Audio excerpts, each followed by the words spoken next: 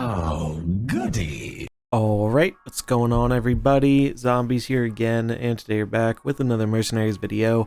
So, we have a upload here that we did a tournament around the end of summer, just before September started, with Grumpi. This was actually hosted by Grumpi, another awesome German Mercenaries content creator. He was actually involved with the recent reveals, so you've probably heard of him at this point. But me and him were commentating, and it was a really awesome event. Pretty similar format to kind of what we saw in the recent money match. So I've had this for a while. I wanted to edit it down and whatnot, but the footage is just really long. It's a super long event, and I've been sitting on it for a while, so I figured just throw in a little intro here, give you a rundown, and then it's the full unedited event. And then if you're just interested in seeing some games from the finals will be up in their own video. But yeah, this was a really fun tournament. Generally, how the rules worked out was a double elimination, best of 3, and you could not have any mercenaries overlapping between your different mercs teams. And another rule that I thought was pretty interesting for this format was after every game, you had to switch teams, win or lose. You had to switch whichever mercs squad you wanted to use for the following game. So that's the format. Again, I will have Grumpi's link in the description. Definitely recommend checking him out. He does some great mercs content. I think he is now doing streaming on YouTube as well, so check him out. This was a lot of fun. Hope all our tournament enjoyers enjoy it. It's a really fun event to watch, and I had a great time with it. This was also before the recent patch, so no new mercenaries in this one, but still some very unique teams as a result of the rule restriction. But yeah, we're going to get right on into it here. Before we do, if you enjoy this type of content, do remember to like and subscribe. There's a ton to help out the channel and keeps the mercenaries videos coming. Without further ado, let's get into the event. Okay, we are observing Frequency. Oh, this is neat. This is a comp I haven't seen in a while. It's the Maestra Bane kind of combo. This is one of my favorite comps, actually, back when, shortly after the new patch came out. Never played. Oh, nice fire comp. It's kind of hard to play, in my opinion, but once you get the lines down, it's very strong. Yeah, fire, that's definitely interesting. Okay, Shadow Resistance on Bran. Shadow Resist is not going to do a whole lot here. Maybe a little bit against Maestra, but that's their only shadow unit, though.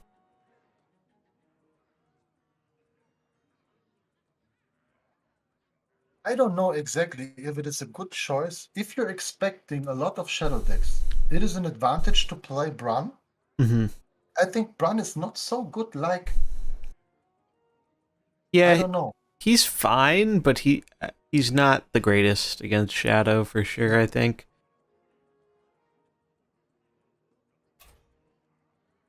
Leading with fire is kind of surprising to me.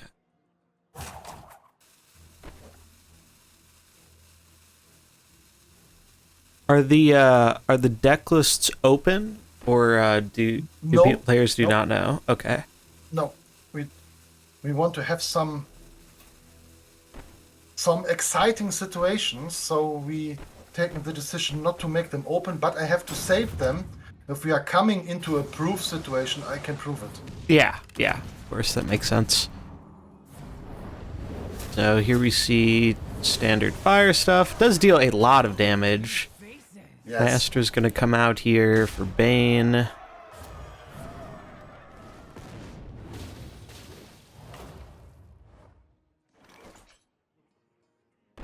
I often made the experience that you are playing a combo with an explosive start. You have a weak late game. Yeah, I'd say that's pretty accurate for the fire comp. Like, the start's usually pretty decent, but once Geddon goes down, then things start not going as well, because you have 2 reds, and you just don't really have a whole ton of synergy between them. I mean, Rag isn't bad, but he's not, like, the greatest, unless you can really set up a multi-kill with his Die Insect.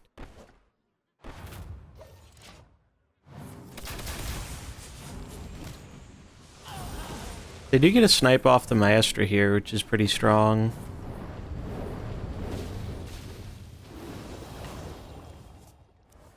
Looking pretty decent for fire, though. The bleed. The bleed hurts. Oh, yeah.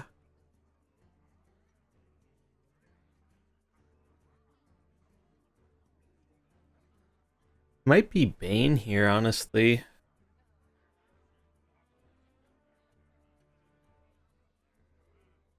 Or Malf. You could do Malf to speed up your nature stuff for the following turn, potentially.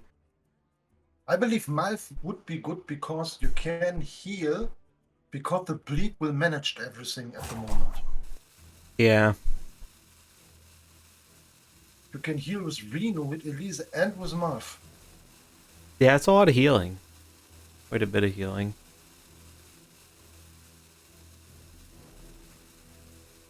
It's kind of funny. This is one of the few times we see Reno actually not going for the taunt ability, which is pretty rare. Because obviously it doesn't do anything against the fire comp.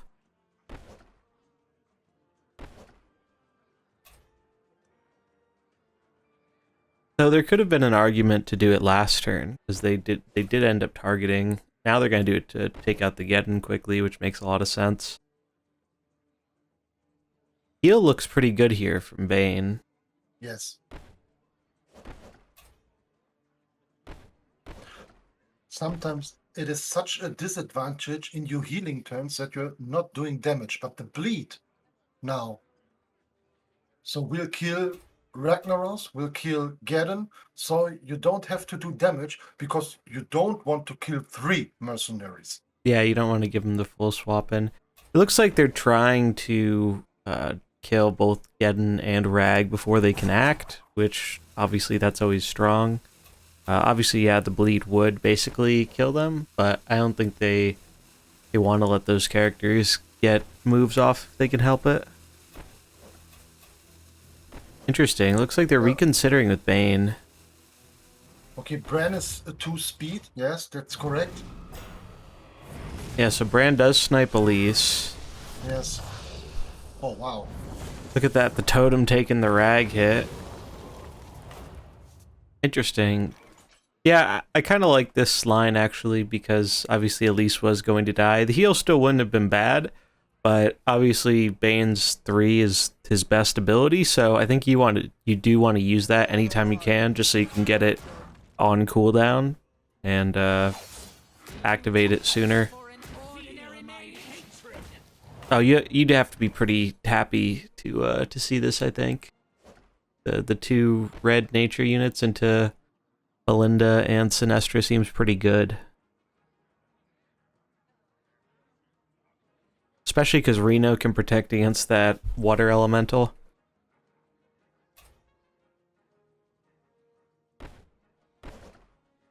Okay, we go for heal. Yeah, heal looks really good here. It is an option to make AoE damage with Malfurion here. True. You could even potentially heal with Malfurion. I don't think it's the greatest, but it depends what they do. If they go for the AoE, you get some decent value out of it, but I like what they went for, just speeding up. Wow, okay, that's... Because you're going to heal off the Malf anyway. Reno being buffed is nice because it kills the water elemental in 1 hit. Now you just want your guys to stay alive, and then you can hit him with Bane next turn. You do get the combo with Bane here, so Bane is going to heal after swinging, which is nice. Job's done. It looks pretty good for Flick here. Kind of crazy how, I know you mentioned one of the old rules with the ties was because of Sinestra. It's crazy how in relatively short amount of time we went from Sinestra being like the end-all be-all bench unit to not even being like super duper crazy in a lot of situations. Yes, and you see that most of the decks starting with blue and ending up with green or red. So Sinestra don't face up all the blue mercs. at the Yeah, moment if he comes from the bench. it's a lot harder to open with Sinestro unless you're going with like a dragon Yes. team or something, because you can't do your powerful stuff on turn 1. Something I'd actually like to see more of in the future is give some mercenaries who have a 1 cooldown ability the ability to start the game with it off cooldown. Like Long Jin has an ability like that, and I think that would open up a lot of interesting design space, because there's some characters who are really good. Like, I think Diablo is the classic example, where Diablo is super powerful at the start, but you almost never wanted to lead with him except during the Trigor meta, because he just couldn't do his good things until turn 2. Cookie.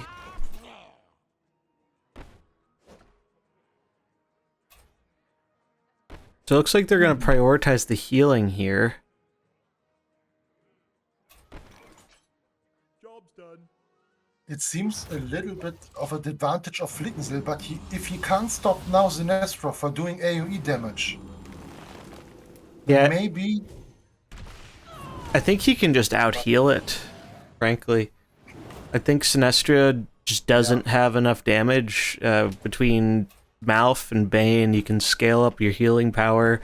Cookie's not going to survive much longer, and then it's 4-on-1, and Yes. Sinestro can do some pretty crazy things, but not against 2 reds that have good healing and good damage. And not if one of the red is Malfurion, who is healing. Yeah. And we have 2 natures.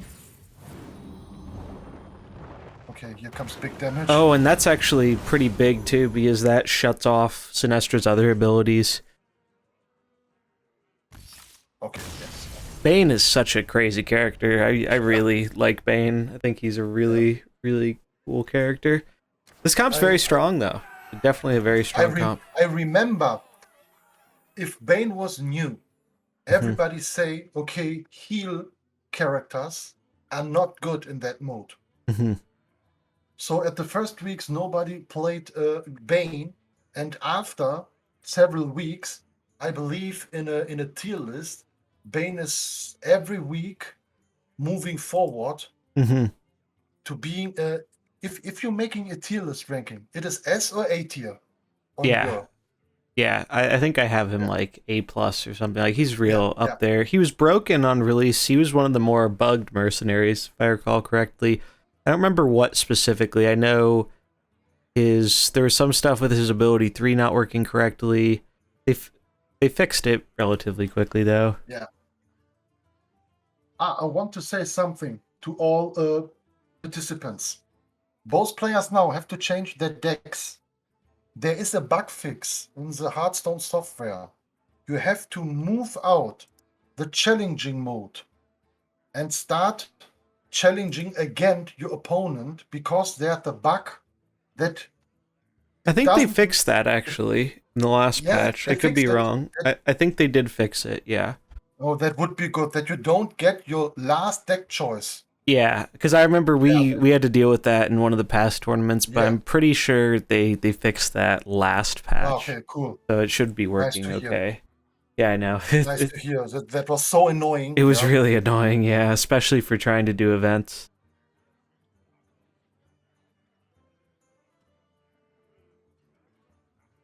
A bug 6 months or longer, yeah.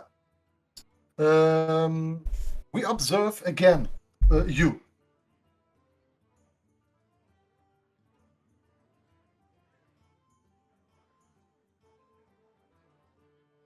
So we are observing again Flickenseer. So Skadrick still have to close. So it doesn't make sense to switch the observation person, because then after every single match, the guy who turned out or disabled the browser have to come back to Twitch, and then the other one have to.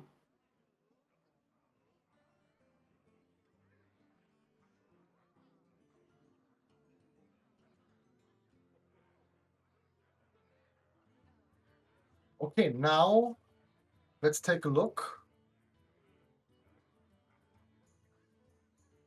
Skadrick have 2 tier 1 decks still in his pool. because you don't use any mercenary. Just put this Twitch on. I think they're Voice only. in the game now. It was weird. I had to Okay. leave spectate and rejoin it. Okay. Yeah, they're starting up. Looks like he's on Shadow this time. Okay. So now Skadrick have to win, otherwise Flickenseer win this match. And looks like it is the summon comp. I believe Skadrick here is in a big advantage. Yeah, the summon comp's pretty strong. I've been trying it Yes. out. I'm curious to see if they have Cthulhu in the back. That's kind of one of the new additions. Cthulhu, even with only... Actually, they have two... They definitely have Cthulhu in the back. They have Yasharaj. Yasharaj is a little bit atypical, though, for a summon opener. So I'm curious to see what their plan is here.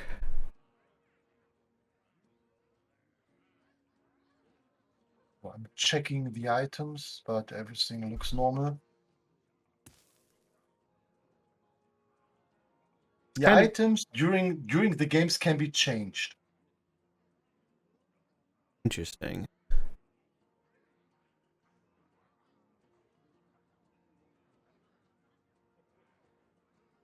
But it seems that is not a big advantage to... Yeah, I think a lot of characters really just have that one dominant item. I think they're trying to get better about it, and we're seeing that in some of the buffs they're doing to old characters, kind of baking in a item and then giving them a new item for these underpowered characters, which I think is pretty good. Because item diversity really should be a lot higher, in my opinion. Here comes the spot. The Ashraj goes swinging in. That was good. Yeah, defending the Cho is really important. Yes. I had last week a big discussion in my stream if it is better on which time you're playing Cho's ability. Do you play Cho's ability before Anzot is acting that Anzot's getting the buff too? Or do you want that Anzot is acting first, Mm-hmm. that he's buffing the minion too? Yeah, it's a good question. I think the minion buff is usually a bit more impactful because obviously you're not really swinging with the N'Zoth. I got so many times the feedback that I'm doing a mistake with the deck, not playing Cho first before. Oh, Yeah, this is one of the problems with setting up the small minions versus a Yasharaj is he'll just end up clearing you pretty hard, and he made it work because he got that slow on the opposing Yasharaj, so he couldn't taunt fast on turn 2 to kind of stop this from happening. And now it's looking kind of rough. I mean, the fact that Yasharaj did all that and is still alive is really bad, because now there's a good chance Yasharaj will be able to absolutely deal insane damage to Cthulhu if Cthulhu comes in here, which is really kind of what you're relying on to win the game. And Cthulhu didn't even get that huge because of N'Zoth not doing very much. Vol'jin is crazy. Yes. Yeah, Vol'jin's one of the best characters in the game by a large margin. In my tier list, in my weekly tier list, I placed Vol'jin on S tier, and S tier in my list means that there's a change need. Because we have so many good shadow characters, that Vol'jin is now incredible.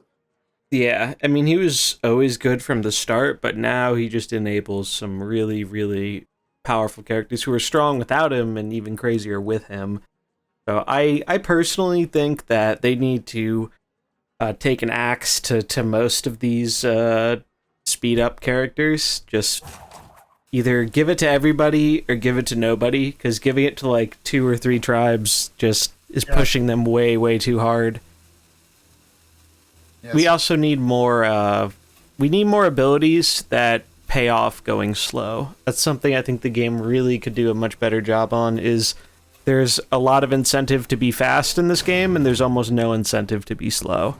And they tried a little bit with, like, Ashara, but they need more characters to do that.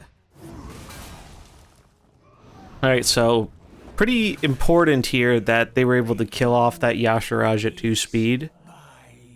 Because otherwise, I don't think they have any chance. Now they have a shot, because Cthulhu can carry pretty hard here.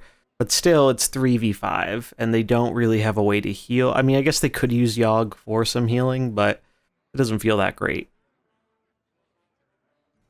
Yes, the machine, you are right. It is still a challenge now that all the old guards who are pretty strong, getting so much speed. And yes, you are right, Zombie. Yeah, normally every tribe have access to speed up, or we need massive, more slow characters. So at the moment, Holy and Demons are not playable. Yeah, Holy's pretty close, in my opinion. It's not as bad as it looks, but due to the meta we're in, you can't lead with it, like, ever, because you're gonna have 2 greens, and if you lead with 2 greens in this meta, and it's not Elise Tyrion, you're gonna have a bad time. Yes. I saw that Crimson pulled out a Holy Comp video. I have to look at, or maybe I react to it because I don't see it. Okay. Now Interesting. here's a possibility to bring it into a tie. Yeah, it's not over yet by any means. We have plotted long enough. Now we rise.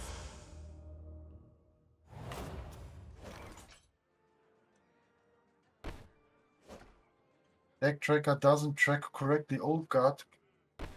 Maybe it is because of my... No, there's no new deck tracker there. So I don't check the last days, but... It seems there's a bug or something on the bracket, because it says one player is up 1-0 in round 2, but I don't think they've started playing yet. I have a cool observation, and you can ask Machine for that. So in the last videos, I pushed very hard pirates combinations, because they are so good against 2 blue and 1 red opener, especially Locola. And in every single game, when Edwin is facing first round, a 50-50 against Locola, Edwin had a 100% winning chance to win the 50-50. There's something wrong. Yeah. Well, it looks like Shadow's gonna take this one. I don't know how many games we played where Edwin with a 5 speed up ability wins always against a 5 speed ability against Locula. I believe that Edwin had a... there's a bug. It is not a 5 ability in the counter. Interesting. I haven't seen that myself, but I haven't played too much of Pirates recently. Okay, congratulations to Flickenseel. Yep, pretty quick 2-0 there. Okay. Then please, both players report the same by my games, Grumpi. That's a bug. Yes, Machine. Absolutely. I heard it several times from persons who build up my pirate decks and playing against Locula that they always win the 50-50 with Edwin against Locula. There's a mistake. It's weird. Very interesting. Okay, then we are waiting for the result report from Flickensale and Skedrick. Seems for some reason Browser versus Pawn says one of them is up 1-0. I think we might need to reset that somehow. I don't know why. All the others are 0-0. Okay, I will. I don't know if I have to refresh my browser or not. Or maybe I can report it, it is paused. And maybe I can add the results.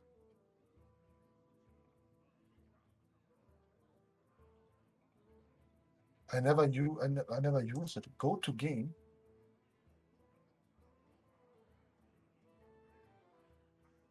Reporting. Setting.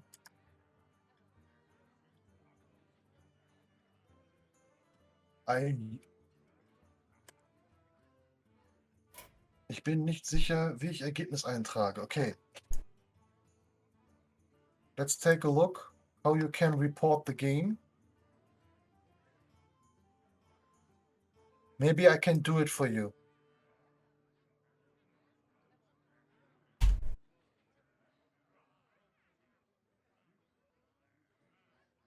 Yeah, this match will be started.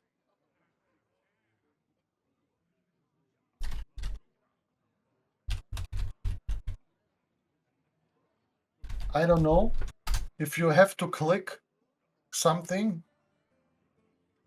go to the game, report.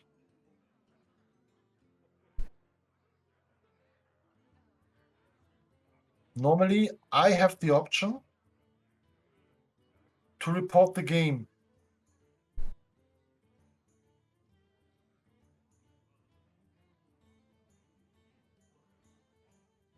The tournament has started. Ongoing.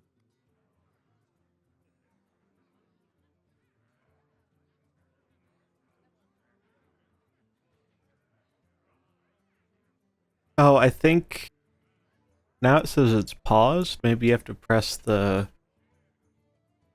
thing in the match again.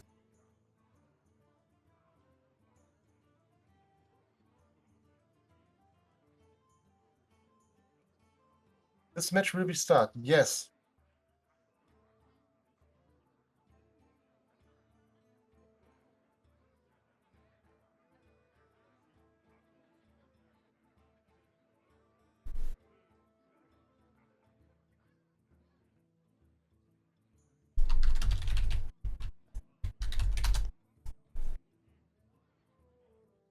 You see that you don't let me start the matchup. Sorry, guys.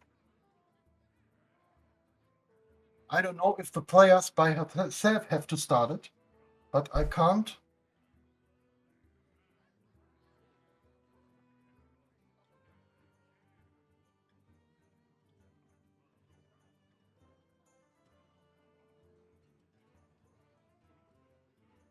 This game failed. Yeah, that's weird. I don't know. Okay, it is because I can see that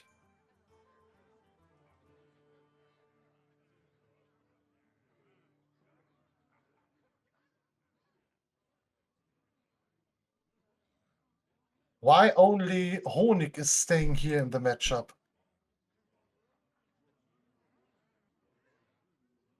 Okay, we can resume to the match.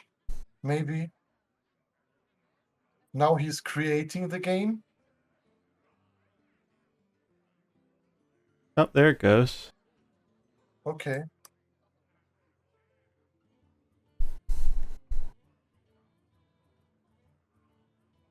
Okay, guys, can you please now report your game? I resume the game. Sorry for the delay.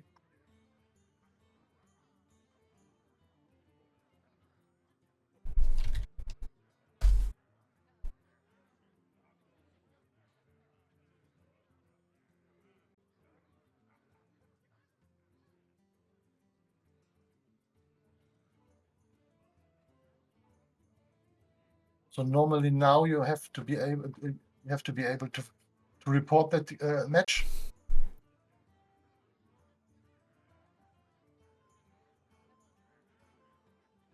But that's nice. So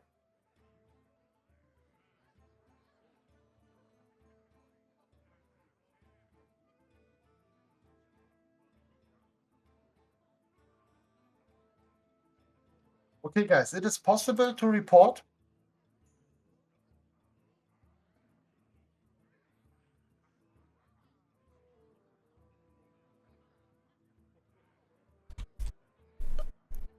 Okay, forced to win, ne?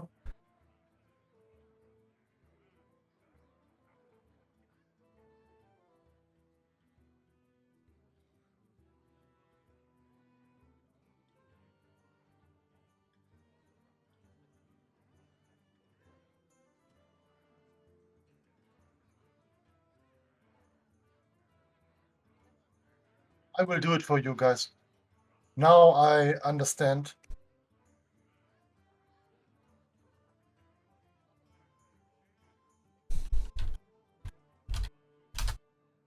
So now the second round is there.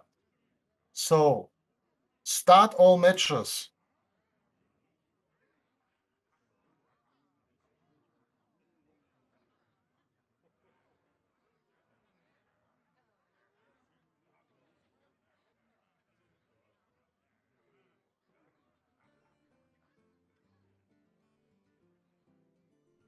Okay. So Vexia against Honig. Please play your match. Then Izzy against Wolfgang. And I believe we will now observe Wolfgang against Izzy. And we are observing Wolfgang. So Izzy, please remove.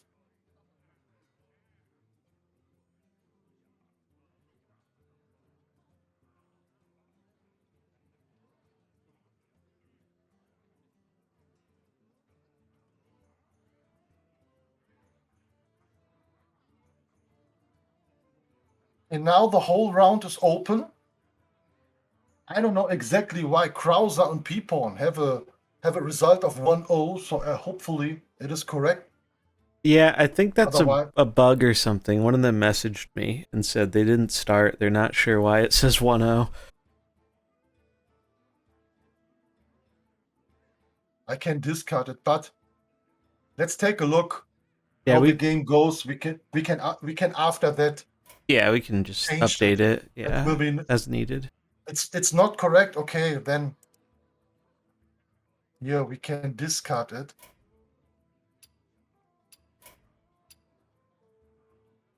No problem. Okay, now it is 0-0.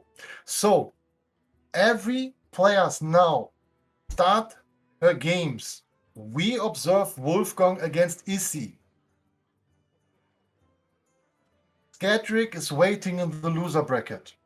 Yes, every player now can start. I think they're This is getting the into the last. game. Okay. All right, looks like we're in. Wolfgang versus Now, Izzy's. yes, I will look at Wolfgang. Ordinary mage.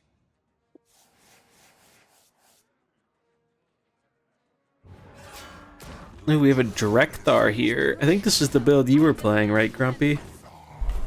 Yes, yes, it's my ice version against my other ice version. It's kind of funny. They added a new animation for Varden, and you can see there's like a little legendary border when they're entering the battlefield, but then it disappears. Versus Frost. Interesting. I have such a high win rate with my new ice deck. I played several games during this stream at the beginning of the stream where we do some preparations, and I believe I won every single game. Wow. I'll have to Yes. try this out. I love me some Drekthar. Especially, I like that they buffed him a lot. They did a pretty decent job. Specifically the Good summon. thing is here.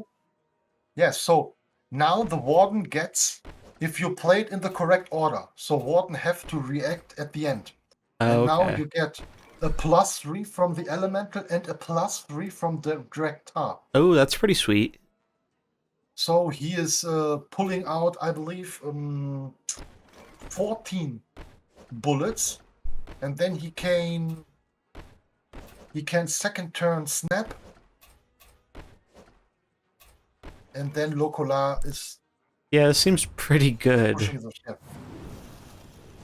And the Maestra now brings your snap in the position that you can snap second turn, because now if the water elemental doesn't die You have 2 hits. Yeah, wow, that was a pretty brutal opening. Yeah. He's killing old guards. He's killing ice. You have good chances against Trigor matchups. I believe we found in the last stream a very, very good. Yeah, New ice that's deck. really, it kind of brings back some memories of some of the old freezing comps where Localar, you would think Localar would be so good against this kind of stuff, but because he's a 5 speed, he ends up getting frozen and then killed and doesn't really end up doing a whole lot.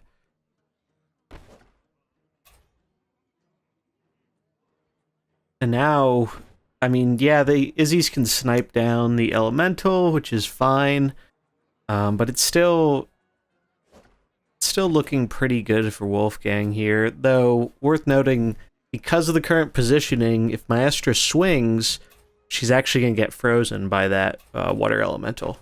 She won't hit the Varden, but Varden's low enough health where Belinda can just pick it off if needed.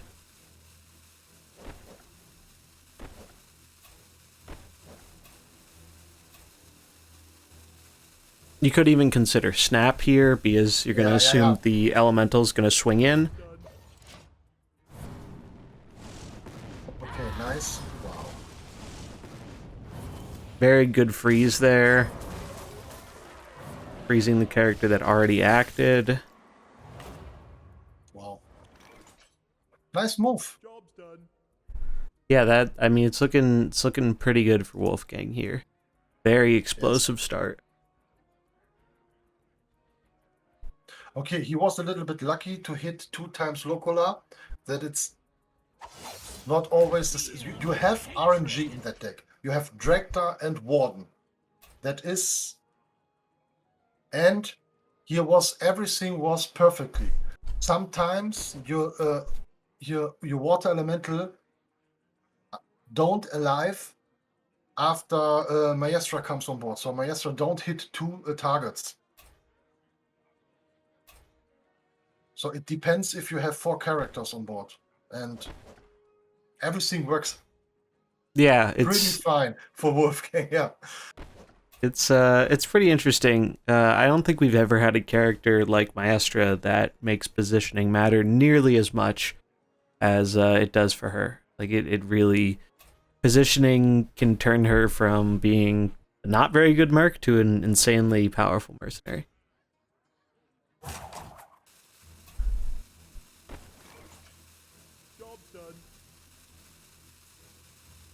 give me 1 minute.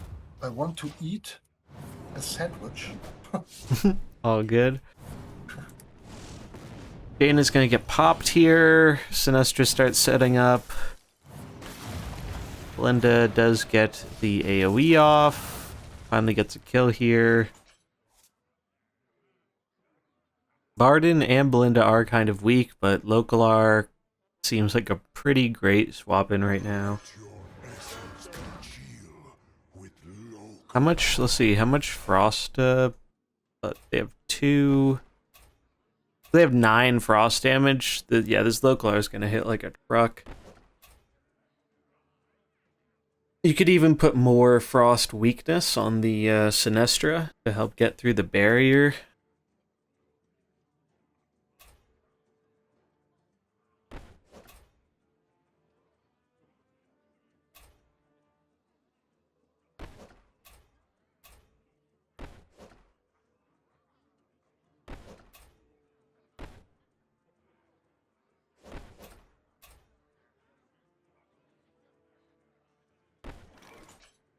Job's done.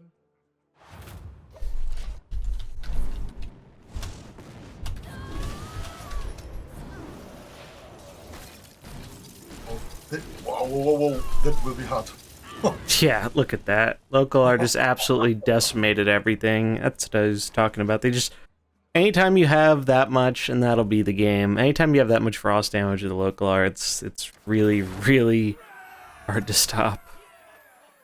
Thank you very much, Wolfgang, to give my new version a spot in your team. Yeah, that looked really sweet. I haven't seen that version yet, so that's really cool to see Drekthar seeing some play. I know when he first came out, a lot of us were thinking about the fact that he has this frost ability or freeze ability, and then he didn't end up seeing a whole ton of play. I think his stats were just a bit too low. He was a little too fragile, but then he got buffed recently, and that definitely seems to have helped him out a bit. Yes.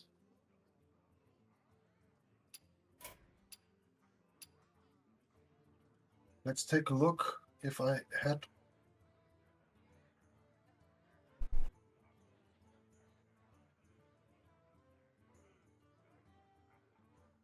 I sent a link in the chat for everybody who wants to look how this deck is performing, because I made a video of that. And Zombie, at that point, please link your Twitch and your YouTube channel in the chat. That Oh yeah, especially the German community can add you on your social media. Grab those real quick. I believe most of the players still add you, but maybe.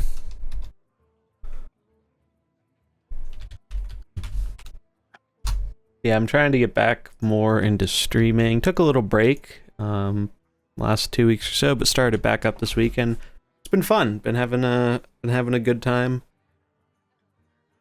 Got some more events coming up soon, which should be a lot of fun. All right, looks like we're getting into the game.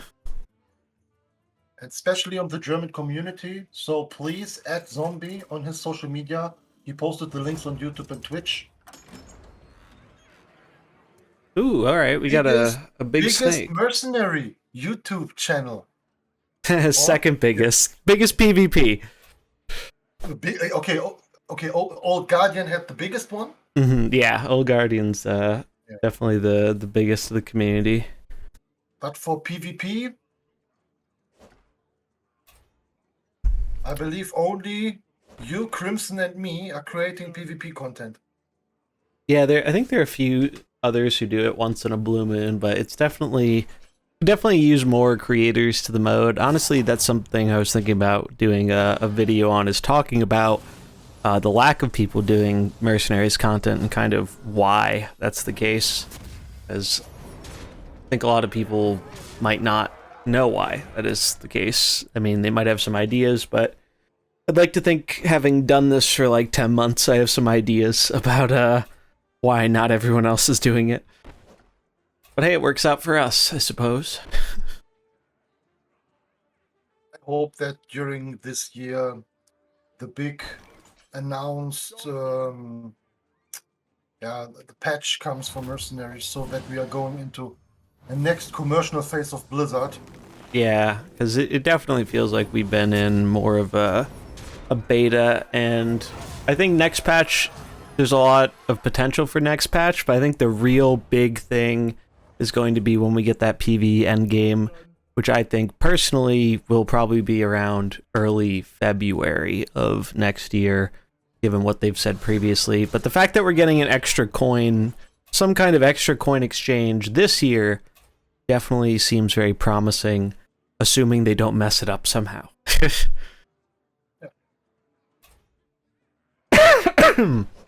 I don't expect it that today we see a Brightwing Miro match. Yeah, right. No, this is really cool, actually. This is the first time I'm seeing Uther in a comp that is not the Golden Monkey comp, which is pretty interesting. Got a neat precedent with Uther where they can now change Mercenaries' colors, potentially. I mean, this was more of a revert, so I imagine it took a bit less work, but because Uther was red prior to launch. Yep. But it's a nice change nonetheless. The big snake's getting out of control here, though. Like, look at that. Just one-hitting Mercenaries, and this is the danger of the big snake. And this might be one of those comps where it could be more beneficial in a tournament lineup where you're not necessarily expecting as many counters, specifically the big counter in N'Zoth. So if you line it up right and you don't run into a N'Zoth comp or something that can deal with that snake on one, the snake kind of runs away with it. It's really shows that Anaconda buff actually was pretty significant, taking the character from almost entirely unplayable to actually having a role in the PvP meta.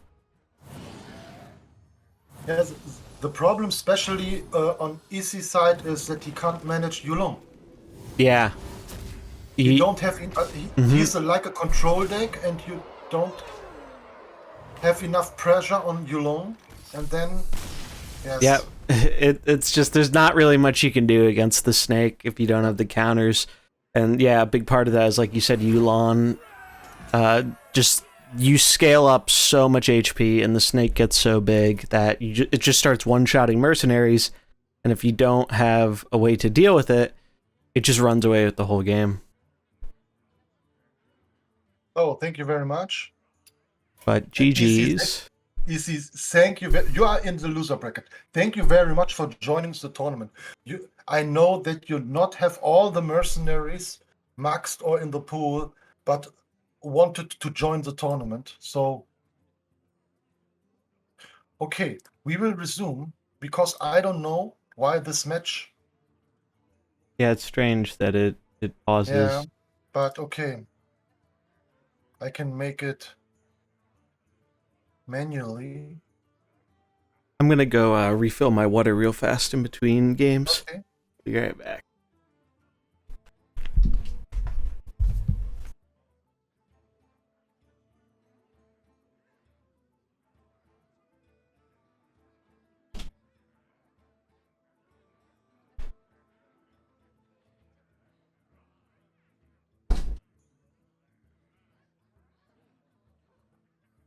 Hi, gamer. So we are waiting for more results, but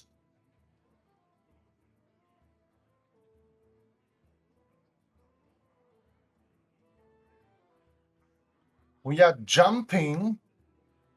We are jumping on Krauser. We are jumping on Krauser to look. So pre-pawn, please turn off your stream for the rest of your game. That would be nice because we are jumping on Krauser.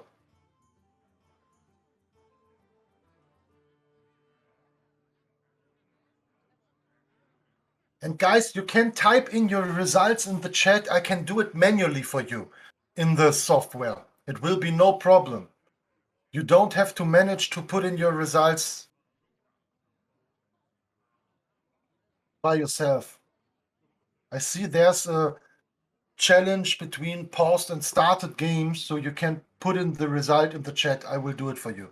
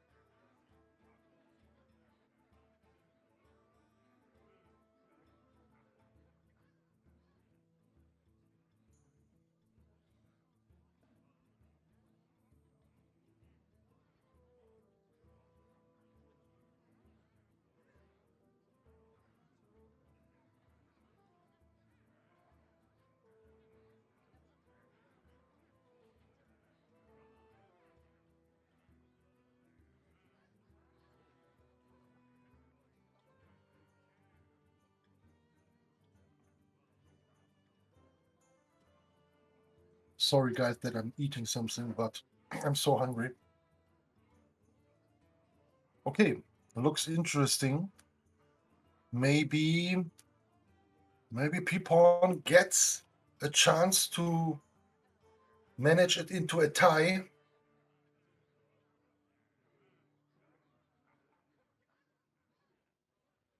Okay. Fake Raven vs Calypso. Okay, so 2-0 for Fake Raven. Okay.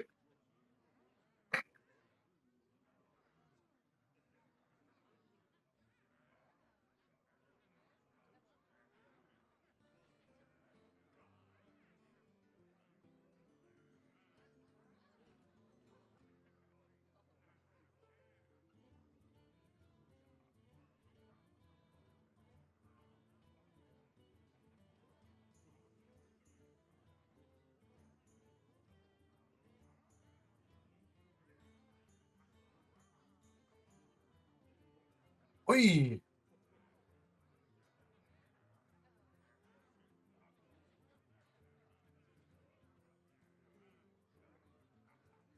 Okay, interesting.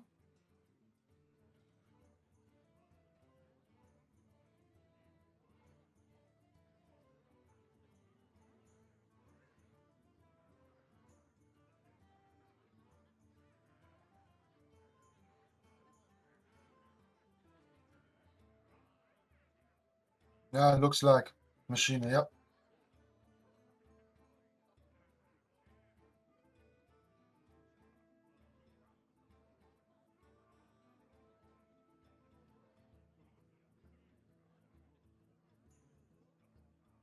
The Warners was a little bit too slow on board.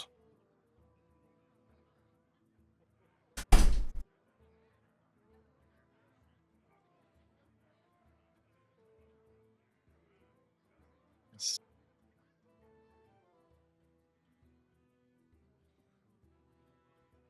Oh, it's a tie. No, it's not a tie. It's not a tie. Sorry. Or is it? No. Okay.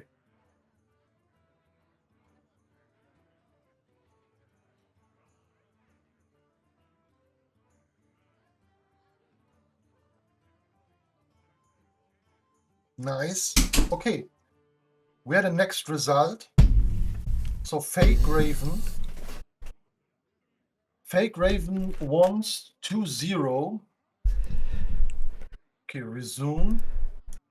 All right, I'm back. Oh.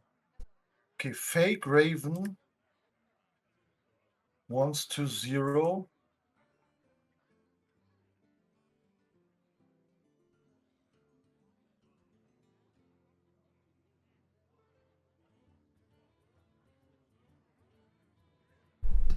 So congratulations. Back to the tournament. Here is a missing button. Back to bracket. Maybe I can do it like this. Okay.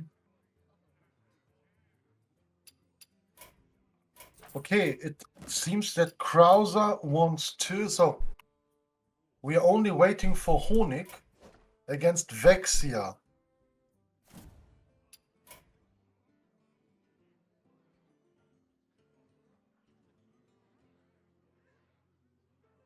And after that, 2-1. Okay.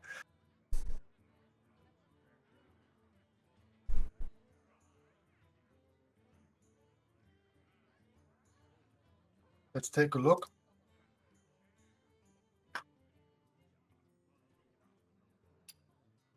And Vexia, please mute.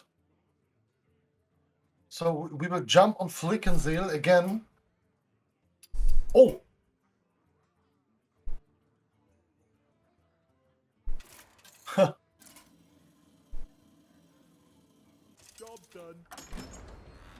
That looks interesting. We need to play one more. No. The person who first won 2 games. The person who first won 2 games won the match. So 2-1 is 2-1. You won the game. Oh, I think they were the ones who had the bug where it said there was a game played when there wasn't yet. Ah, okay. Okay, who gonna win this year? Cookie? I think Lich King actually can get through this with the Death Coil because it heals 30 and then another 10 on top of it. so it's healing for more than Cookie can deal, and he can just kill over 3 turns with Lich King. Or, well, not 3 turns, but in 3 hits.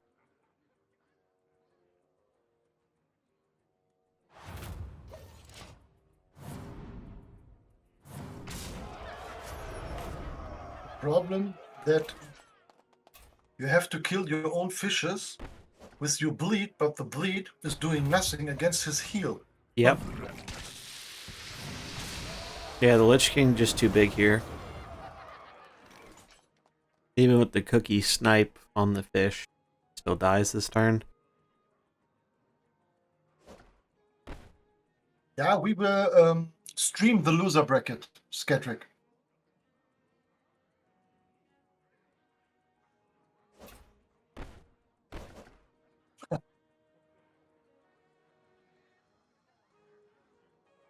Do we know which game this is, perchance? No, I don't know. Oh wait! Oh wow! Oh no! It's still Lich King He's still too wins. slow. Yeah, he's too slow. No, he's too slow. No. Cookie is too slow now. Yeah. Lich King's Wow. gonna win. Oh, that was close. Yeah, that was pretty close. Okay, I don't know here the how's the standing.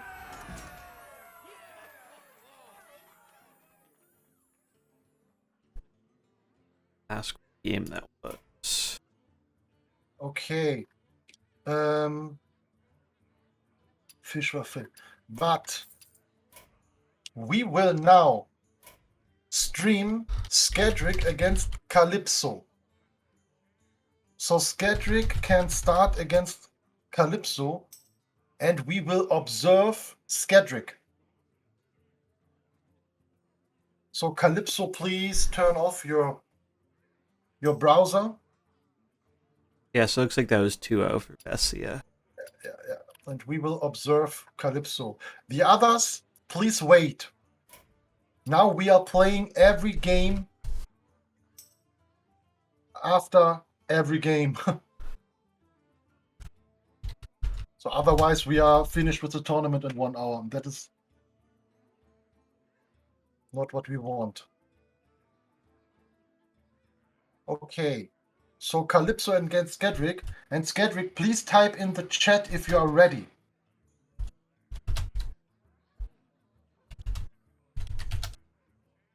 And it seems that Flickensale and I think they're going into a game. okay, started. Then we are looking Skedrick. Yep. Looks like they're in. Like And Vexia, do you finished? yeah, Vessia won 2-0. Ah, okay. I have proven myself. I demand. So it looks like it is the summon comp with Yasharaj versus Frost. I think this should be pretty good for the summons.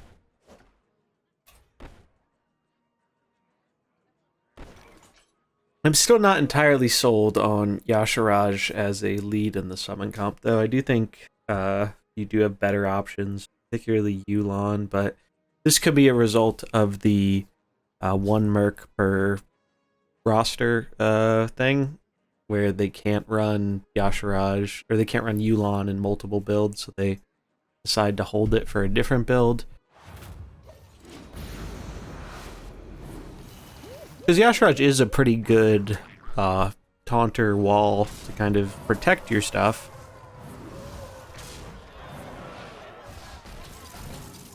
The Varden slows here also matter a lot, where those end up going. Because sometimes that is the difference between being able to kill Localar or Varden before the snap and not. That's another thing that not having Yulon here definitely hurts as well, is it makes it a little bit easier to snap things without Yulon giving that plus 15 HP.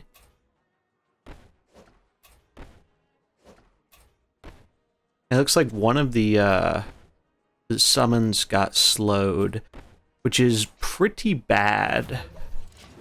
for Scatric. Because now we can see Localar gets to get an attack off into the snap, but the snap didn't actually get the kill. The Cho survived at 1 HP, so it looks like there may have been a bit of an error there.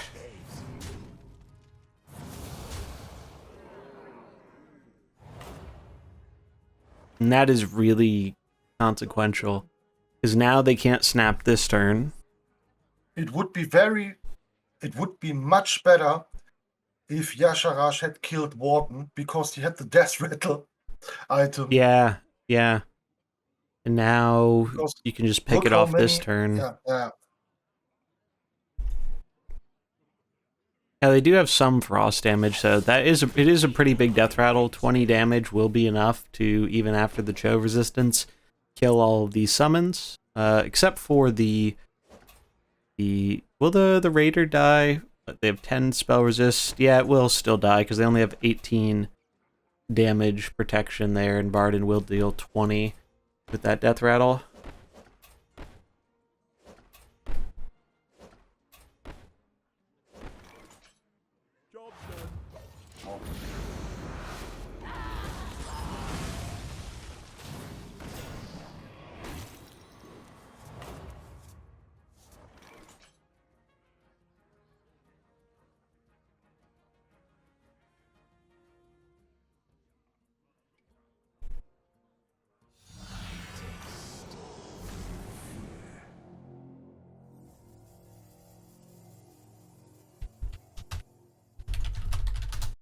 So it looks like they're gonna go double Old God here. If now we are seeing local arm, Calypso side. Yeah, local would probably make sense. No, they're gonna send out Diablo. Interesting. I mean, Okay. Diablo might actually be kind of okay. You can combo it with Sinestra to basically make that extinction crit the Cthulhu, which is pretty important, honestly. Job's done. And Scatric doesn't really have a good way to deal with this water elemental freezing stuff. We can see that he's stacking 5s here to try and deal with it by using the N'Zoth summon as well as the Cthulhu one. But that is a little risky. Oh, I guess you only need 1, but oh wow, he lost the favored flip there, actually. And that's pretty disastrous. Because now this Cthulhu is just dead. Diablo gets huge, and that's gonna be the game. Okay. Okay, that is interesting. Maybe it was a Locola on his bench. He's pulled out a Diablo,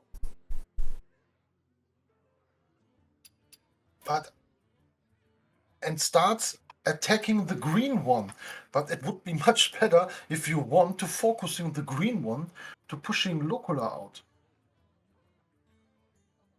Yeah, it's pretty neat seeing the interaction there with the crit still working for the end of turn effect, but incredibly powerful. I mean, 60 damage on top of it made the Jaina hit for double as well. It just that was a pretty good way to deal with a very powerful threat like Cthulhu. And it is right that as Machine wrote, he got 40 health. Yeah, okay. Oha! Interesting. Okay, we have here the +4/+4 item. So you have the Here- Nagas. Interesting. Okay. Oh. It's a These are- spicy bench. That is not what I'm used to seeing here. Garrosh, Samuro, Brightwing. Yeah. And he's playing with either the Naga item and is not maxed, but that is...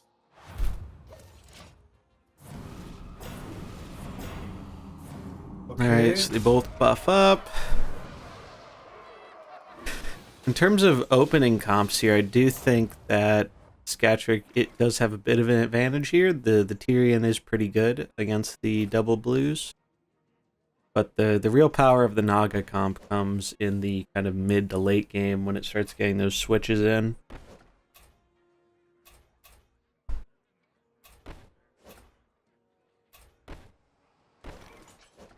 Job's done. We had the stealth item. The Queen Ashara is so good. Yeah, Queen, very, very strong. Yeah. Easily one of she's the flexible. best mercenaries from the last big drop for sure. Oh, an exact Yes. damage there for lethal with Tyrion. That's pretty Wow. huge. That matters a lot. I believe Queen Ashara and Maestra. Maestra, Yeah, she was very, very impactful. Kind of, Maestra enabled a lot of kind of hyper aggression. I'm so hyped for the Rexa meta next week.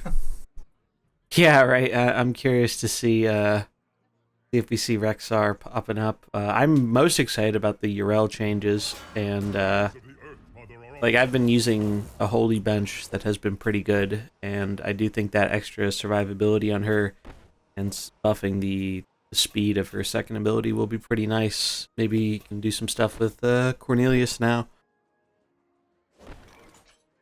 Job's done. So Bane comes in. Totem's always very handy here from Bane. But it's also... it's interesting. I'm surprised he didn't go for... Oh, I guess because of the root. Never mind.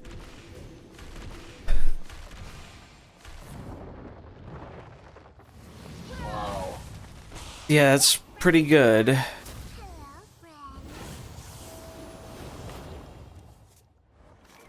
But their bench is pretty large here. Curious what seems better here. Maybe you send in Smurrow now because you know that Bane is on cooldown for his strongest AoE ability.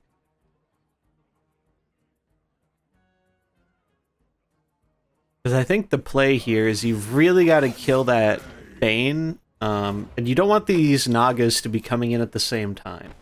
You kind of want to pick the Nagas off so they get less out of their synergy. But really interesting that we're seeing a Garrosh show up here.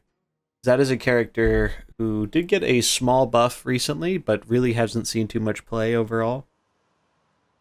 Tried a lot because I wanted to make a PvP orc team, Mhm. but it doesn't work. He's so passive.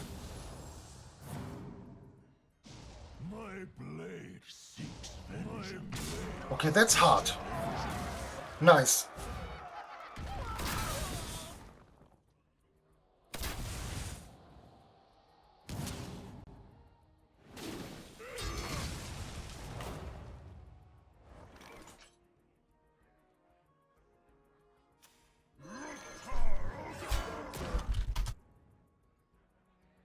Alright, so in comes Garrosh. I'm curious It is what an Calypso's going to send interesting in. idea. Yeah, I mean, I love seeing... That's one thing I love about trying out these different formats is sometimes characters that aren't really currently viable on ladder can actually shine because different strategies kind of work out. And Garrosh can buff himself up pretty decently here. Can't, Job's done. can't. There's Oh, no chance for Skedrick now to avoid the monkey if oh, is Calypso's- Elise all the way at the monkey? Yeah. Oh, that's really scary, actually. And their Elise is pretty well protected. Yeah, there comes Monkey, and obviously... Wow. Alright, well, yeah, that's probably going to be the game. I don't see a way for... I mean, I guess... No, they're just... Calypso's going to be too fast here. I mean, I guess they could go for their threes here to try and kill the monkey, because the fastest damage Calypso has is also 2 threes, but at best that's a flip.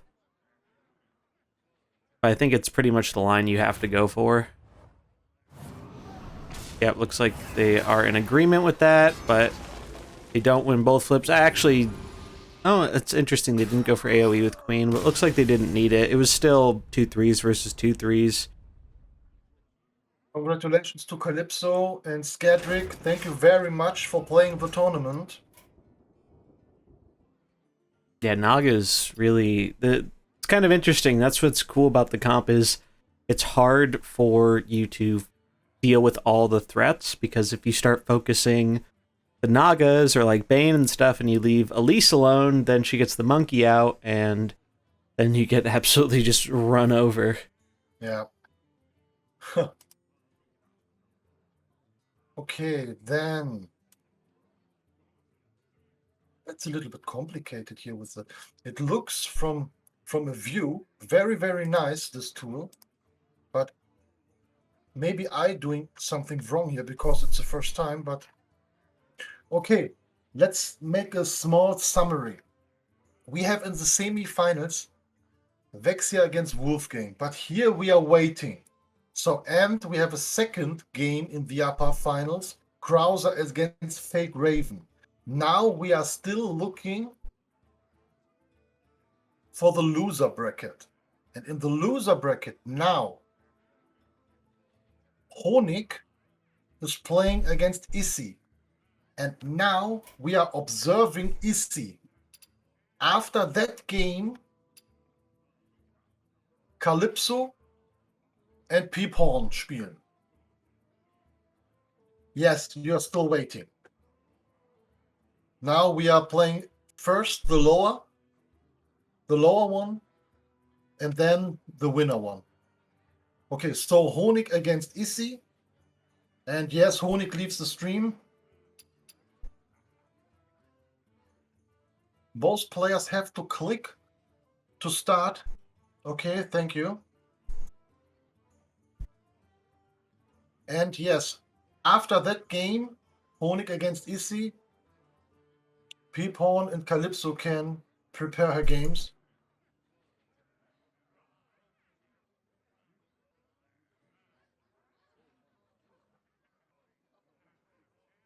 If you're out of the tournament, it will be no problem. So during the tournament, it would be nice if no of the players are joining the caster crew. Yes, for notification. Okay. So we are observing. Okay. Uplane. We are observing Izzy.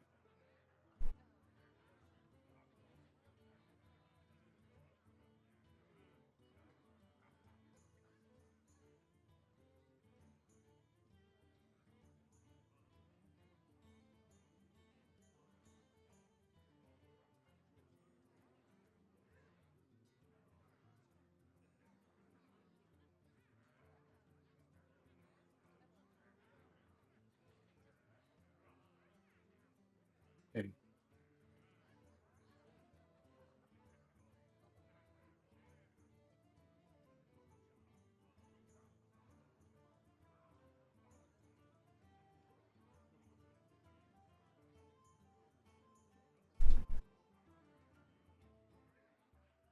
Okay, we're waiting. And we are go on Izzy.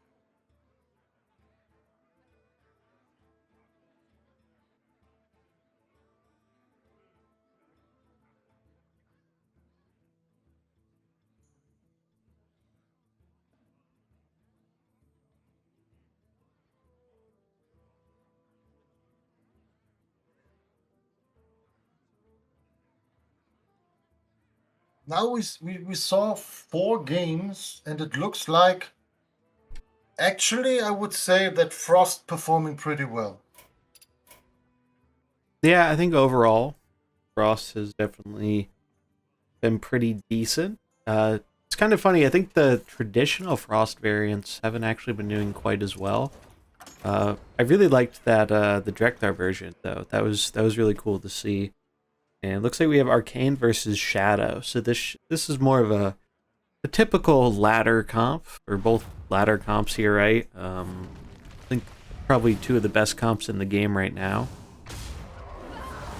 Oh, and so there we see, this is one of the reasons why Valera has fallen out of favor, because Shadow, you have a 2 out of 3 chance to basically just kill 2 of their units on turn 1 before they get to do anything. Interesting to see Izzy's having Blink Fox here, as that 3rd spot is always kind of a flex spot.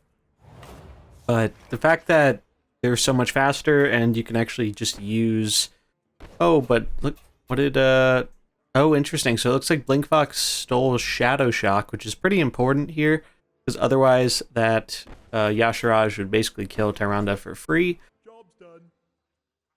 But Trigor's not going to do anything here. It's looking not too great for Izzy's after that turn 1.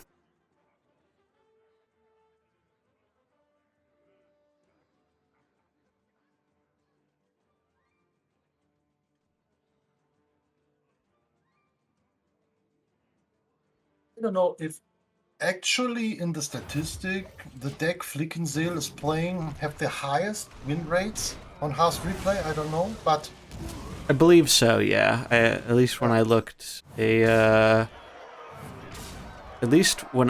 at it a few days ago, Shadow is still the highest win percentage comp in the game. And kind of interesting thing about that is relative to its performance, it's actually incredibly underplayed on the ladder right now, at least on NA.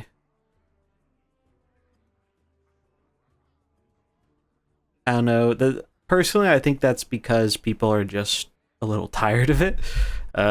People have played a lot of Shadow, they got their fill, and so now they're trying out new stuff, but Shadow's still looking like potentially the best comp in the game. The Old Gods do provide somewhat of an answer to it with Cthulhu now. It's still a very dominant comp. I have no time for games. Alright, so in comes Sylvanas. The big threat here is obviously the Tyrande, and I don't think Flick can kill before Tyrande gets to act here, which might actually give Izzy's a chance here.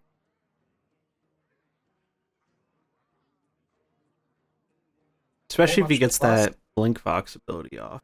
okay, it's +6. It's possible with Shadow Claws, but they've only had 1 golem die, or have any golems died? The only option for Izzy is you have to clear the board now. Yeah. Because otherwise you're receiving so much AoE damage, and then he will win with the 2 remaining blues on the bench. And he only has 6 more arcane damage, so that's kind of rough. That's really not what you want your Longjin to be having. It's still good, but he didn't really get any value off that Nefarian. Okay. Okay, 1 golem. I don't know if it is. Oh, and good. it's gonna live at 1 HP. That's pretty huge.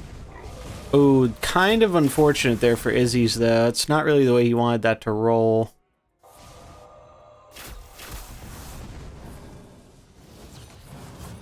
Though the Blink Fox ability there actually gives him a shot, because now he's at 0 speed, he's faster than all of Flick's abilities, and he's going to get a full clear here. Okay. And then he's facing with a Longjing and the Blink Force damaged 2 Yeah. full health blues. I don't know, because Nirvana still would do with her 10 80k damage. Yeah, I don't think it's going to be enough. I think if Izzy's had a bit more... Oh. Oh, wow. Yeah, that's really, really bad. Wow, yeah, Izzy's having some real unfortunate luck here. That's really... He kind of low-rolled the hits both times there. Like, the fact that he hit both golems first and then missed the Kazakus, it's really, really rough. Props to him for sticking it out and trying to find a way to win here, but it's really a huge uphill climb. Feels like everything that could have gone wrong for him this game did go wrong. But that's the way it goes sometimes. Yeah. Okay, which item we have? Normal, no? The heal, yes. Okay. Hmm. Ah, no chance.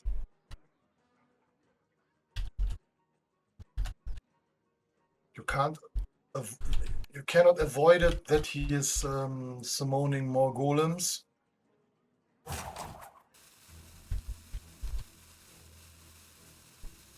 Yeah, I just really don't see I don't see a way for him to get out of this really. Okay. Yeah, Blink Fox dies and this really shows the impact of that turn 1 flip, because if Izzy was able to get another dragon with that Nefarian, he might have actually had enough damage to where he could have done more with his arcane bench. Only having +6 to arcane was a real big downside, on top of losing some favorable flips. Interesting. It was a good matchup. It was unlucky for Izzy in that spot not to hit the Kazakus. Maybe it would be another situation if Kazakus was in the round before was killed. Yeah, it's sometimes it's just the way it goes, unfortunately. Hopefully he used up all his bad luck in that game, and he'll have a bit better luck in the next one. Take a look with the start. Okay. Next game. Alright. Oh, a bug game. fixed with Finlay. Yeah, if Finley uses Cookie's snipe off of his discover ability, you don't get the HP. Oh, It's a bummer. Okay, so here we have the Bane Maestra comp. I really like the Bane Maestra comp. I think it's quite good. I think it's really underplayed.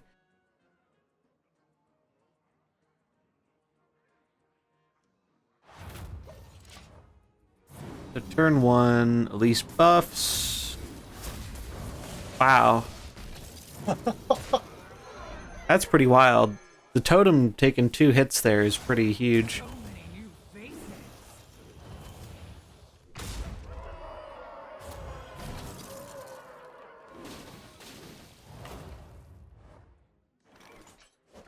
interesting. I'm honestly surprised they didn't go for the local R skill 1 there. I mean, maybe the totem is why, but I think I'm not sure if that was really better. But I'm not so experienced to playing against Elise, and that is what I wanted to ask you, if it is correct not to use him the first skill on Locula in first round, because I believe I had used the first skill. yeah, I think first skill might have been better there. I mean, it looks like it didn't matter too much though, because they just had insane frost damage here. I mean, the frost team has taken some pretty good damage as well. Varden's gonna die to this bleed, but you don't have the greatest of switch-ins to the frost units. The problem is if Locula don't die before acting, Yeah. the damage from Locula in combination with now the death rattle damage from Warden, It's gonna be a lot, yeah. It's gonna be a ton of damage. And their Bane is already really, really weak. So I think they're just gonna go for Leroy to mess up the speeds, yeah. Kill the Varden. Wow, but it killed Bane before he could even do anything, and it's gonna kill Leroy too, right? Or no, yeah. Leroy's just dead. pretty insane here from the Frost comp. And again, Frost is leading. Yeah, Frost doing very, very well, it seems. And interesting to see a Thrall on the bench there. That's a character we haven't seen as much of recently. He used to be kind of an all-star on the bench. Okay, and now both players are fighting to stay in the tournament now. Yep, 1-1. And we see their third decks.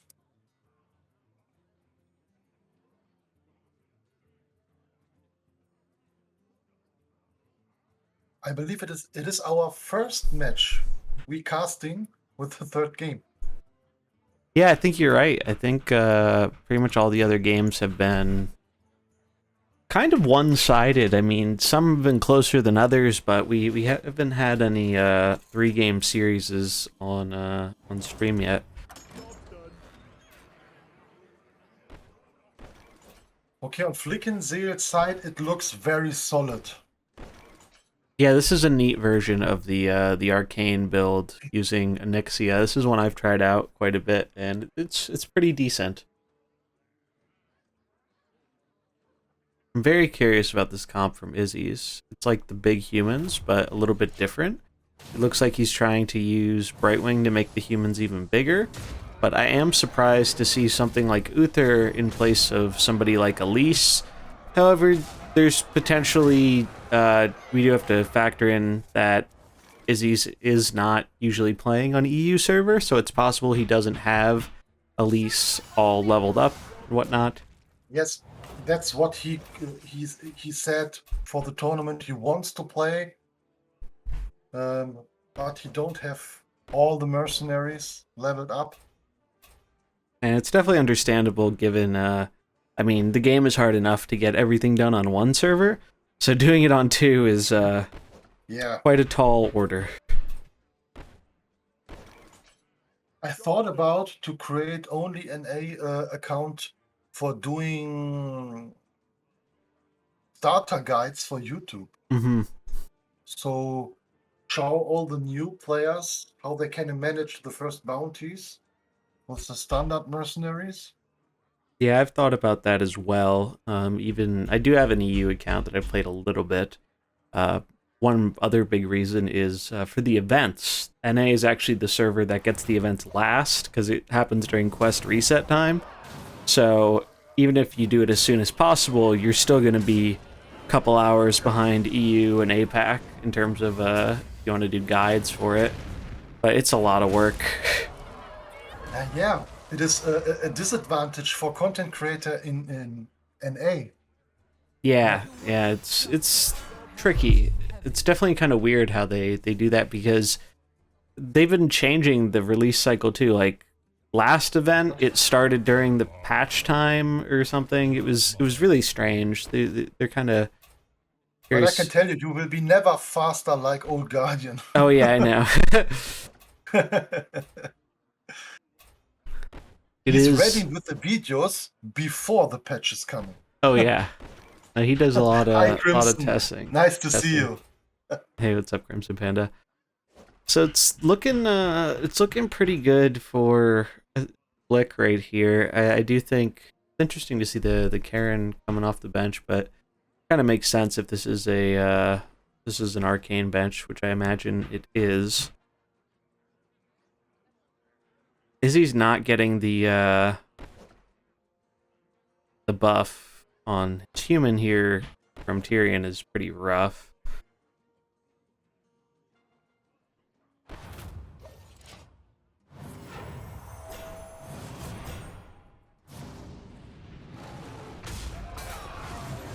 Gets the Divine Shield. Nice move. Cariel's taking a lot here, though.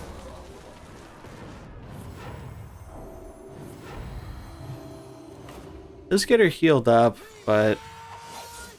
And Leroy not even being buffed up here, kind of rough. He actually gets pretty heavily punished here for not having a max Leroy, because Leroy can't kill the Nefarian now. We are in the semifinals now, so at the moment we are watching and observing the last loser bracket games, and then we are go forward to cast the semifinals. It is interesting. It is interesting, and I don't had expected that ice. So Frost is leading the tournament at the moment. I expected that the old gods, but Yeah, we see 2 or 3 old god decks, and we see a lot of ice. yeah, lots of frost comps. You are seeing old gods, but you're not seeing the dedicated old god comp quite as much.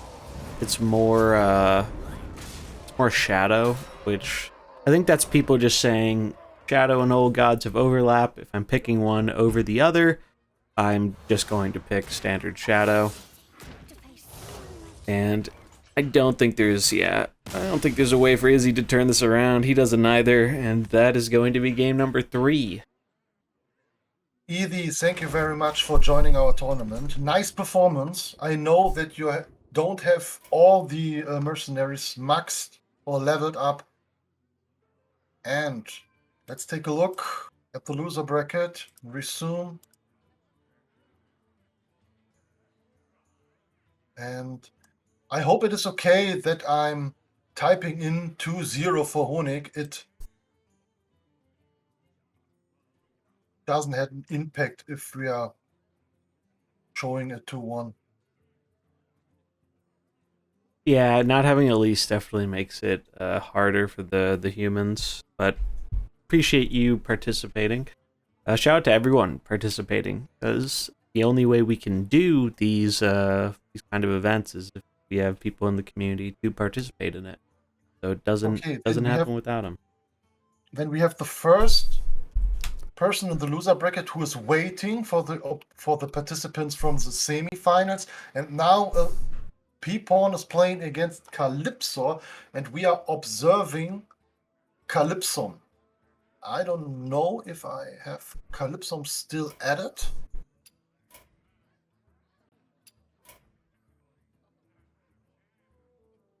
Looks like I've got them, I think. Yep. Okay, I will have to send him an invite. Give me a second.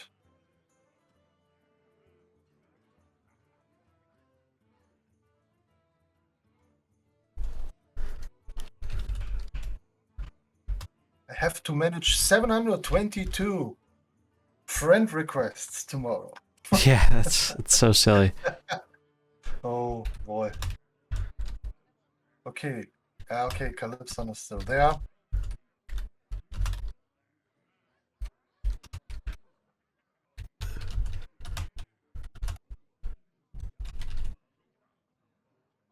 Okay, we are waiting.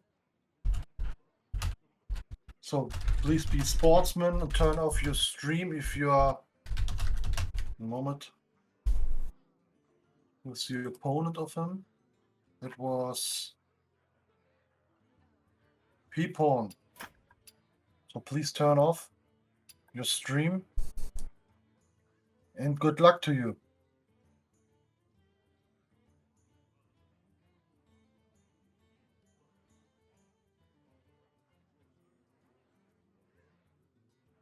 Because Wolfgang in this tournament is playing my new ice version. So I'm feeling with you, my friend, to lead this tournament with that version. I make some tests again today and it's performing so hard with that Dragtar Maestra comp.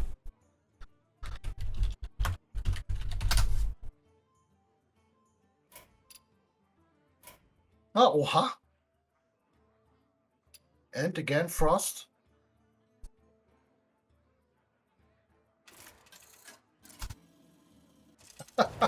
Maschine.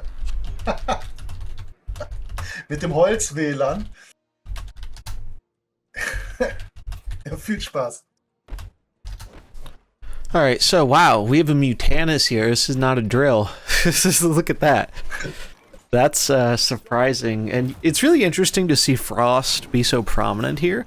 Yes. Because surprisingly, at least in my experience on ladder recently, I really haven't been seeing as much Frost.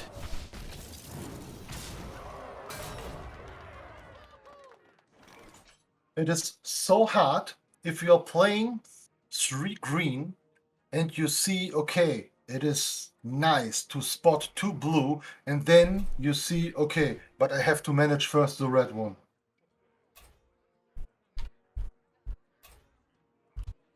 I like all the starters with 2 blue and red. Job's done. And you saw it at the Trigor Valera Nefarian starter. Instantly, Nefarian Valera died. Yeah. I mean, this is just kind of showing the current meta, and we've talked about this quite a bit. You really, if you're leading with 2 or more greens, you're gonna have a bad time most of the time. Yeah, Unless it's like Elise and Tyrion who get value before they die almost instantly. Between Lokalar, Trigor, Yasharaj, there are just too many powerful red units which threaten greens and kill them insanely quickly. But props to XL for bringing a cool comp with the Murlocs. You do gotta respect it. Yeah.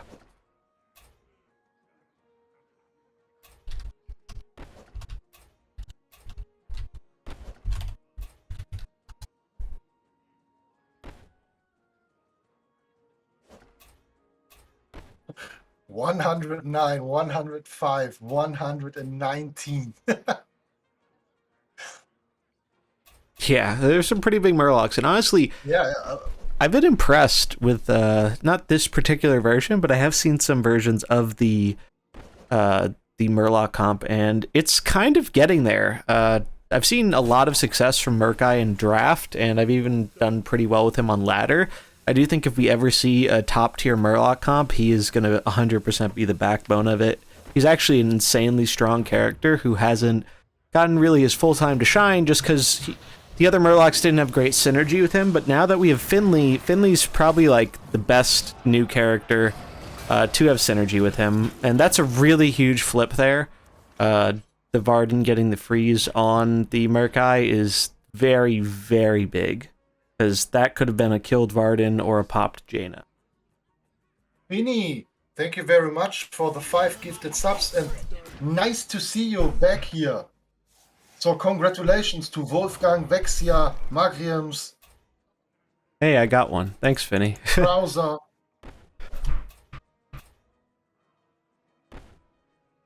And Zombie got a Job's done. sub. Nice.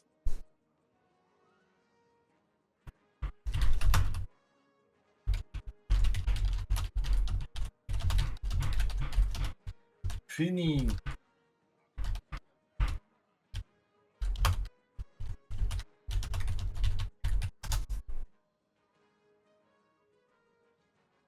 I mean, they do have big Murlocs here. There is a chance. I mean, this Finley can just straight up one-shot Sinestra, which is Finley's really impressive. Honestly, I really like his design. I think my only big complaint with Finley is the fact that when you discover a Murloc ability, it doesn't rediscover. If you like discover and don't like the options, the next turn the options are the same. I think they should change that.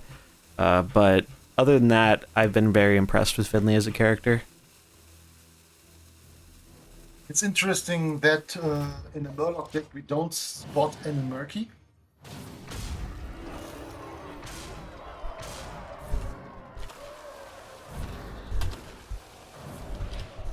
Finny, we miss you in that tournament. You always had one hand on the trophy if you start at the tournament.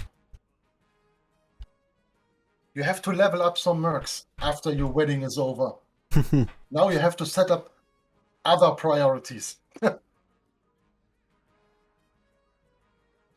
Nice to see you back here.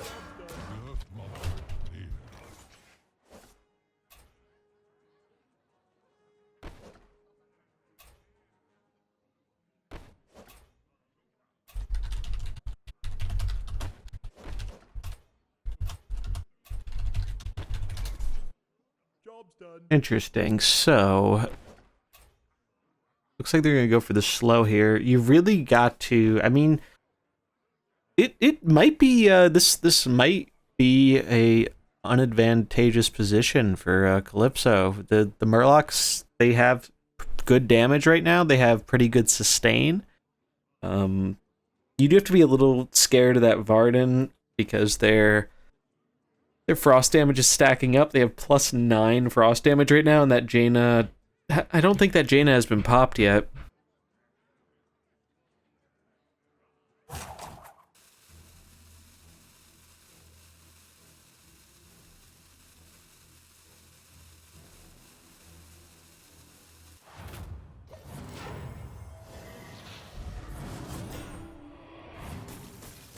Okay, nice. So he had a shield and got. He can avoid some damage, some blue damage. Yep, and they do get the healing. Murgle's been really interesting Yes. since they got the buff. I'm actually really impressed by how much the buff has seemed to matter for Murgle. Maybe it's also really- because we got some good Murlocs, but he's been surprisingly decent. Absolutely. I really underrated his item. Yeah. Yeah, same here. Because you'd think, oh, you're taking 20 damage. What is healing for 8 really gonna do? But it actually does quite a lot.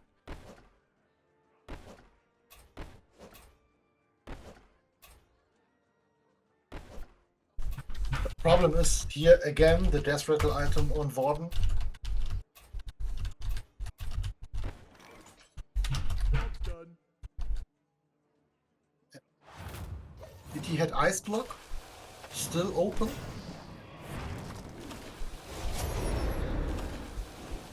Oh wow. Well, look at that. Yeah, that. Wow. Oh, but that. Oh, and look at that surviving through the death rattle. Wow. Look at he will win it. Yeah, I think I think the Murlocs are gonna take it home here. That's kind of crazy. And we talk 1 minute about this item. Look at this.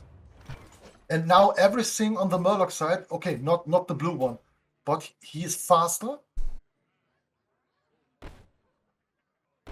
Yeah, Wow. that's wow. And yeah, I just don't see Diablo being enough here on his own. I mean, it's too Job's done. it's too much.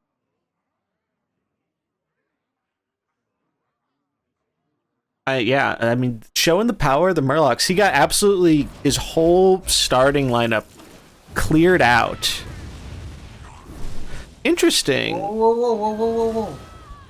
Wow, the double clear, and maybe we might have called it a little bit too early here.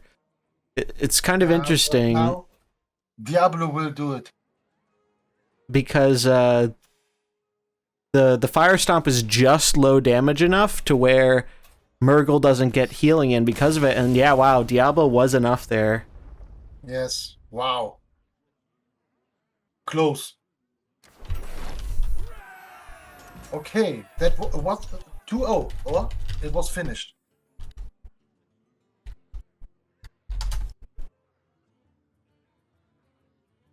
GG.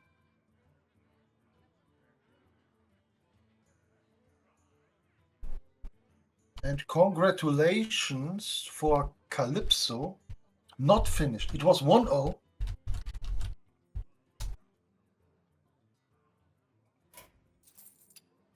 Yeah, the Murlocs are not out of it yet. Oh, sorry for that. Then 1-0.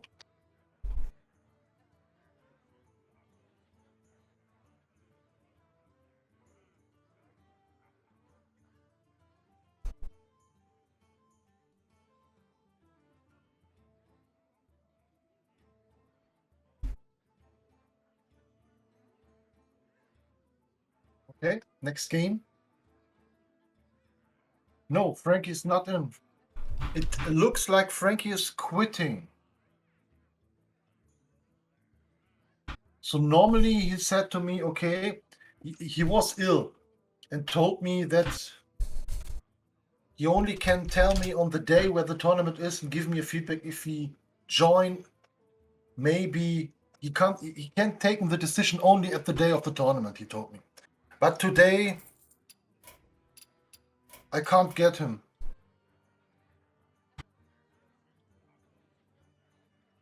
Okay, interesting.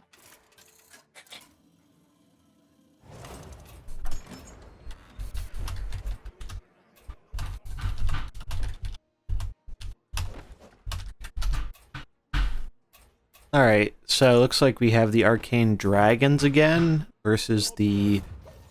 Oh, this is interesting. Not going with, Oh, this is the Naga version. I was getting confused with the other version. Yes, and in the late game, he had the monkey. Okay. She's back. Interesting.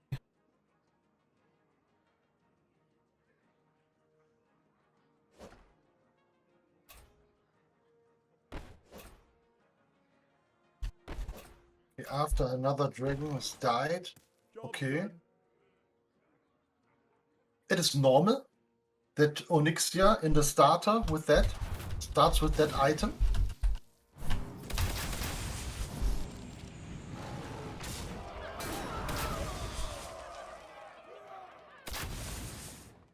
Yes, I hope to, Crimson.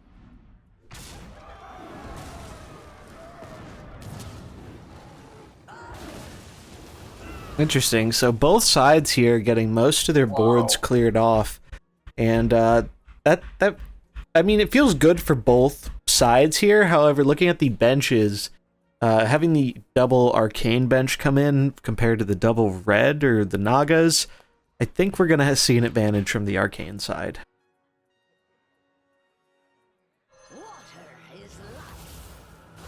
Oh. You don't try to save Elise here with the totem. Yeah, I don't think you get that much value from saving the Elise. The totem also poses another risk with Tyrande, giving them another target to hit.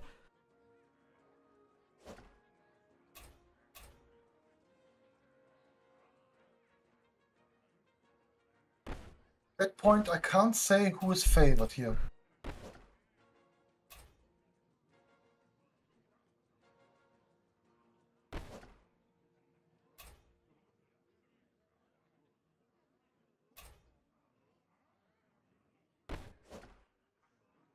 Yeah, I think it's got to be the arcane comp. Looking at, they have 12 arcane damage. It is possible though that the Nagas can deal enough damage, but I think arcane is going to take this one.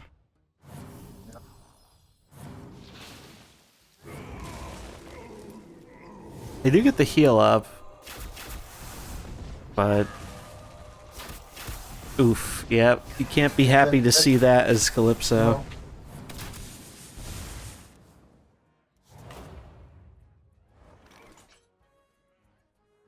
Yeah, there's just not really too much you can do here as the Nagas.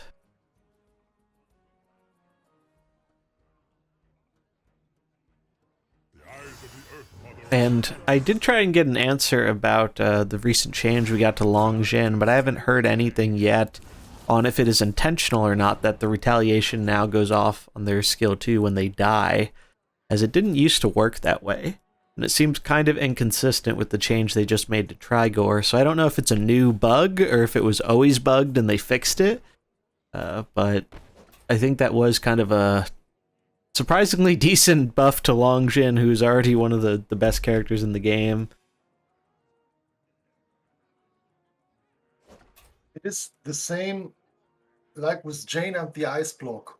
So maybe it is the same with Cairn, but if Cairn locks a skill in, he loses skill after he's rebirth. Yeah. And the Jaina is still casting if he goes into the ice block. And maybe that has to be fixed too. So I think that is more about Jaina is still the same entity that she was before the block triggered, because it's not spawning a new Jaina, it's just preventing the damage. Whereas Karen originally at the launch, Karen actually did use his ability even after dying and being reincarnated, but that was one of the first changes they made. Yeah. And I think it was a reasonable change, especially because Karen was already one of the best mercs in the game. And I think it makes sense that if a character actually dies, same thing happens with Ashara. Though I would not mind seeing Jaina's ice block get a little bit worse somehow. Okay, 1-1. Wow, we have a decider. Yeah, gonna go to game 3 here. I gotta I gotta root a bit for the Murloc player because I really want to see that come back into the later matches. I have a lot of now love. the game comes Murloc. closer. Yeah, no, it's always fun seeing the decider, the game 3s. Yeah. Okay, let's take a look what they have.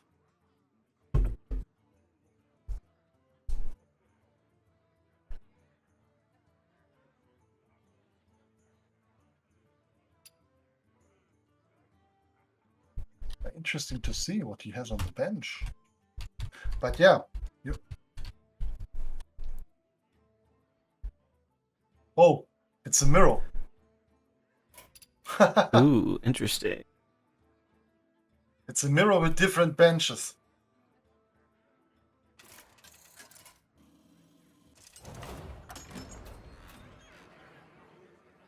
So 2 greens and 1 blue versus. Wow, we have a Natalie here. That's pretty interesting. Do you know why this is speed 0 and this is speed 1? For which one? Yasharash. Here, you see in the deck tracker, he had speed 0 with Yep. a spot, but here is 1. Job's I don't know why. If I'm missing something, no. Looks. The tracker doesn't. Yeah. It's a. Huh. It's a mistake. Yeah, absolutely. Yeah, Here it's you have the strange. minus of Vol'jin, but on the enemy side, Yeah, the tracker doesn't yeah. seem to account for that, but it is. It still is sped up. Yeah, tracker is weird with things that mess with speed. Some things it gets right, like I think it gets the Valera ones right, but it doesn't count the old gods like reduction either. So that's something you kind of have to keep track of yourself. Honestly, I wish they could implement something like the deck tracker just in the game. I think it's really an important and useful tool for PvP. And I believe that pass replay is so powerful on the market that I believe Blizzard don't want to make them angry, because they are such an advantage for Blizzard, for the community. Because it's possible. It makes no sense. Yeah, it makes no sense to implement this option. And it seems that they let Pass Replay do it and don't implement it by themselves, because they're doing such a great job for the community. It looks like, for me. I think the big issue comes with mobile devices like tablets and phones. I find it's a lot less enjoyable to play PvP on there without the overlay, and unfortunately there's no way to get a tracker on mobile devices right now. Wow, Yashiraj did a lot. Yashiraj did a lot here. Okay, on this side, the difference is Nathalie, and I don't know on Peepon's side. Yeah, I'm surprised to see the Natalie. You've got to imagine it's because one of the units they would normally have, Ashara, is in their Naga comp, so they needed something else to fill in. I believe I would drop out Sylvanas, because Well, I think it's pretty good to save Sylvanas right now. I actually like the cookie swap in here, because you do have to play around the fact that they do still have a mostly healthy Yashiraj. and you have a lot of tokens, so they can kind of abuse that a bit. You can give your guys more health here by sniping down with the cookie, and you're taking some of that damage away from the Yashiraj. Problem is that maybe you don't come in the situation with Sylvanas in the late game to push her. And here, Cookie is nice, but you want to use your Vol'jin, and then you don't have targets for Cookie. Yeah, it's true. You're gonna end up AoEing, so looks like... Oh no, they're considering the cookie line and going for slow with Vol'jin, maybe? Which honestly might not be that bad. You don't really need Yeah. too much damage out of the Vol'jin. You really are just wanting to hit that Yashiraj. It's nice if you can hit the Maestra too, but I think the cookie snipe might just be better because the amount of HP you're giving your characters is pretty significant. You need a big Sylvanas in the mid game to fight against the enemy Sinestra. Yes, Sylvanas is going to be what they need to beat this Sinestra for sure. Alright, so the hits there actually went really well for Calypso, because if those hit in a bit of a different order, that Yashiraj could have gotten way more value, because if it hit anything other than that Kazakus, it would have gotten another hit in. So that was actually kind of lucky for Calypso. And now seems like a good time to send in Sylvanas, I think. You just have to be careful that you don't get Maestra lined up in front of it. But that's mostly mind games. And now we're gonna see if Sylvanas get a spot to grow up. I think they'll be okay. It might depend, though, on what the last screen on the bench is here. It would be Sylvanas too, I believe. Yeah, that would make sense. That would make sense. Yep, looks like it is. Yeah.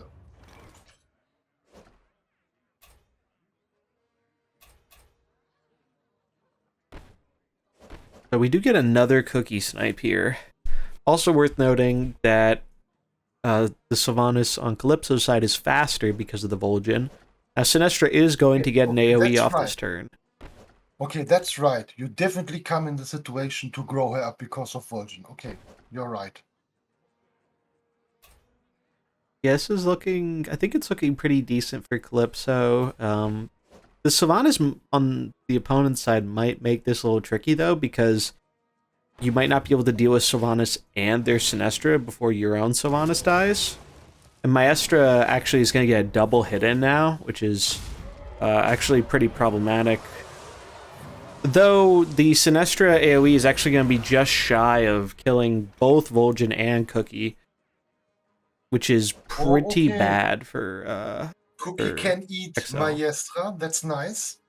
Yeah, that, and you can definitely really use the health from that. Though Sinestra's still looking kind of problematic here. Sylvanas as well, obviously. Okay, but then you have to use your slow from Vol'jin. Yeah, it's another situation where to get the benefit of the cookie snipe, you do have to ignore the Vol'jin AoE. And I don't think in this case it's worth it. And it looks like Calypso's coming to the same conclusion. Gonna go for the bleed. The bleed. Job's done. It. Oh, I like this play though. I like the for the queen for more damage. That's a pretty cool line.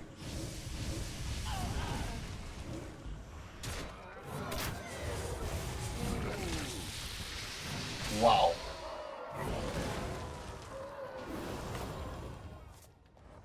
Very interesting. It's funny, he was actually only a few damage off of just being able to kill with the cookie snipe on the Sinestra.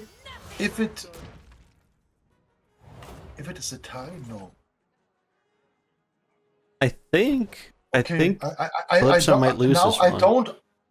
Now I don't want to help because Calypso is in the stream. But So I'm just trying to think if there's any way out, but I don't really think there is.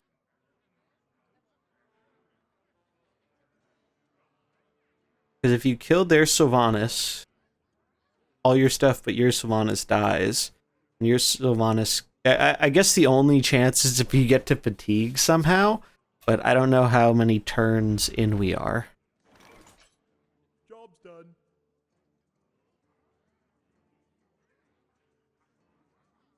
Maybe. Let's wait.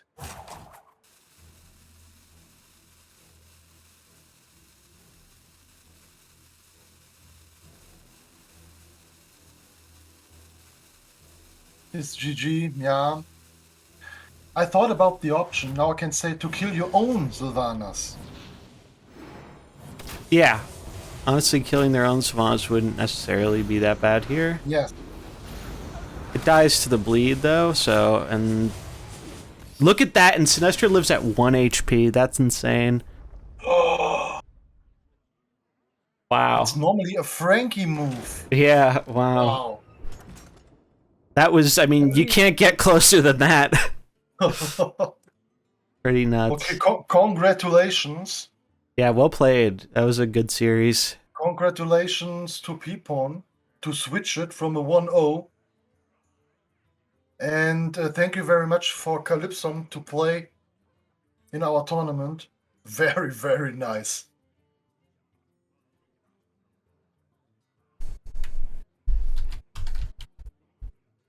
Okay. Resume.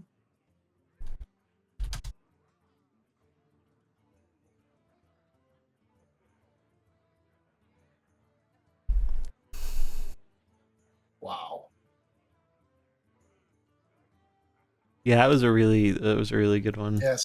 And I believe if Calypso killed his own Sylvanas, then the Sinistra died from the damage of the Natalie, but there was not enough damage to kill Natalie with the opponent Sylvanas. That was my idea of the play. Yeah, I could see that. Okay, let's take a look to the bracket. Now we are finished with the loser bracket. 2 people in the loser brackets now are still waiting. Honig, aka Flickenseel, and Peephorn are waiting for the losers of the semifinals. And now we are starting with Vexia against Wolfgang. And in that game, we are observing Vexia. So Wolfgang, please, if you start the game, turn off your stream. We are looking at Vexia. You can start playing. Good luck. The winner is directly moving to the final of the upper bracket, and the loser goes into the loser bracket where the others are waiting. I'll open the game. Thank you.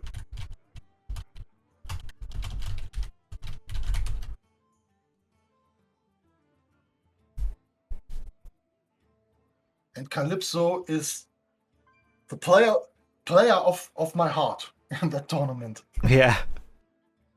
1 HP. Yeah, that's definitely going to be a highlight.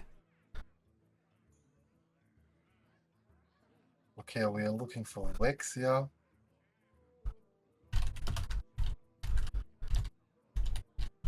And here I'm excited how Wolfgang is performing with the new Frost combo. Yeah, I want to see more of that. You want to see more of the Frost deck. Seemed to do pretty well for him.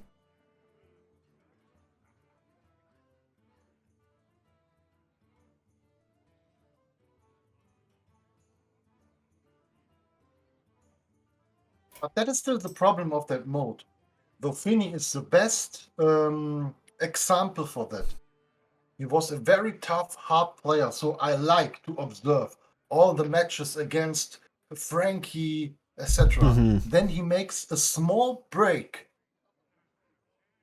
and now he have huge problems to came into the mode because he had so much to do to be prepared for a tournament.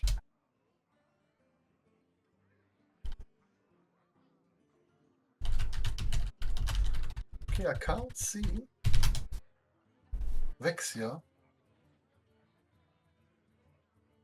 He said he's restarting. He had a bug. Ah, okay, okay, okay.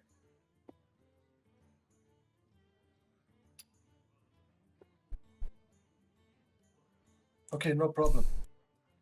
Crimson, you can also post your YouTube and your Twitch link if you want.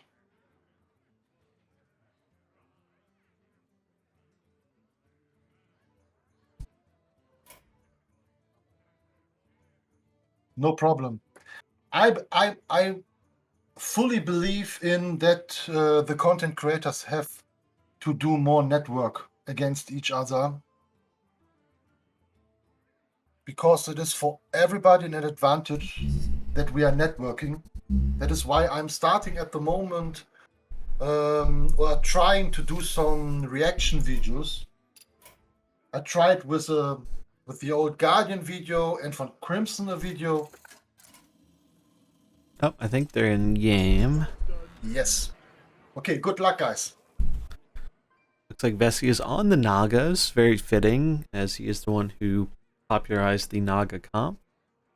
Yeah, I definitely agree. I think Hearthstone as a whole doesn't capitalize on collaboration enough in any of the modes. It's definitely a nice thing to see. And all right, this should be a Nice. neat matchup here. Reno Taunt is going to be really, really strong here, I think. The Yeah. fact that you're going to block the Elemental and block Drekthar, pretty good. And Now, one I thing. don't try it out with that comp against Reno. Now, do you get, if you freeze a character and then you hit it with a freeze again, does Varden proc again? Or does it not Yes. consider, it does consider that a refreeze, okay. Yeah, you proc again. Good to know. I believe, yeah.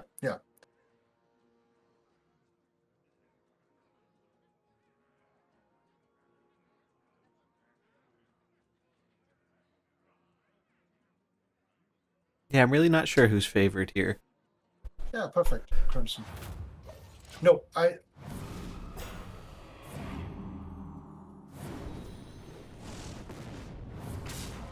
now it is the first proc. Yep, it does proc multiple Second times. proc. Yeah. And he comes back and procs again. And you Yeah. have a small synergy between the orcs. So that you're getting a heal. True.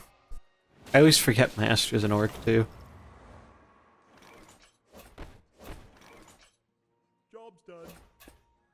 If the enemy is killing here Balinda, or Warden maybe, sometimes it is good to play again Drektar, because if Maestra is dying, you can heal with Drektar.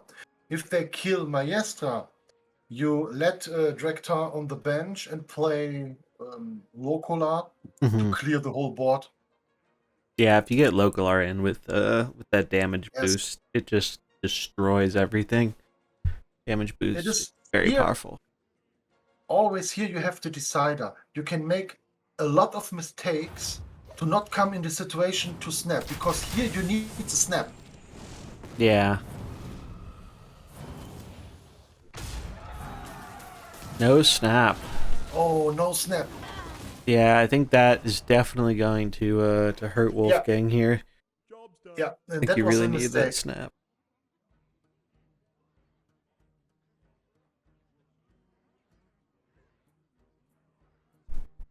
Because now they don't have any spell damage for the frost.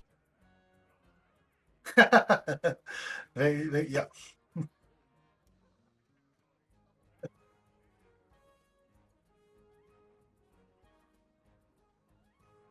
Wonder if it's worth skipping the frost illa attack there on turn 1. Yeah, that could to be get worth attacks considering. from- You do lose out on some damage, but it could possible it could be worth just for the more Yeah. Maestra damage.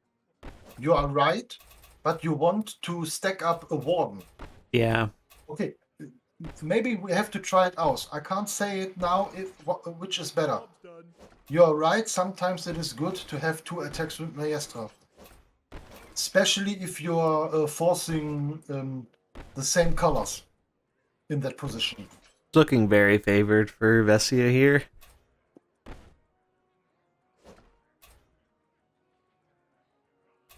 The reds are going to be a real big problem for the Sinestra. Yes.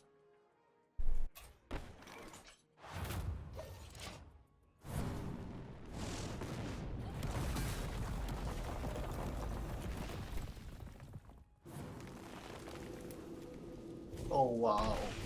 I hope you had the AoE with Rector. I go for the heal. The bleed will end up killing the Belinda.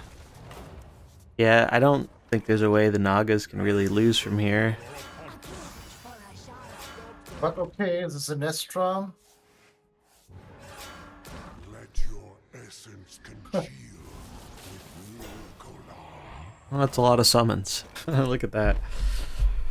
Still holding out hope they give us another board space eventually. Interesting here.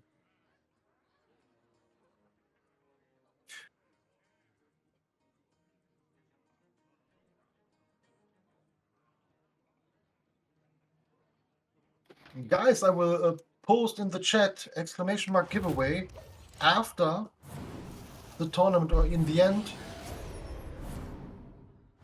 At the finals, we are drawing 2 winners of the giveaway. So try it out, you can win a €25 bundle of Hearthstone. Oof.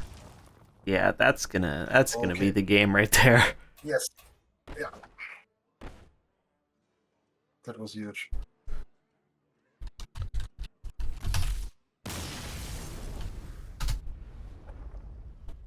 I don't know exactly if the missing snap changed a lot. It might have, but I still think I think the Nagas are favored. Yes.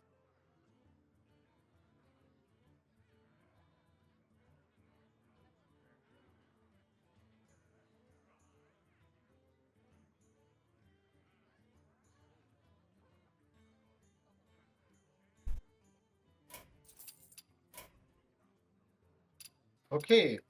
Second game.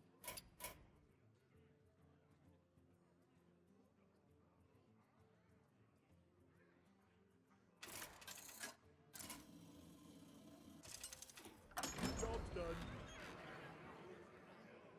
Ooh, Varian. This is Nice. neat. Variant. I know Vessi has always been a big fan of Varian. So it'll be neat to see if he can do some cool stuff with him in this. Oh, wow. Varian, maybe Varian's good against the big snake? Honestly, I think Trigor comps in general are usually pretty decent against the big snake, but I haven't played against one in a while.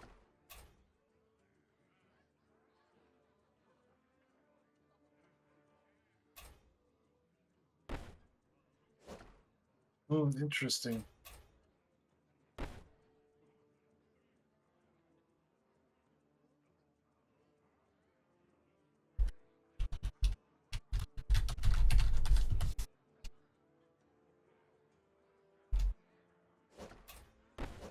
So let's see. Obviously Trigor's gonna I do don't know Trigor who's things. favored. So Wolfgang have time here. He's not under pressure.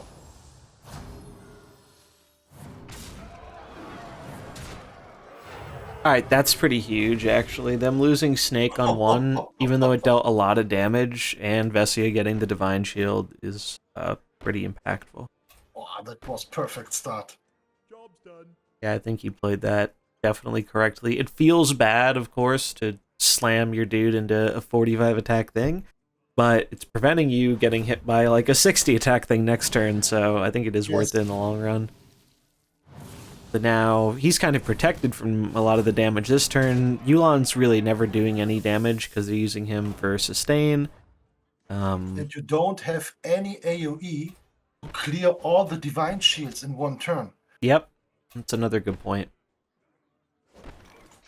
Wow, actually opting to go for the heal on Trigor, that's a play you don't see very often. I'm not sure I agree with the retaliate, though. If this will be successful, it can be the play of the day. Yeah, I mean, if you can get it off, which it doesn't seem that unreasonable.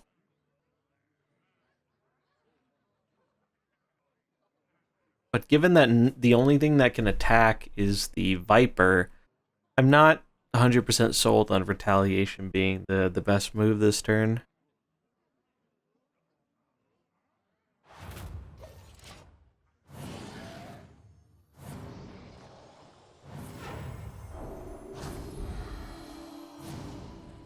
I guess it kind of makes sense. They're probably going to send it into the Trigor. Wow, they didn't attack with it.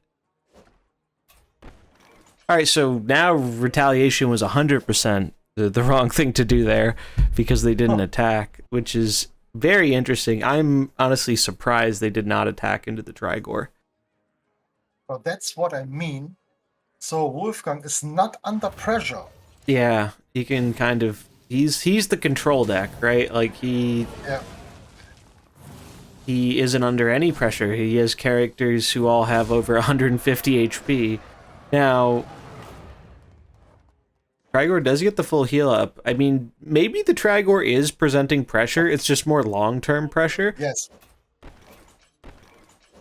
Pretty fascinating, though, that we get to see a Trigor get skill 3 off. I don't think I've ever seen that happen before.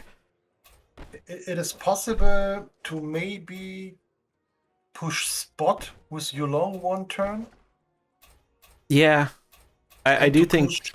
you don't need to be. Now you have so much health now, you don't necessarily need to be doing the health. You push nature, and nature then you do much more damage with Brightwing. Yeah. Wow. Okay. Trigor doing a lot here. That was a turn. That was a turn. If you spot it here, because you can anticipate it that now he's trying to kill your Anaconda. Yeah, and Anaconda is kind of the big threat of, or one of the big threats at least of this comp. I'm interested to see what he swaps into here. Cookie would be nice. Oh yeah, Cookie would be really good. Do they have Cookie? They do. They do, because they have the appetizers. Kind of surprised to see Morgul. Is Cookie's lazy brother. Yeah. Mergel. Even if they did send in Cookie, there'd be a chance Vesia could protect the Trigor with the Tyrion. Job's done. But I do think the grindiness of Wolfgang's comp might actually just be enough here, even with the gigantic Trigor stuff. Look at that, that's exact damage on Trigor. Exactly 28, okay. But that means that we are seeing again Murgles on the bench. Murlocs. Yeah, it's interesting. I wonder, I'd imagine there's got to be a Bane on this bench too, like Bane Cookie. Because Bane actually seems to do very, very well with Murgle, combining the heals with some heal power. If you have Bane and Cookie on the bench, and you have Brightwing on the board, then you have to push sometimes the plus nature with Yulong.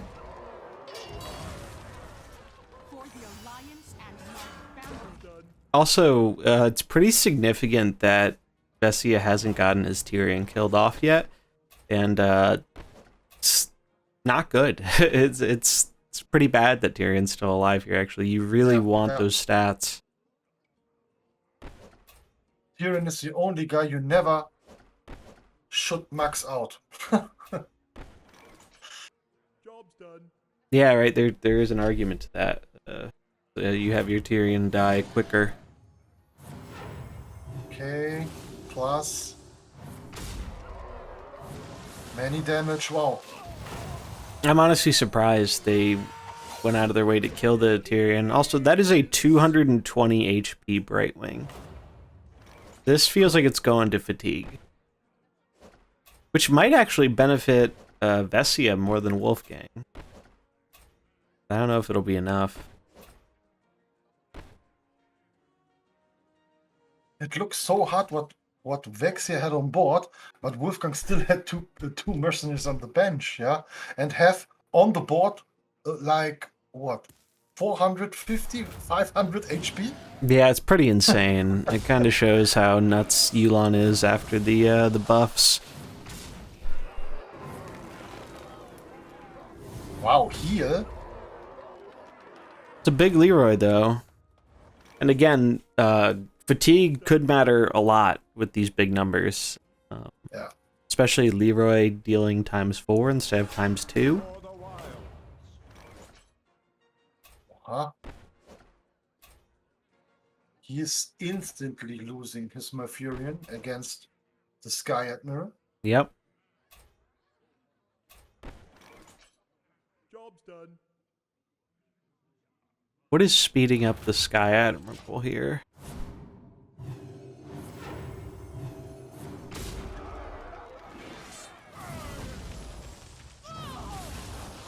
It was the second skill of Varian. Oh. Or yes, 2 times. Yeah, that's right. It applies to the bench too, doesn't it? I forgot about Yeah. that. That's actually pretty relevant. Oh, and we are in fatigue, so I do think Vessia might have a chance here, actually.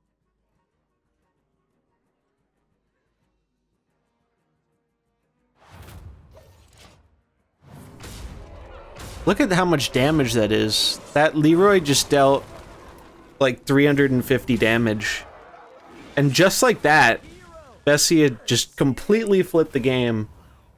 Wow. It's But it was 2 times Job's done. the speed up from Varian. yeah, no, that made a huge difference because otherwise Malf could have rooted the Rogers. Yes. It still would have gone to fatigue, so I think Vessia might have won with that anyway. But really showing fatigue 100% is the only reason I think Vessia was able to win that game right there. Otherwise, I think he would have been grinded out. But it was, there you go. Like that's Very pretty interesting. sweet. Nice performance. Okay, resume. Yes. So Vessia will make it into the finals. Nice. The winner bracket finals. Yes, yeah, it's even better. Okay.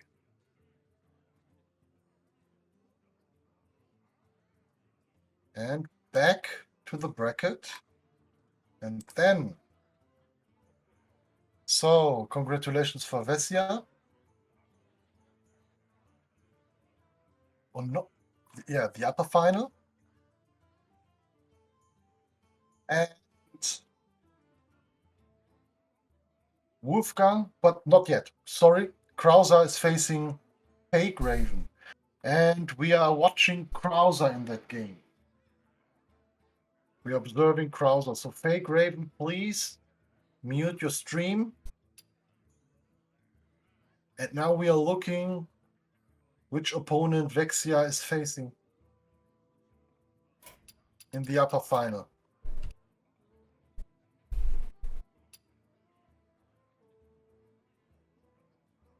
Nice. Good performance from Vexia.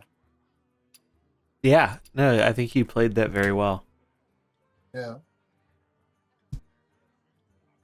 Okay. Jenkins, yes.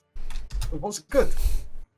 Yeah, I Leroy. like the idea. very I like the idea of reducing the skills of humans versus variant in the starting Yeah, comp.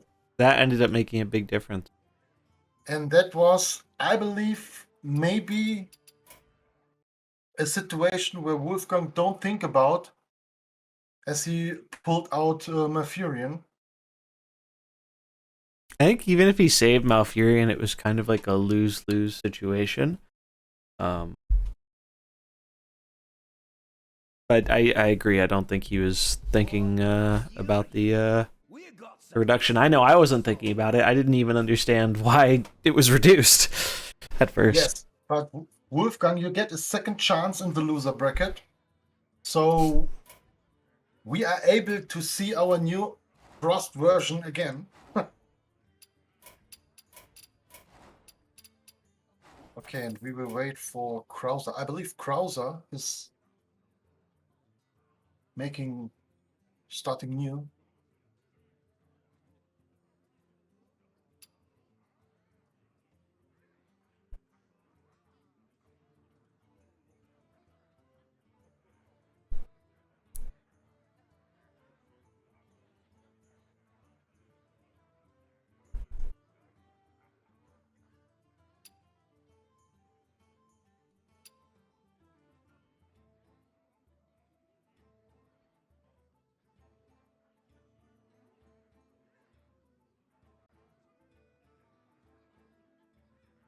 Hey guys, maybe if you're waiting, I will grab another sandwich. Give me a minute.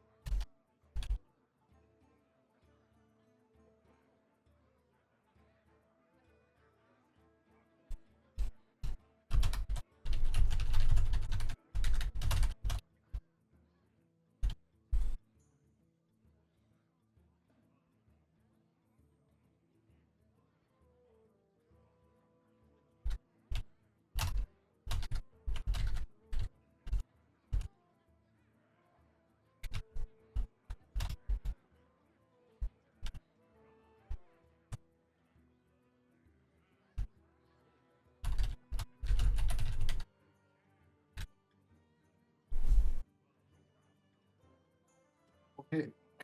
Krauser's playing against Pitts. Alright. Skin the game here. Hey, and at that point, PCK, thank you very much for 722 friend requests.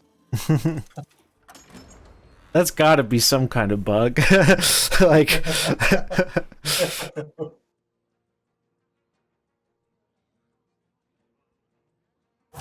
the Murlocs. Awesome, we get to watch the Murlocs.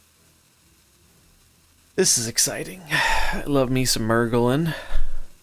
Oh, nice.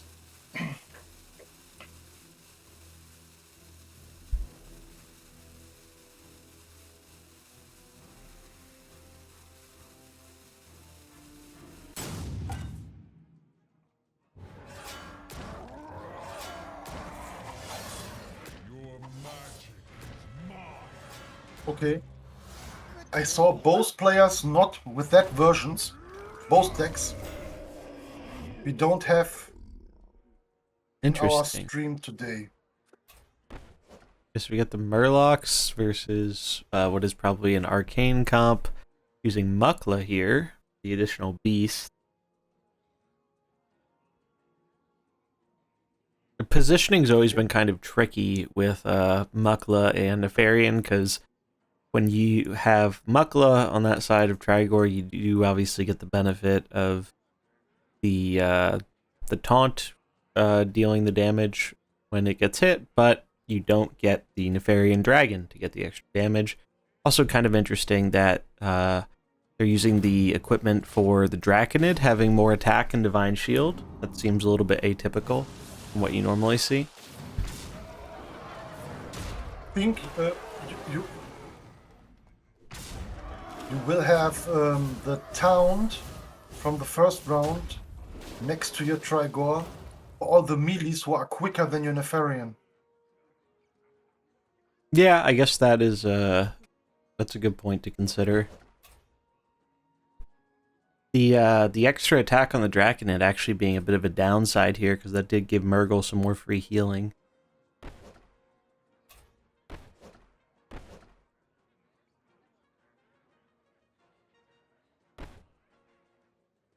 And if they do leave this Sometimes- Finley alone and let Merc come in, it could be really dangerous, I think.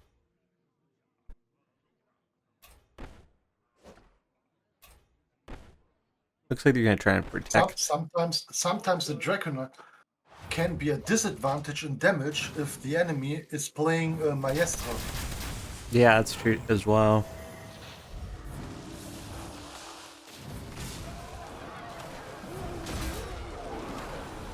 Actually, a pretty huge block there. He's healing up again and again. Yeah, and we're really seeing the power of that equipment. Now here, this is interesting. I really like merc here, because merc is going to be faster than pretty much everything barring the summon. You can just use merc to take out the Trigor. Seems pretty good.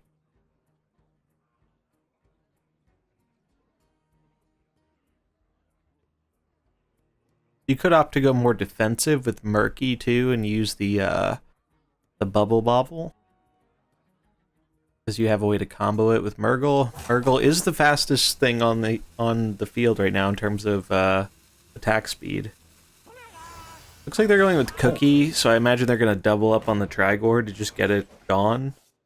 But you do have to be kind of concerned here, because also interesting to see they didn't swap around their positioning.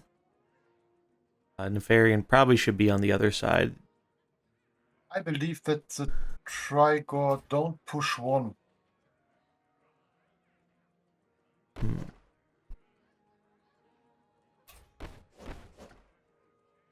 Yeah, it looks like they're just going to clean up the Trigor. But the longer this Nefarian stays alive, the more big their Arcane Bench is going to be. Murgle, or like the Murlocs might be okay against it. Might actually be fine. Because if they get a swap in here, it's really quite good. Or, Wow. Alright, they don't get to swap in. Wow. So full 3 swap in for PZK is really good for the Arcane Bench, especially when you have something like Murgle at low health. However, Finley does... so, something really important here is going to be whatever Finley's Discover ability is, because if you can have a Murloc ability that lets you go... Oh, he used it last turn, so he can't even use that. He can protect himself, though, which is pretty good. But it's unfortunate, because if he still had that Discover, if he had a 5-speed or less attack, he could probably just one-shot the Tyrande, or deal crazy damage to the Longjin. Job's done. Wow. It's close. But Longjin is 18 arcane damage right now. That's kind of crazy. So even though Wow. Krauser has the mercenary advantage, I'm not sure he has the overall advantage. I never saw 18. Yeah, I think 18's the highest I've seen. They do get some good healing here. A lot of healing on the Murlocs. Oh, but it does hit the not the cookie, the Murgle. Not going to be enough to full clear here, though. Oh, that is incredibly unfortunate for Krauser. You really do not want to see your Finley being the one that gets taken down there. Much would have preferred Cookie to go.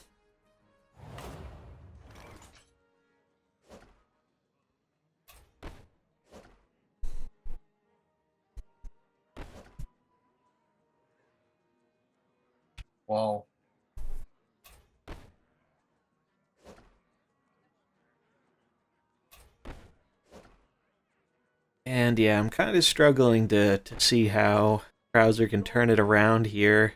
I think you really need to get more value out of that Finley. I don't think there's much he could have done. Play it differently there. I think it's just unfortunate, you know, you lost the 50-50 of where that Longjin bleed hit ended up going. Is there any option for Krauser with the bubble to can avoid the high amount of damage Tyrannus push out? No.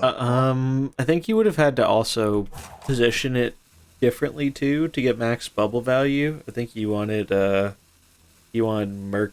murky on the far right or the far left rather than the middle. Because now you only get 2 divine shields instead of 3. Oh, and he's 2 off, and here 2. uh, Oh. it's close actually. This is actually making it kind of close. But there you can see a huge example of what we were talking about earlier, that change where Longjin now retaliates on death is very, very impactful. Though they did lose their significant source of arcane damage. So it's not over yet. Nice game. Nice game. 2 again. Okay. Oh. Yeah, I don't know if summon was the right call there. Ended up costing him some damage. And it... Well, actually, you have the Divine Shield, so I think Krauser might just win this. Yeah.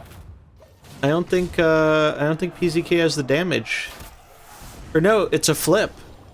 The 5-speed flip. Right?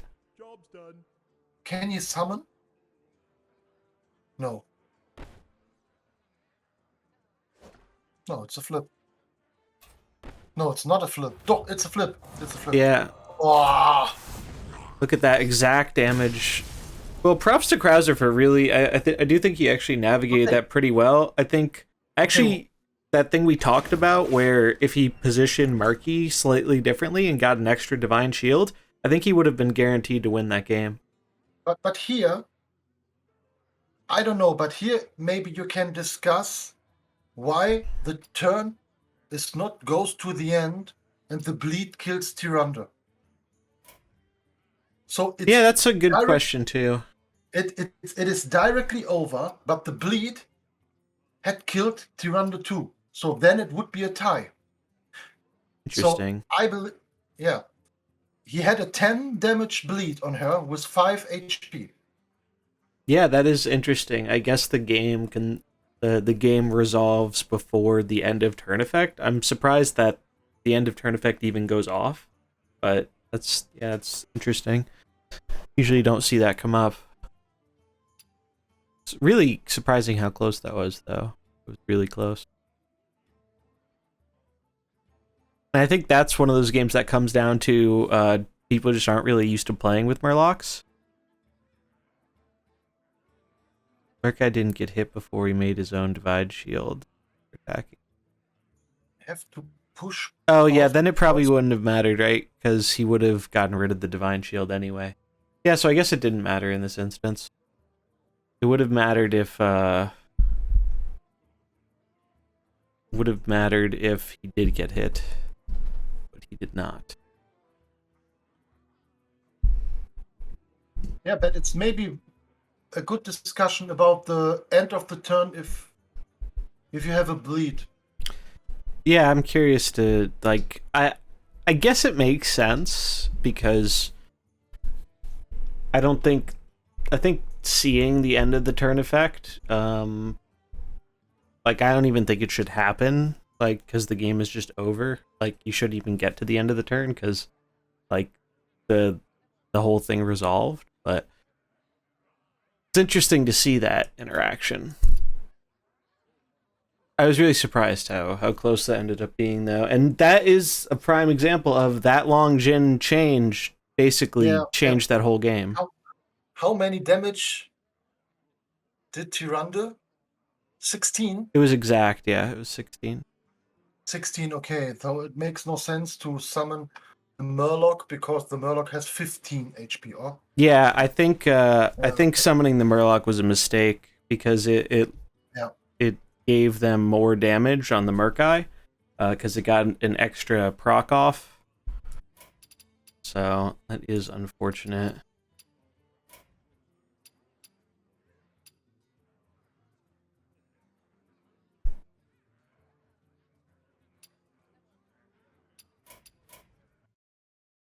I think I have to restart because it's not showing up on my list. Okay, then 1-0 for PCK.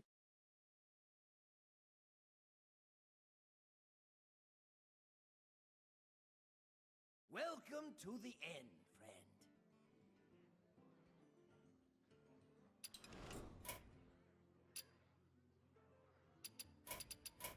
friend. Hmm.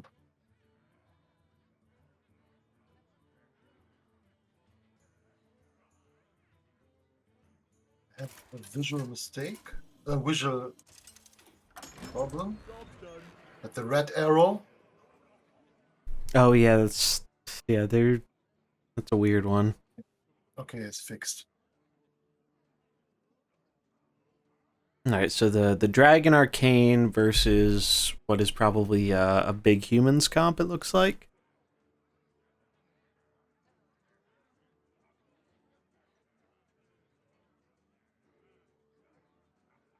The morning Murloc mask.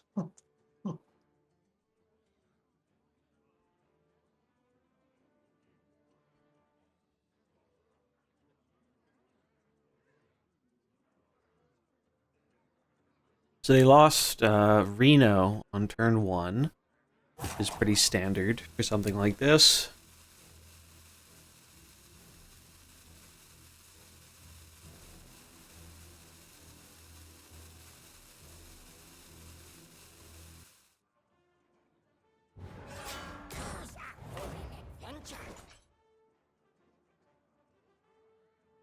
Yeah, that's another good point from Kapar. Depending on uh, how that salvo hit, might have there was a 1 in 3 chance to hit both the things and not get 2 procs, which also would have saved him. Oh, this is interesting. We have a Finley coming in, so it looks like it's not big humans. If you're looking at all analytic statistics now in the meta, the Murlocs are extremely weak in every statistic. Yeah.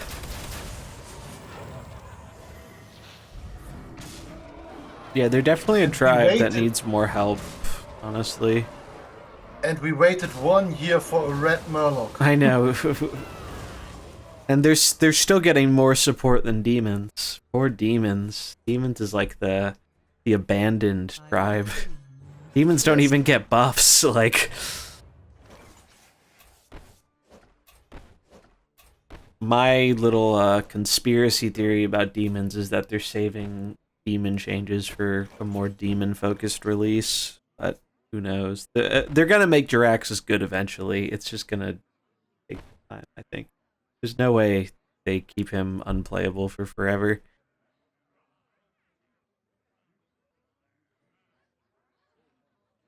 So every demon, or most of the demons, are slow.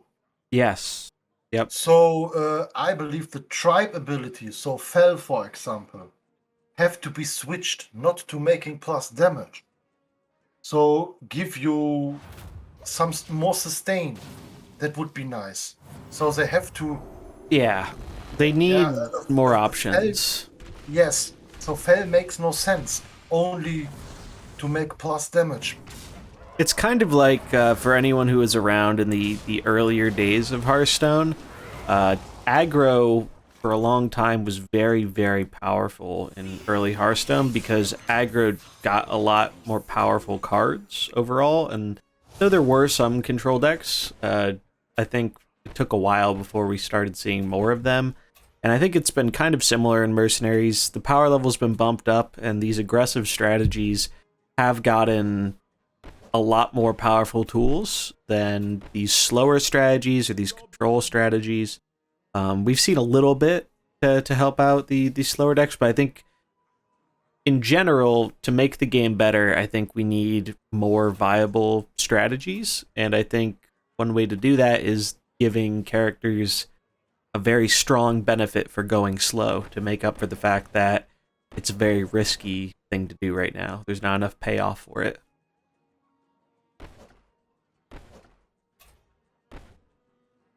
Yes. Alex looking pretty good here. So this is neat. This isn't your typical arcane bench. This is pretty different. This is like a dragon bench. And the Finley's looking pretty great for PCK here. Job's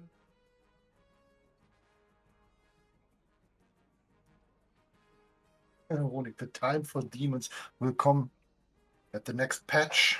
That would be Hope so. nice. I'm not Yes. 100% convinced, because from what I've read up on the lore and stuff, if they're gonna theme it around the recent Hearthstone expansion, I don't think there are that many demons in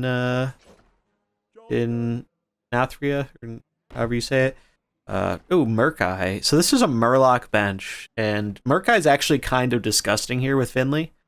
You can just pretty much kill Longjin, and then you can kill Sinestra, and there's not much they can do about it. Honestly, swapping with Longjin might be the better play here, potentially, I think.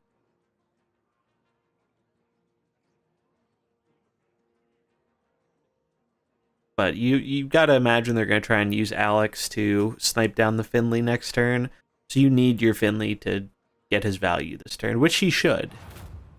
It's possible Longjin does end up blasting the Finley with retaliation damage. Oh, and look at that. That's exactly what happened, and that is disastrous for PZK. That's by far the worst hit it could have been. It looked like we have a 1-1 and we get a decider match. Yeah, it's pretty crazy how... I mean, there would have been... there would have been 2 hits in, so there would have been 2 opportunities to hit it, but that matters a lot. I don't think there's a way PZK can win now. Done. But it seems their call was correct here from Browser.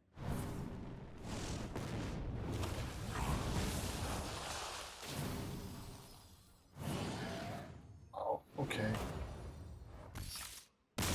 Yes. And we have the decider match. Now we're going to game 3.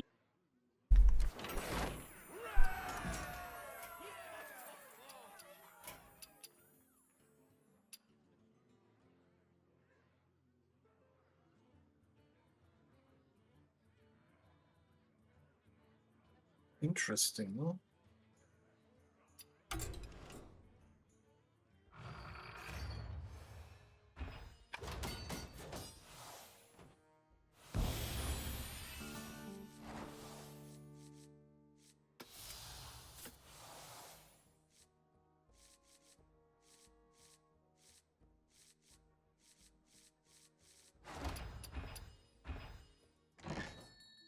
Hey.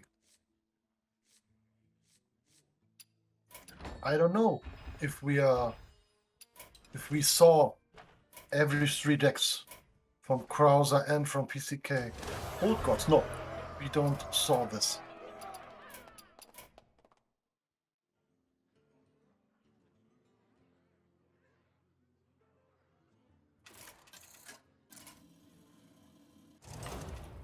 Job's done.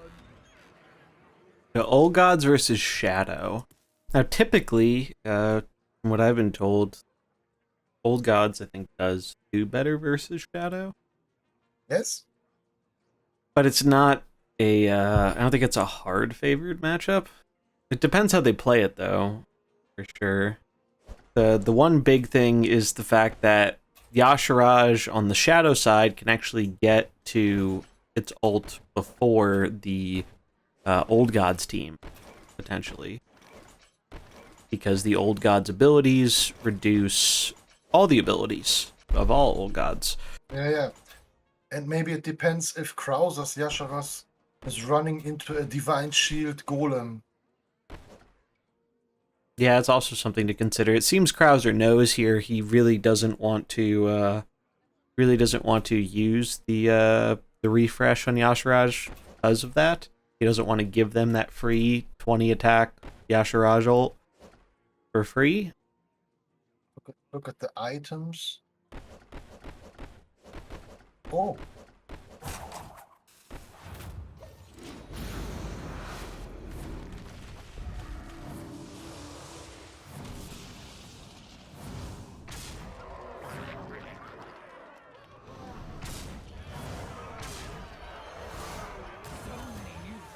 oh.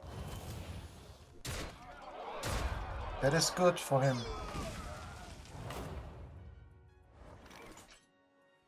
It's interesting, yeah, seeing them hold the Yasharaj. I think it's kind of smart swapping out their Yasharaj because they know if they go for the ultimate ability, it's not really going to be doing a whole lot, and I think they realize they need that Yasharaj to help deal with Sylvanas at the end.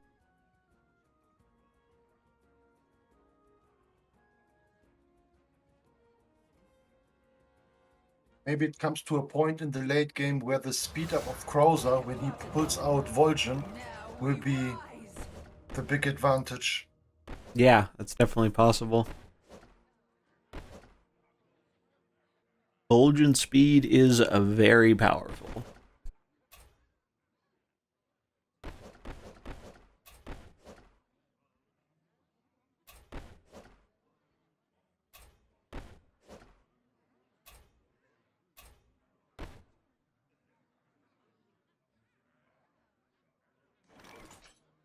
Job's done.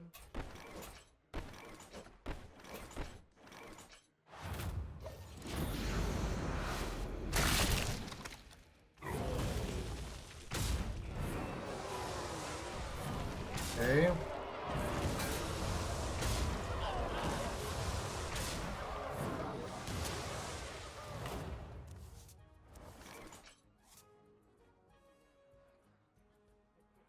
Okay, what is now the correct? Yeah, I like this Vol'jin. Vol'jin is... Well, you do have to win a speed tie here. Or you could just blast it with Yogg. That's probably safer than risking the speed tie. Is he killing? Oh wait, no, Yogg doesn't have the damage, right? No, he has 15 damage. He could snipe it. Is he killing the enemy Yasharash if he's pushing the zero speed? Yeah. He's killing him, yes. So I think at this position, Krauser's... Oh, I forgot about the extra damage from N'Zoth. I always forget about that. Me too. Oh, if this hits Kaz... Alright, didn't hit Kaz. Kaz didn't do that much, though.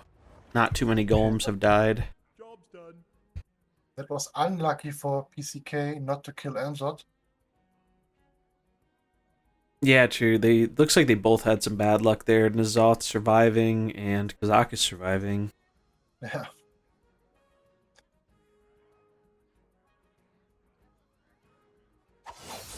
Let none survive.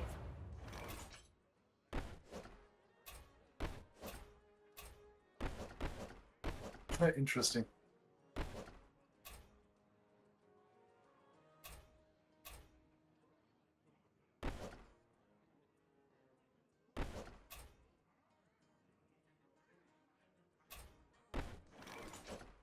Job's done.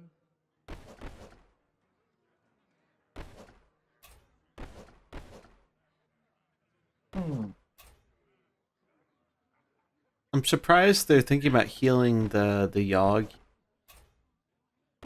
I would imagine... I don't see any good line for Krauser here. Yeah, I mean, you're just using the Vol'jin kill, right? But I think you want to get the damage Maybe he's a little scared of swapping the speeds for something like Sylvanas or Queen, but I think you just have to go for the damage at this point.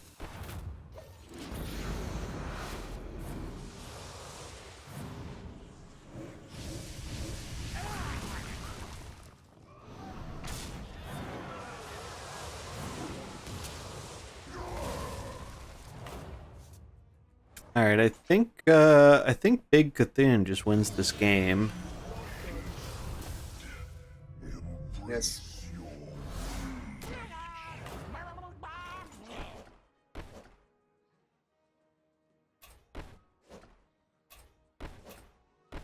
So how big Maybe is it is their Cthulhu? You need to set up that Sylvanas to die in one shot from the Cthulhu. I think that's the big thing that has to be done here.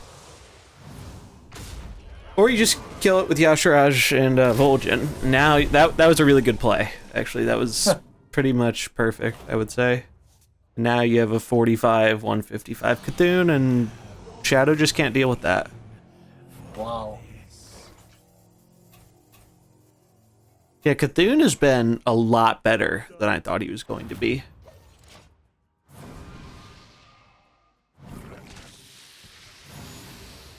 Cthulhu has been really good. And the funny thing, you don't even need a pure old god build for him to be good. You can get away with just using N'Zoth and summons, and he's still a crazy good finisher. Congratulations here for Krauser Yeah, well played. to Good win the games. decider match. Okay, I will type in 2-0. So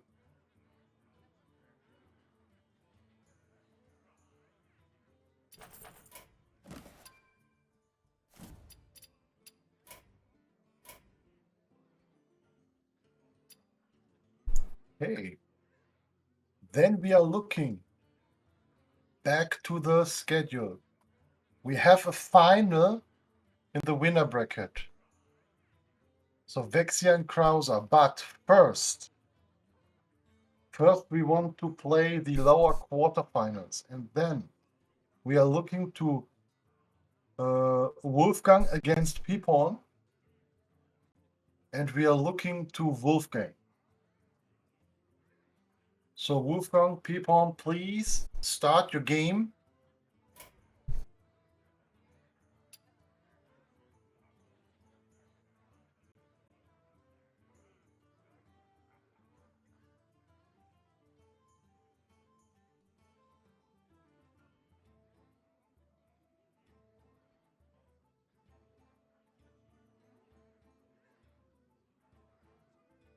We're looking here. This is crazy. Yeah, the games Yeah, have very, been pretty very close. good. It feels like it's either one way or the other in a lot of these matchups. Either it's very, very close, or it's a total blowout. And it feels like there's very little in between that, depending on how some of the matchups go. But overall, it's been a lot of fun games. I'm still hoping for the Murlocs. And we are watching Wolfgang against Pipon.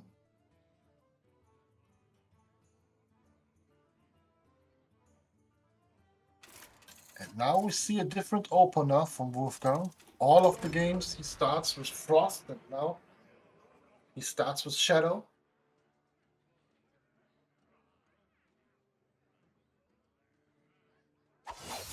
Okay, so we have Shadow versus, looks like Arcane. Yeah, the Arcane Dragons. Yes.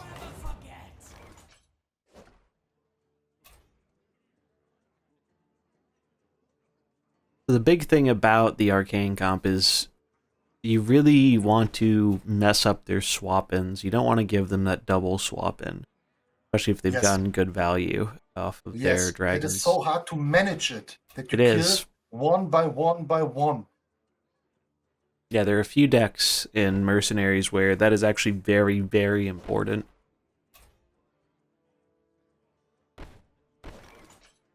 Job done.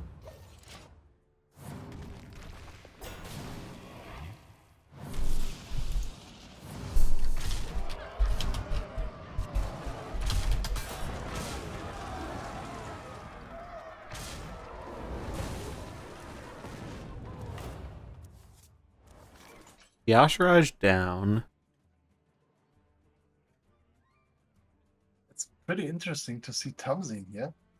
Yeah. Tamsin usually doesn't see too much play, but this is probably that one merc per team rule coming into play here. But here it is a good choice to pull out the queen. Yeah, queen definitely seems pretty good here. And here we see a pretty big impact in Trigor. Well, Trigor is slow, so I guess it wouldn't matter in this particular instance, but the fact that Trigor doesn't retaliate on damage that kills him has been a very welcome change in the last patch. Here it is important that you summon another spot golem. Yeah, you want to protect yourself. Yeah. So Nixia will just blast that down, and now they get the double swap in again.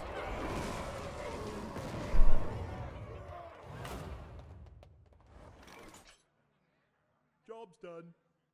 And Nixie has definitely been, I think, proving herself as a pretty decent member of the one of the arcane builds. I've been pretty impressed with her performance. Yep.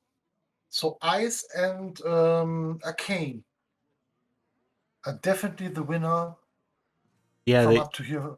they seem to in be the tournament. doing really, really well.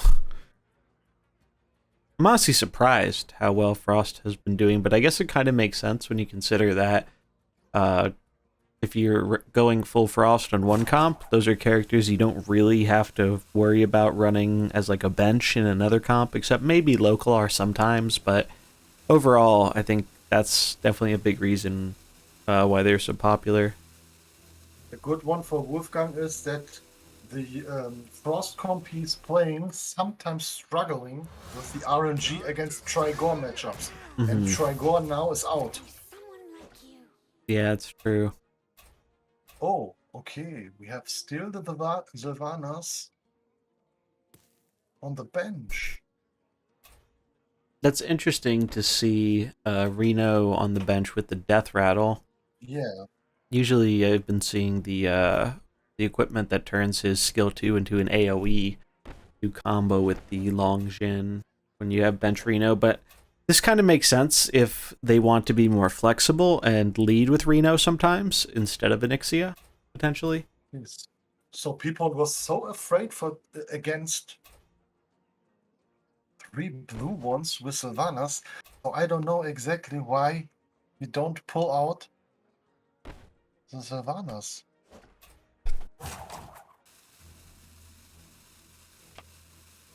Because he take him the options to summon golems. I am a little confused at why you'd go Reno over Tyrande here. Yeah. Maybe they want to set up a little bit more before, or they just know they're going to get it in next turn anyway. But if that's the case, I would have considered maybe holding Long Jin instead to get more value. Job's done. They probably have enough, though. What, they have 9 arcane? Yeah, that's probably enough still. But I think last turn would have gone a lot better for them if they did the Long Jin Tyrande swap in instead. Problem is here that Wolfgang don't get a fast Sylvanas. He's losing now Vol'jin, and the Sylvanas maybe don't come into the situation to push her ATK. Yeah, I don't think Sylvanas is going to have enough setup time. And Wolfgang several times spawned only the spot golem, so Yeah, that's true as well, so she won't even be that huge. Oh, he's making some golems now, but and give Tyrande no targets. That is okay. yeah, seems fine. Killing Queen. Haven't heard of me. I have no time for games.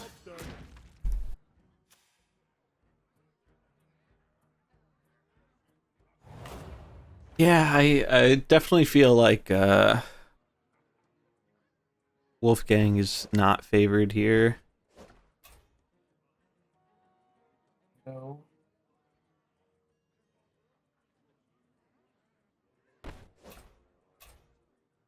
There is always the risk, though, that Tyrande misses with their salvo, but it's probably a risk you have to take at this point. Job's done. During the casting of Tyranda's multi-shot, is the death rattle minion of Tamsin spawning and still be a next new target? That is Or a it good can be- question. or comes the demon after Tyrande I is think casting everything? I think I don't it's know exactly. after. I'm not positive though. All right, so it Okay, looks let's like take it a did look. miss. It did miss, which is pretty huge for Wolfgang. Yeah, that's really huge for Wolfgang. Wow. That actually just, I think, won him the game. Yes, because now Tamsin is spawning a minion. Yeah. Well, yeah, Sylph just kills everything. Sylph just kills Yes. everything. Wow. I'm really, really surprised. I mean, And he can now avoid the healing. I do think they made the right play going for that. Yeah. But unfortunately, Nice. didn't work out. But Nice. worked out for Wolfgang. So that's And now Trigor is out and he has still his frost comp. yeah, that's got to feel pretty good. Yes. So that maybe can be a good spot for Wolfgang to reach next round.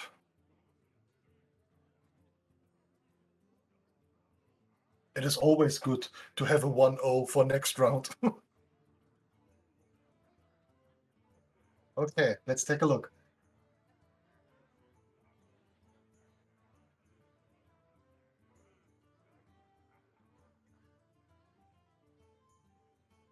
Okay, that is nice.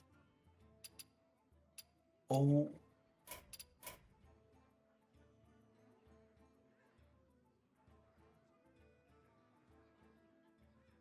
Yeah, that's nice. He don't play Frost. And it is a good decision.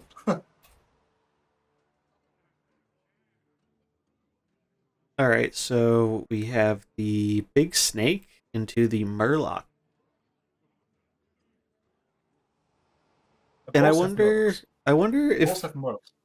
I wonder if we'll see a similar situation like in the game with Vessia, where this actually ends up going more fatigue, because both these comps kind of have some pretty large sustain. The only kind of scary thing here, though, for XL is doesn't really have a great way to deal with the snake, and that can be problematic. Yes.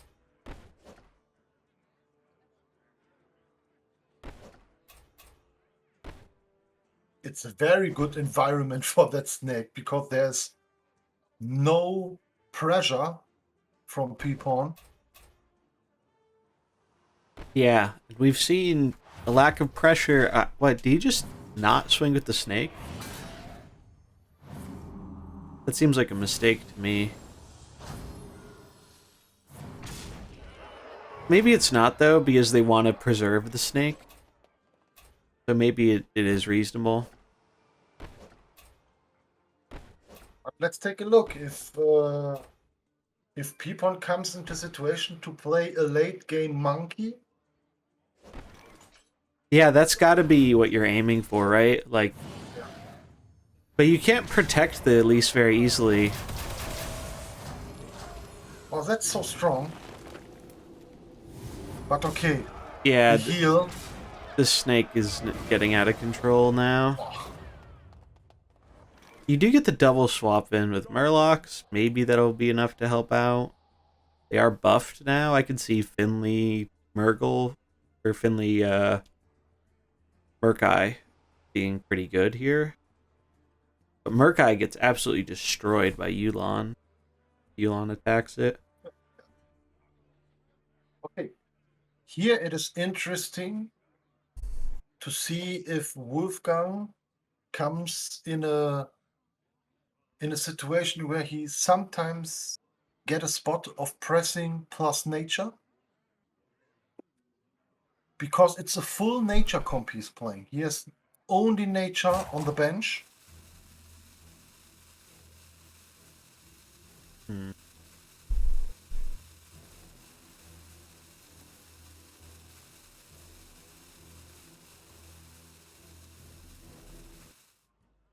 I believe in the turns where Brightwing can heal up, maybe Yulong can push spot. Yeah, And I think you plus can get nature. away with taking a turn off the blast with Yulon. Maybe that's why they're holding Merc on the bench, potentially, because they don't want it to get blasted by Yulon. Elise doesn't really feel the same impact of that, because she's not really attacking often.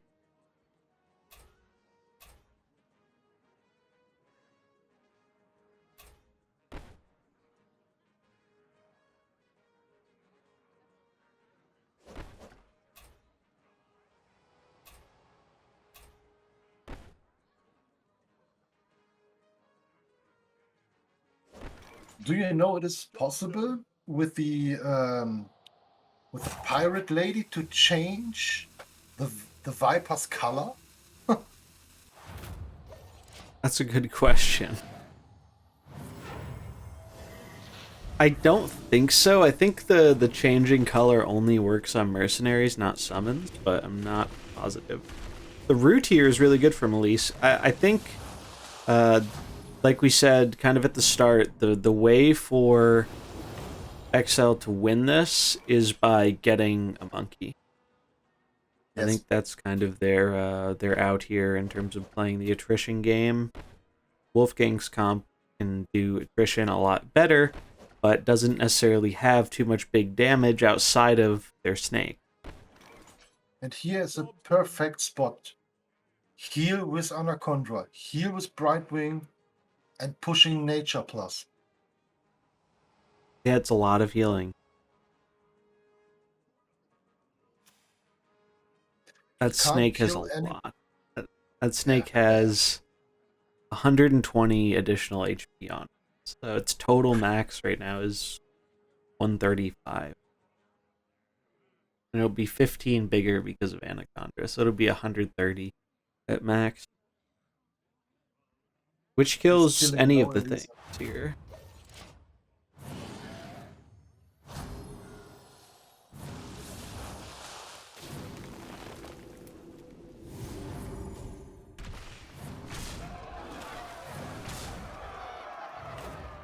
I think that was a really smart play, actually, getting the damage Yes. into it.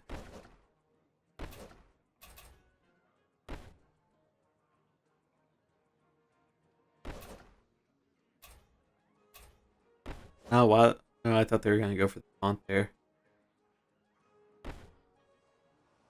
Hmm.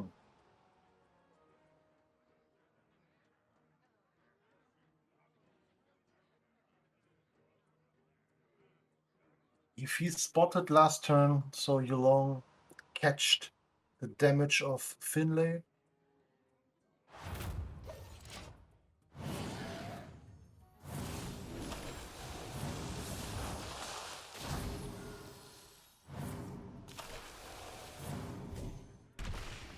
Elise, it's really kind of surprising here. They're holding that monkey, and I think it's because they don't have a good way to get an ability off right after the monkey comes in. They lack AOE right now, so they don't want their monkey to just come in and die. Job's done. But Elise is becoming a pretty big threat in her own right, and she can get that damage in while scaling. It's kind of neat to see. We actually usually don't see much of the Talon trinket anymore. Since the other item got buffed, but it seems to be doing pretty good here. And that is a really, really large Murgle.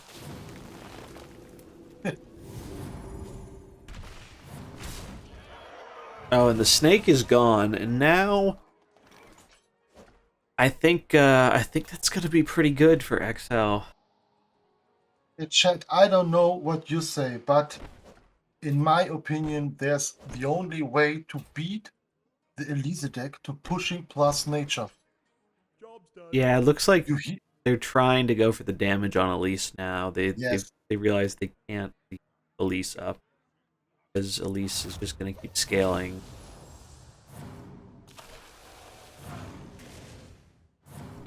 Oh, and is that gonna be exact damage too? No, Elise lives because of the X-ray. Oh, but she dies to the bleed, so no monkey.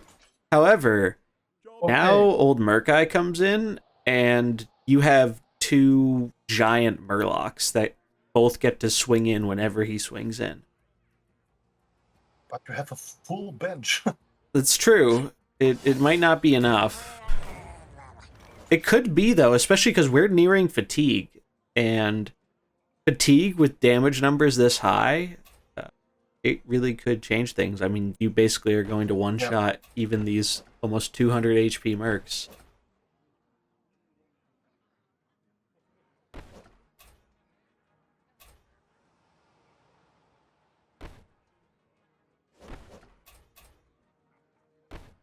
Yeah, the fact that Merkai is making this Murgle's 45 attack actually useful is pretty huge.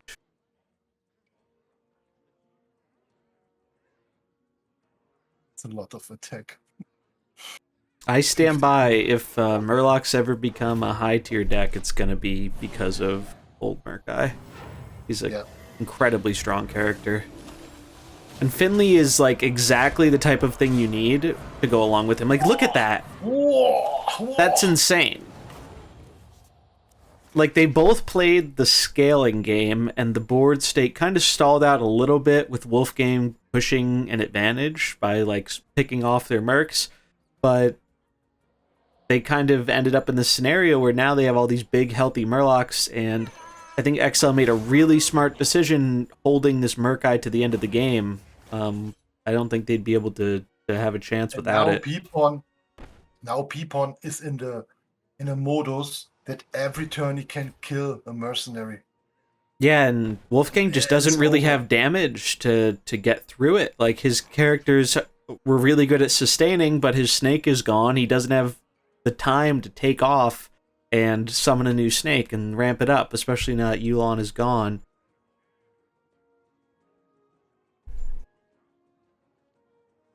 And I mean, Malf will be helpful against Merkai, but that is going to be a speed tie on 5, whether or not you get the root off.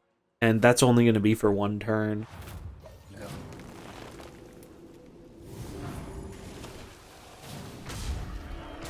Look at this. Yeah, it's just crazy. Like, I think XL just ramped too hard. And I don't think there's a way for Wolfgang to kind of No, stop these giant it is a Murlocs. 100. It is a 100% 1-1, and we see another decider game. Yeah. And it's going to show why you really can't underestimate the Murlocs here. Like, Wild. Yeah. Nice. I do wonder how close we are to fatigue, but I don't think it'll end up mattering.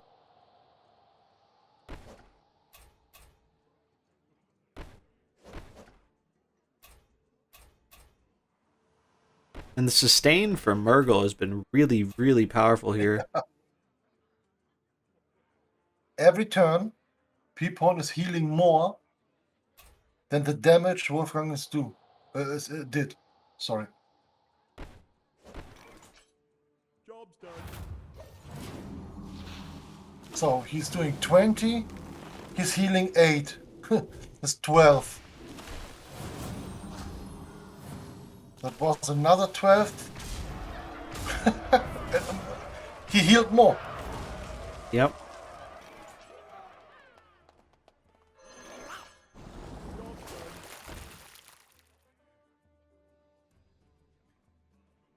Yeah, and I mean, In that's that matchups, pretty much it is it. in that matchups you need the experience to know if you are going for scaling, Hmm. which one in the late game is better. Yep, That is only 100%. that is only experience. I thought about that Anaconda would be better with Yulong in scaling long term, like the Murlocs. I think it would have been if XL didn't play it like they did and go for getting down the snake every turn. I think there are definitely some players who would have tried to do something different there and just say, hey, I can't really deal with this snake. Let me just focus down their other stuff. I think he made the right play and got rid of the snake. And once we saw the snake go away, they really weren't pressuring damage. And that's what allowed them to kind of ramp up, get the Murlocs in. Also, can't overstate how important it was to save that old Merc guy for the end of the game. Yes, yes. Hugely important. If that got killed by Yulon, would have been a whole different game. He was MVP in that game. Yeah. But that was cool. It was very cool to see the Murlocs do some pretty big stuff. Okay. Last game, maybe.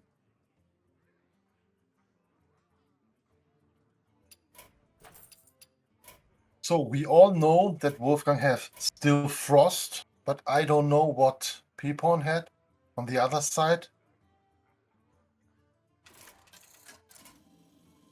Do you take me for an ordinary mage? The spirits be blessed. I'm looking for a few good mercenaries. Interesting.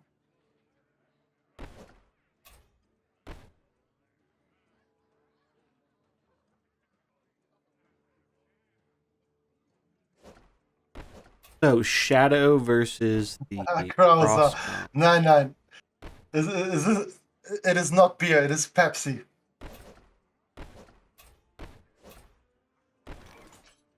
Job's done.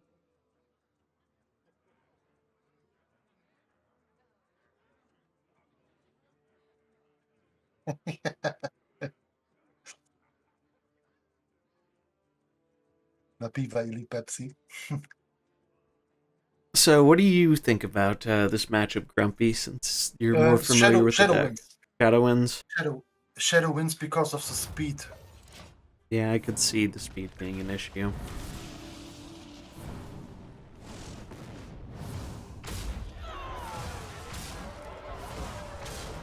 Also, really brutal how Yes. the elemental doesn't actually freeze because of how the mechanic works. Yeah, Yes. that really hurts. Also, getting like no value out of your own maestro here. Oof. That is the problem. Normally, I don't know why this elemental is freezing the Yasharash. Yeah, I believe it works the same way with King Crush because of it's something to do with how the effect is worded. Because it's not the attack from the death blow is treated differently than like regular attacks.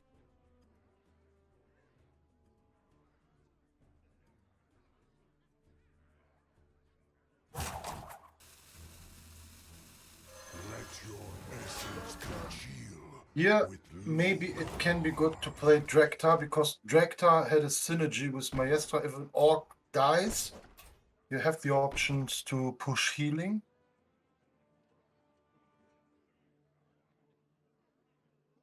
Hmm.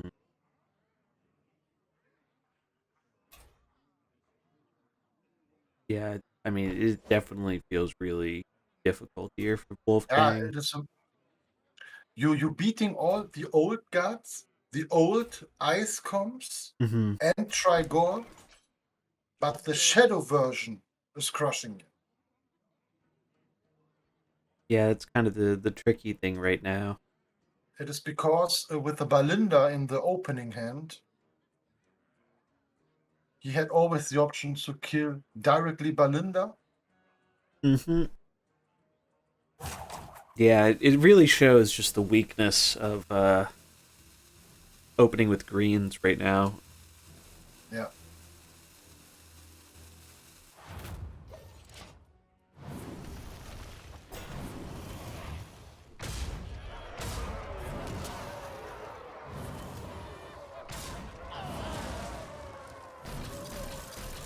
That is a pretty big damage local R, but because of all the Yeah, but look, summons, it just...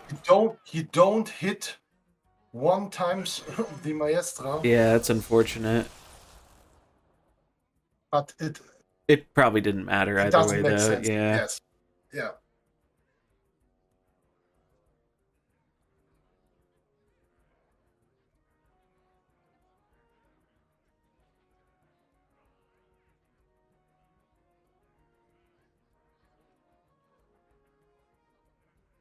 Hi, get viewers, followers, and primes on viewers shop.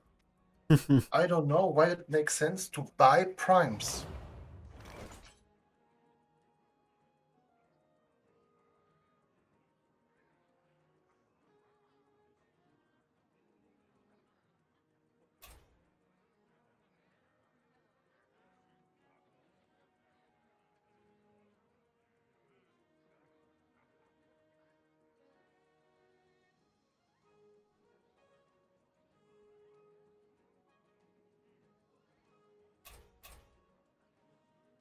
Yeah.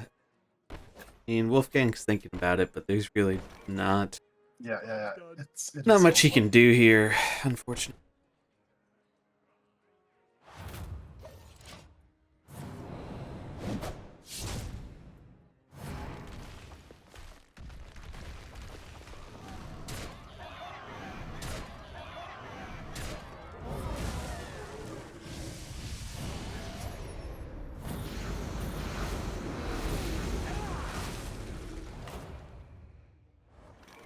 Yeah, now he gets the full swap in.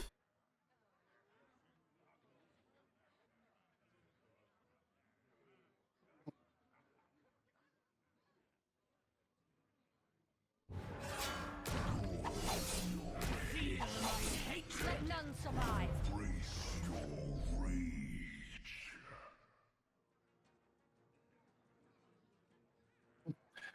Okay,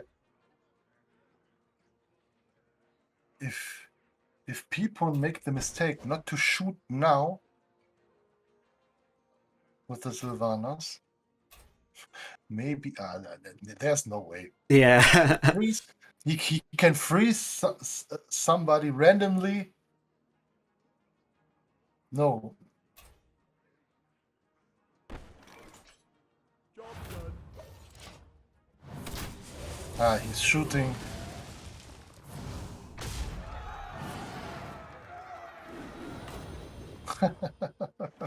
Yeah, I mean, gave it a shot. Gotta respect it, but Job's done. there's no way it seems.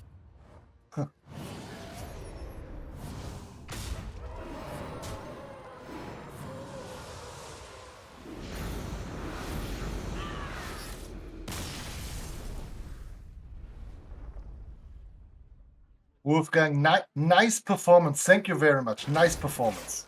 Yeah, definitely well played. And Honig against Fake Raven. It's our next match.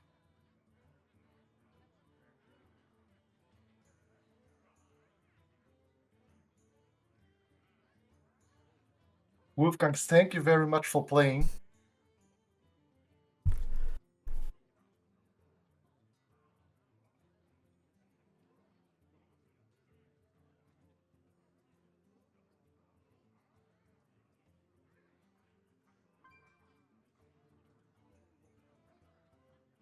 Okay, so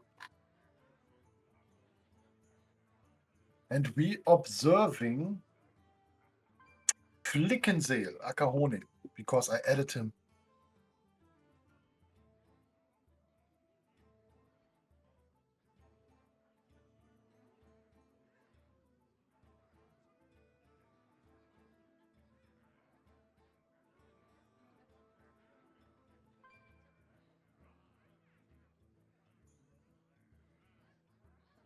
Looks a little bit weird here.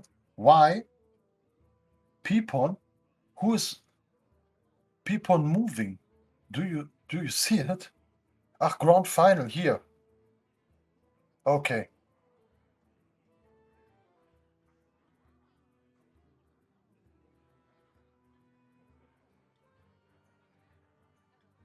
Okay, then. Fake Raven against Flickensee.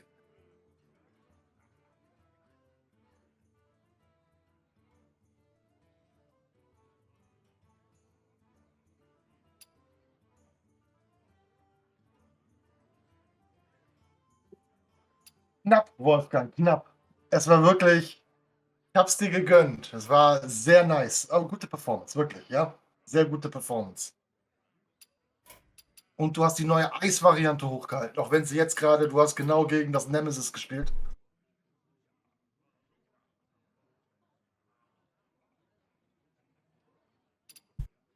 Aber ich hoffe, es hat Spaß gemacht.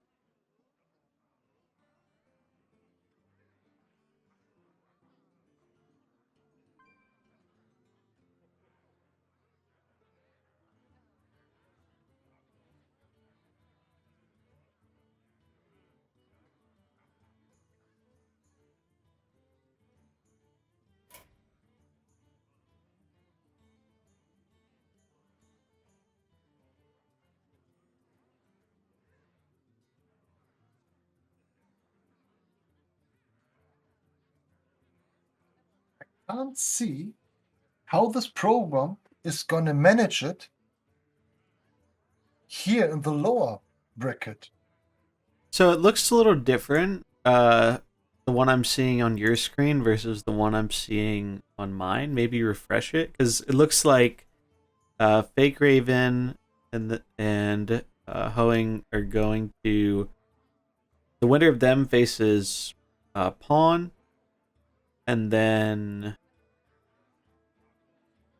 This match 8. Where is...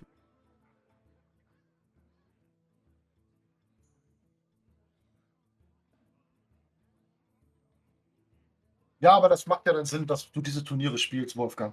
Ne? Match 16. So, the winner of that is going into the grand final. And Yes. I'm looking for the match 13. And 13 have to be here something. I don't know. Maybe I have to... Can make it a little bit... No, there is no game 13 here.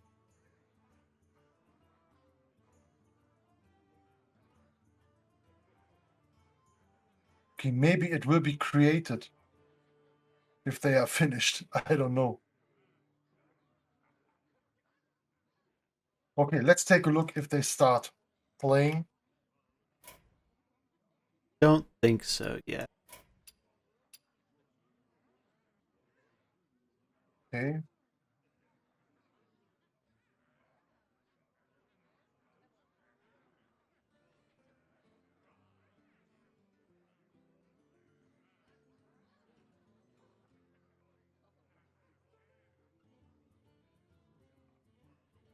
But it will be no problem.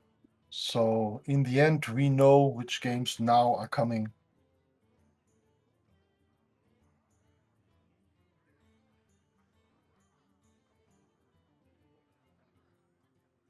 Yeah, Wolfgang, the only thing, I don't know if maybe you get an option with the nature to maybe sometimes play spot with Yulong and push nature damage. Maybe that will be an option in that deck.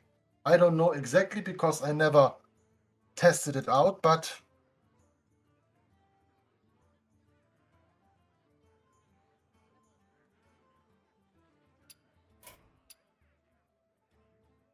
this matchup was nice.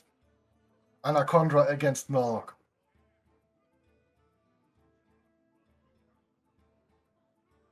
Okay.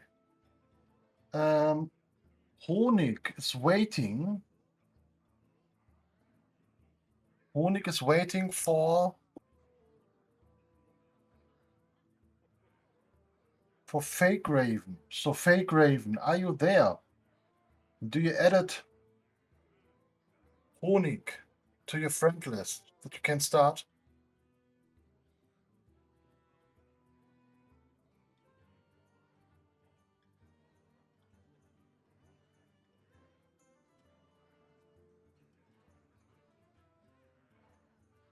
Only, do you get any request?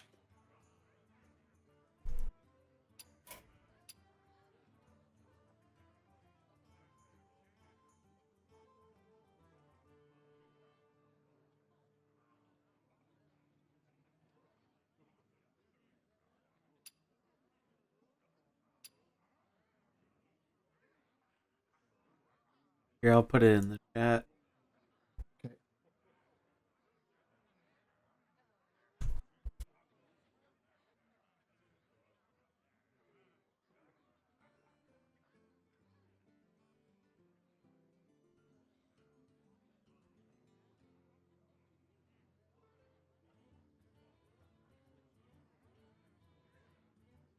Okay, where are all my friend requests? How do they disappear? Okay,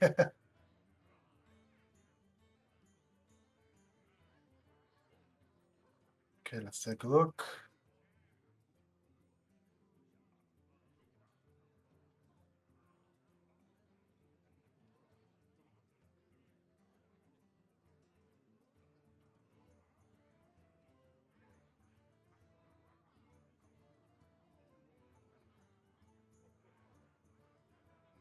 So P-Pawn is waiting in the lower finals for Flickensale or PCK. That looks like preparing to battle. Okay, that looks good. Who are we watching for this one?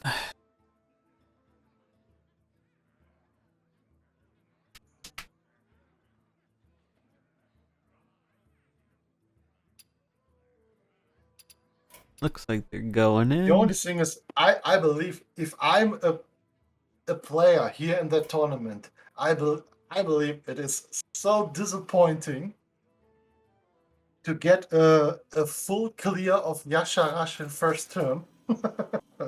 Yeah.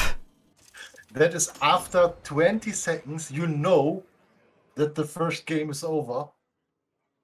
Yeah, it's definitely one of the things I think that could be done better. Mercenaries, I think we have a bit too much. I think things are a bit too fast with some of these characters. And we just need more ways of slowing them down.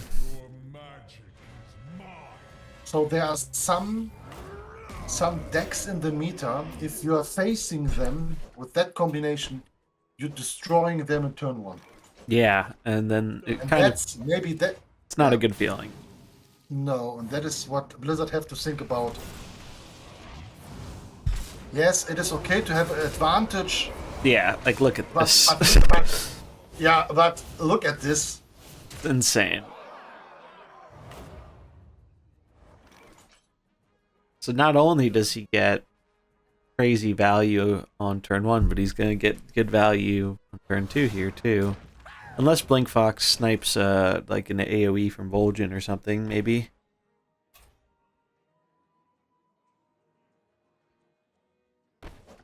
And now it is. He can kill Mukla, but then he gets damaged. But no. Trigor is slow. Yep, Trigor can't really do anything this turn. Perfectly. Wow. Yeah, just showing It why would be Shadow's again so a good horrible here. turn. Yeah, it would be again a horrible turn for PCK. I am curious if we are going to see more of Blink Fox though next week once we get those buffs. Oh, nice. Blink Fox was played quite a lot. Oh yeah, look, they sniped the Vol'jin AoE like we were talking about. I think it's smarter to swing in there with the Trigor though. You don't really want your Trigor surviving, actually. So I think not swinging in there might have been a mistake. It is surprising that Blinkfox playing the arcane push with the 7 damage. Yeah, that is kind of surprising. We have trotted long enough. Now we rise. Interesting, not to play cookie. To face someone like you. Job's done.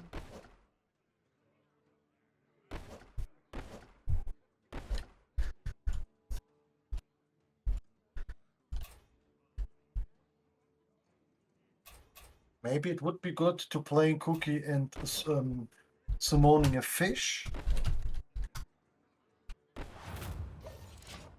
But that can avoid the Tyrande action. Not Yeah. okay. That's good. Wow. Ooh. And now it is horrible. Ooh. Though, maybe this isn't actually that bad. Look, No, certainly has a it chance is- here. Done. Yeah, it's 14. It is for Vol'jin. Yeah, that's exact. And Yes, I think but what yes. we're seeing here is a very, very big punish to PZK for not trading in their Trigor to get both Tyrande and Longjin in at the same time.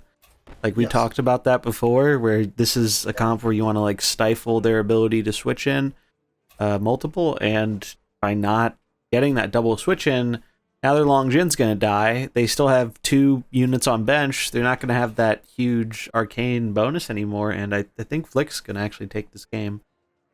Yeah. Even with that first turn being what it felt like in an early blowout, it really wasn't.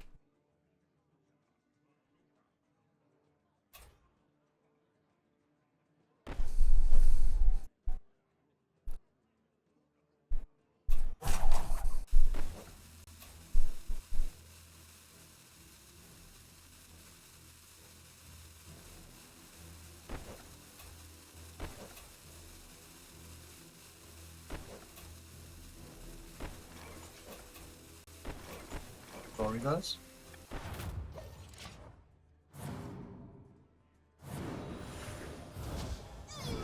Oh, that's pretty significant. Wow, okay. Maybe it's not over yet.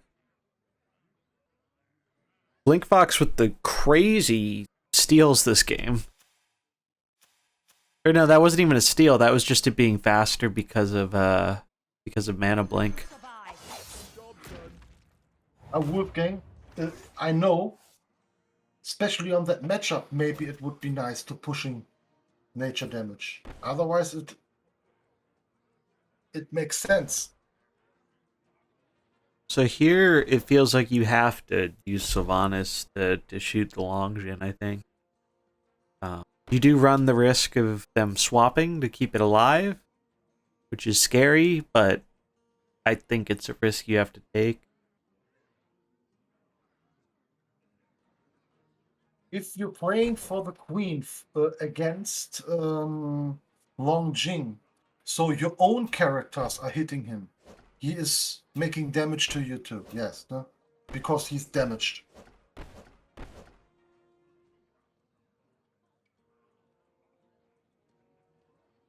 And much they have 9 arcane with an additional 3 from the Starfire fusion. They have 12.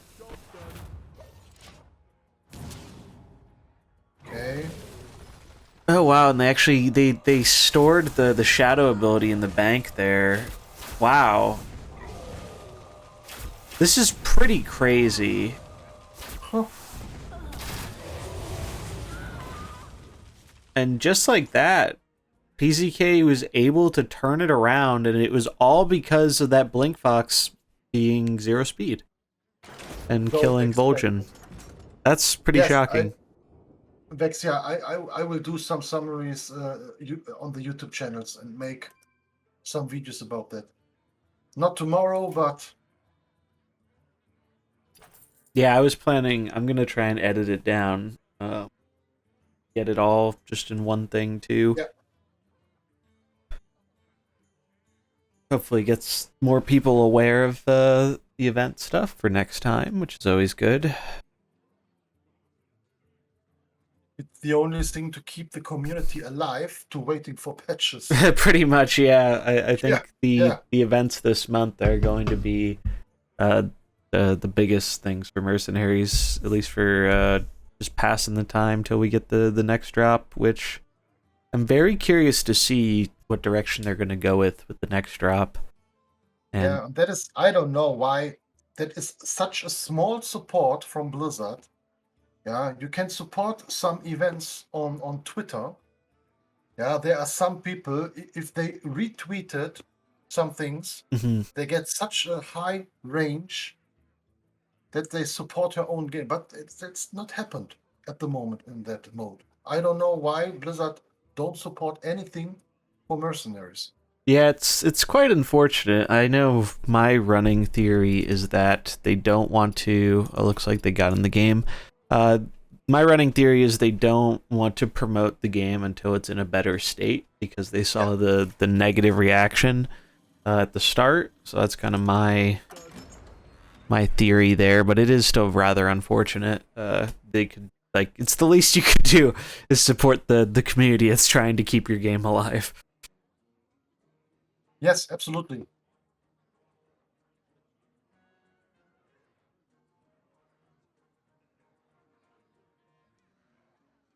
All right, so looks like we have the dragon comp again. The interesting with the arcane bench, and then this is the big murlocs, right? Or was he getting big humans?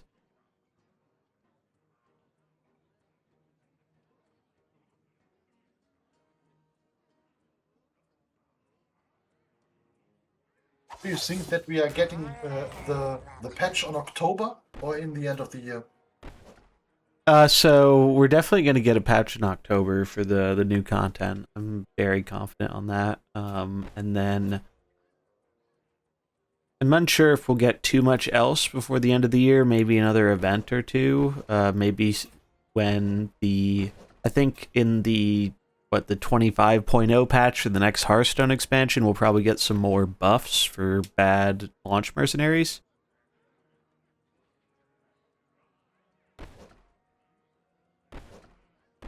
So it looks like it is the Murlocs.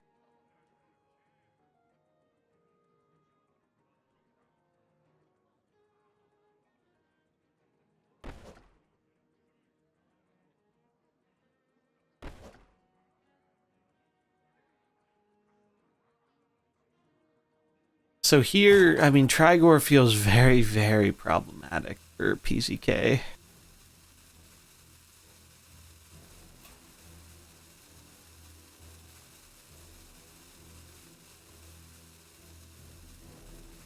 Yes, Trigor is destroying now everything. Job done.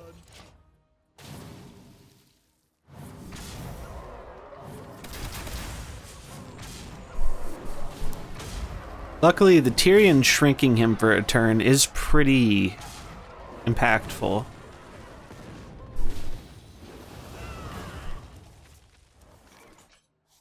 Did live at 4 HP though.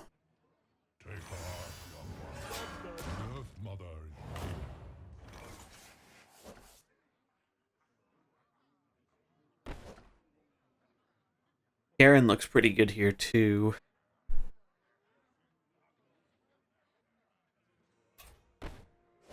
Okay, the bleed will kill both of them. But now there comes tons of damage. And that's probably like an upside, right? Like you're pretty happy with both of them dying at once. Yeah.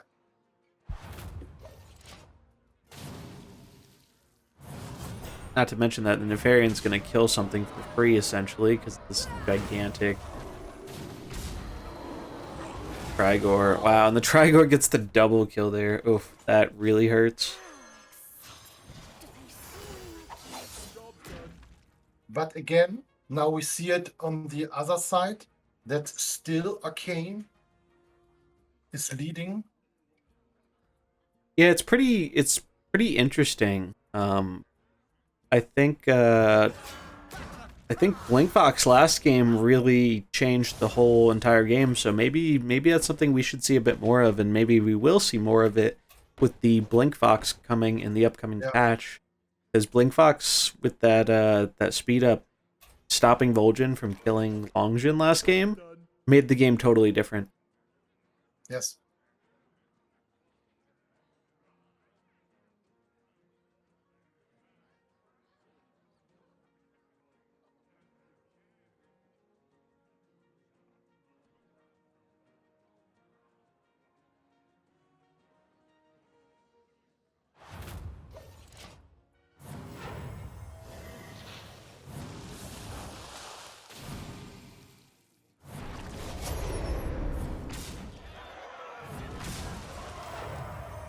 Ooh, that's actually a pretty huge divine shield.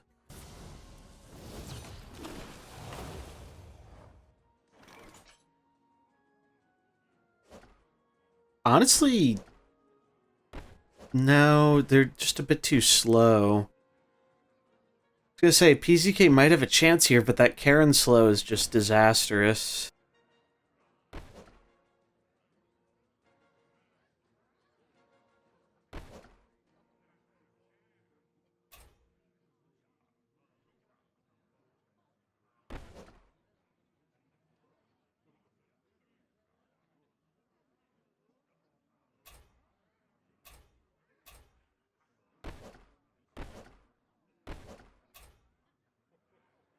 Yell at me when I have to play. Job's done.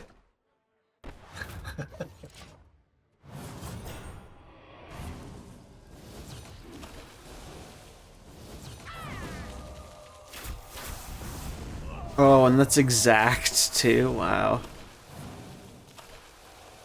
And then that's gonna be the game. Okay, now we have a 1-1.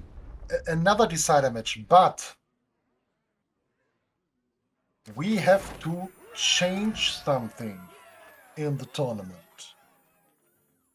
So P-Pawn normally won the game, but wrote Wolfgang a message because there was a private accident in his environment and he have to go. So P-Pawn can't play further and managed it with Wolfgang. So I have to change here.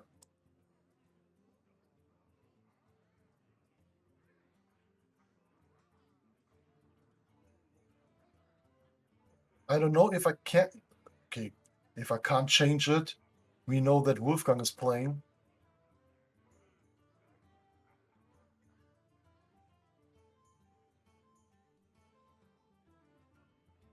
So I try to change it.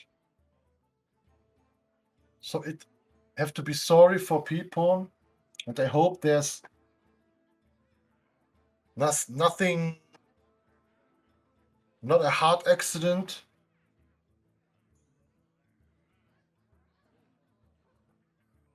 But it will be no problem.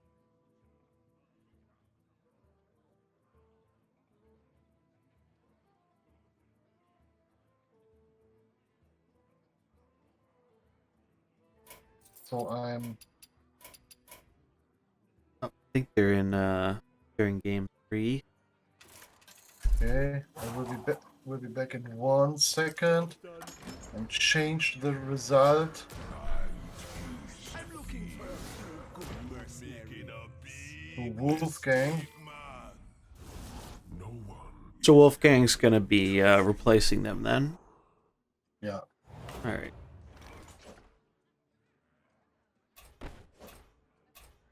All right. So we have. Oh, neat. We have the Bane. The Bane versus Shadow.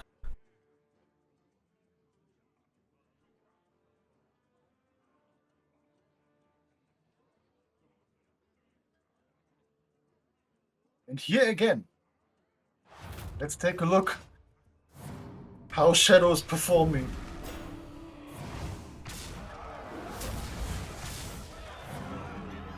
Oh, that's pretty interesting that That- killing the yeah. totem triggers Yes. it. I didn't know that. Also, this Maestro just got clowned on.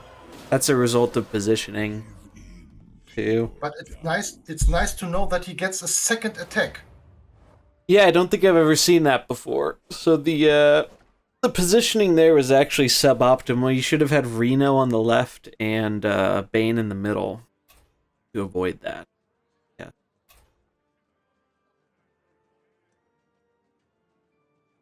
Also, the positioning is now really awkward because of Maestra.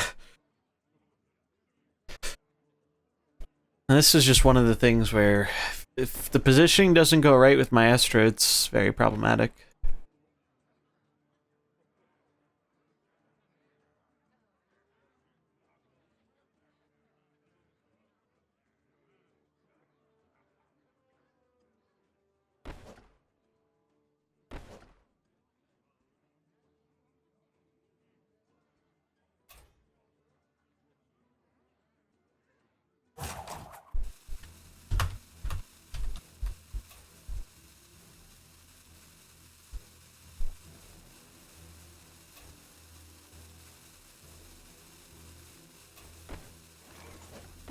Job done. Yeah, this definitely feels kind of awkward for Flick.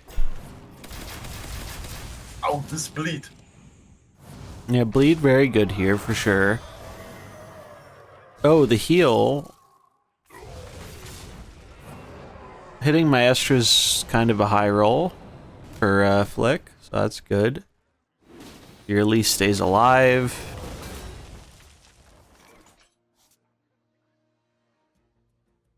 Leroy seems pretty good here. Yeah.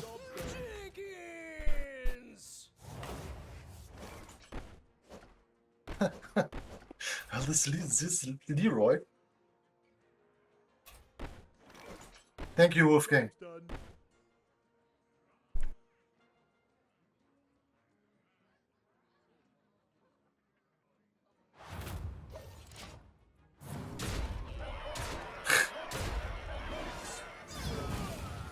Ooh, that is...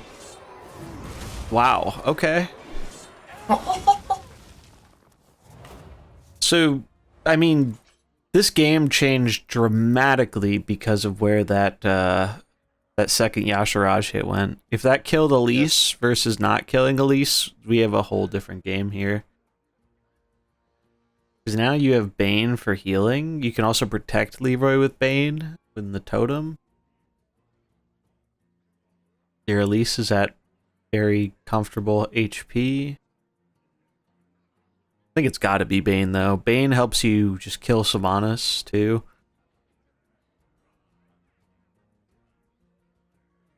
Because their blues shouldn't be able to deal with Leroy.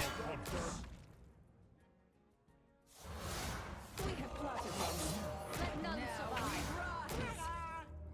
survive. Yeah, I like this. I like this line. Yes.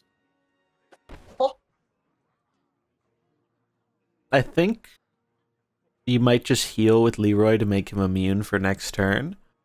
Go for damage with Elise, and then damage Don't lose with Bane. anything. Yes. He can clear everything next turn, and then he have one mercenary on the board because he have now totem. Mm-hmm. They could gain some HP off of the totem. That is one thing to worry about a little bit, because Cookie can snipe the totem, but I don't think it's going to be enough HP to make a significant difference. One thing you do have to look out for, though, is for the Queen, because, or is that what it's called, right? The one that makes them punch into each other, because all his units have pretty high attack.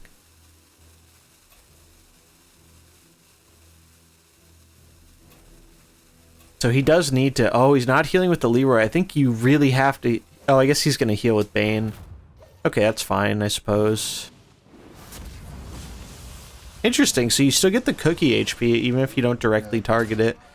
They do go for the Queen. I think that's a smart play, but it... Wow. Wow. If he had attacked the Queen, Yashara with Elise and Leroy, Yeah, see, this is he why... avoided 100 damage. This is why I didn't like attacking with Leroy last turn. Because now, your Leroy only gets one hit. And that's pretty bad. Because he would have been immune, and then, yeah, Ashara would have had more HP, but I don't think Ashara is really what you're most scared of.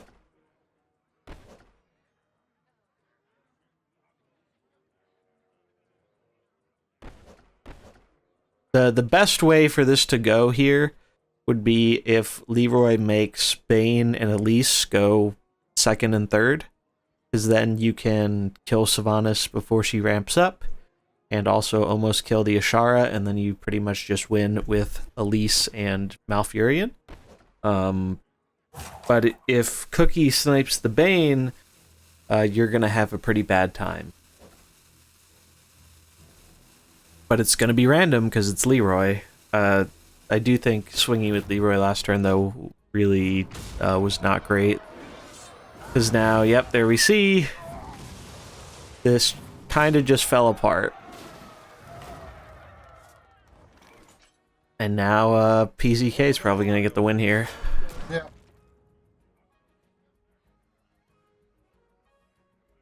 Yeah, the Reno Death Rattle wasn't very good either. That can definitely swing the course of the game sometimes.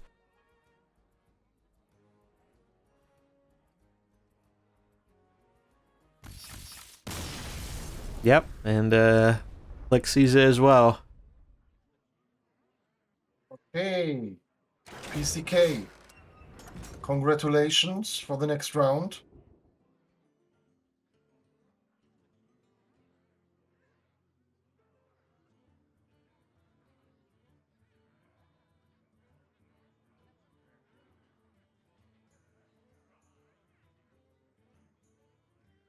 Thank you very much. And we are going to have the final games of the winner bracket. Thank you very much, Old Guardian. Nice to rate me. And everyone, hello. Yeah, welcome, everybody. Okay, that I didn't expect it, that he will win it. Yeah, honestly, Yeah. I thought that was going to go a little bit differently. I really do think that the play with Leroy there is what determined that game. I think you really need your Leroy to be immune going into that Sylvanas. Okay, guys, then let's take a look. Thank you for the follow. Okay, now Vexia is playing against Krauser. And after that, PCK is playing against Wolfgang, who will be the one who's going into the grand final. First of all, Vexia against Krauser, and we are observing Vexia. I will type in exclamation mark giveaway. It is the last chance for everybody,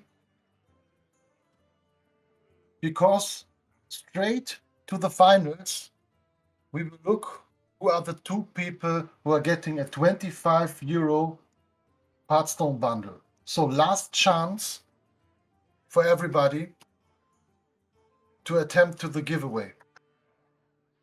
Okay, Vexia against Krauser. We are observing Vexia. The winner goes straight to the grand final, and the loser is facing the winner of the game Wolfgang against Fake Raven. So Krauser, please turn off your stream, and both of you good luck.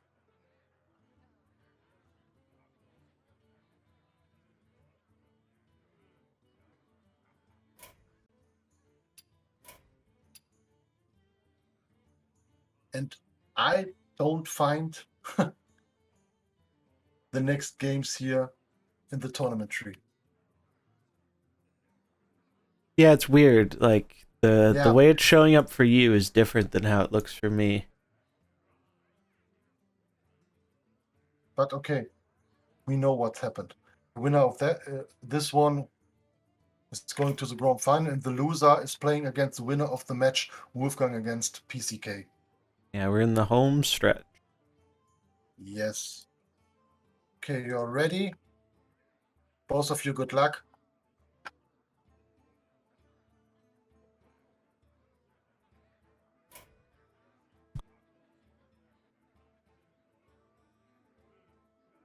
But yeah, Arcane is performing pretty well. Yeah, I don't think. I think the main thing that has been more surprising has been that that Murloc bench. I think has taken people by surprise. But other than that, mostly your standard stuff we're used to seeing at this point. Pretty decent performance from Shadow, Arcane. The Snake comp seemed alright on paper, but did seem to have some issues closing out the game. And nobody brought the old gods, I don't think, that we've seen yet, because old gods overlaps with Shadow, so you kind of have to pick one or the other. It looks like most players are deciding that Shadow is a better choice there. Yes.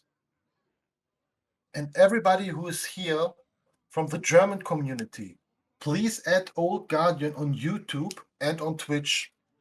So maybe Old Guardian, you will post your Twitch account and your Twitter and YouTube account. You can post it in the chat. And maybe there are some people from the German community who are not following you. I don't expect it, but maybe.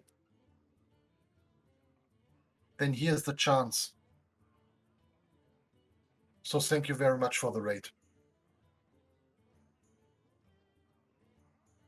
And we are waiting for Krauser and for Vexia.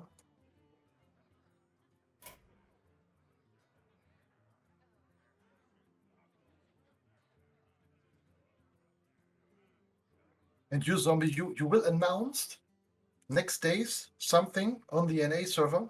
Yes, that is the plan. We're going to have a new podcast episode tomorrow, and we're going to be talking about a upcoming event, which should be pretty fun for later on next month, since we're almost in September.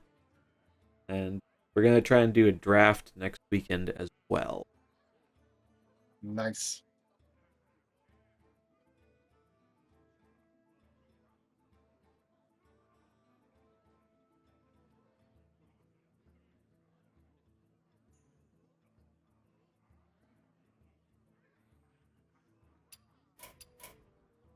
Yes, guys. So please go on the link and following Old Guardian.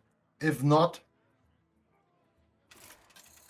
but I believe everybody here knows exactly who you Yeah, are. it's hard to be involved in Mercenaries and not know about It's hard to Old avoid your Guardians. content. Yeah. The PvE Master. Oh, neat. This should be a fun game. So I think Vestia is like the only one who has a full Old Gods comp from what I've seen. So Old Guardian is the only guy who had still new content in PvE online before patches coming. Yeah, he knows all the tricks when it comes to getting PvE done. So thank you to being here. Okay, nice. All right, so we have Old Gods versus the Murlocs. This should be neat. But here it is interesting because He changed the Vexia equipment with Cthulhu. He's actually leading Cthulhu. And Vexia starts in a different way. Yeah, this is very interesting. Yeah. I've never seen Cthulhu not have like a bench roll, so I'm very curious to see how this ends up going for him. Yes, changing equipment is allowed. You just can't change the mercenaries. Yes.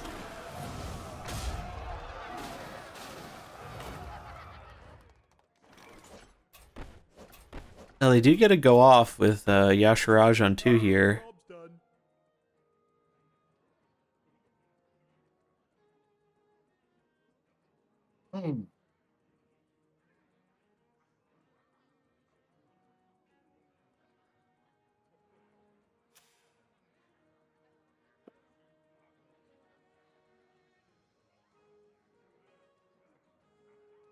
Okay, the winner of that match is the first.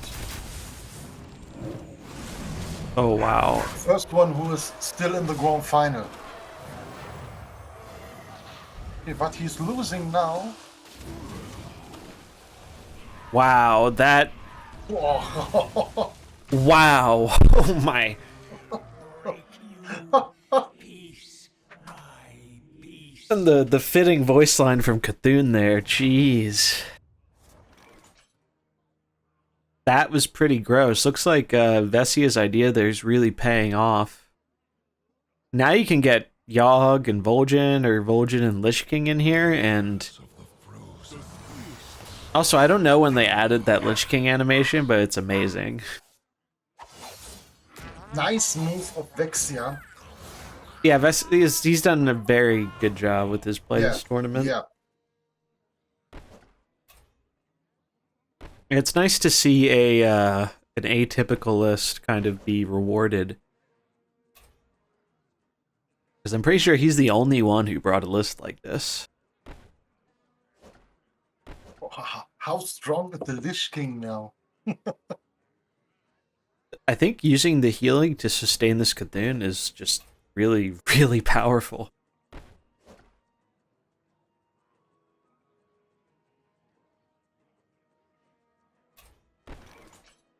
Job's done.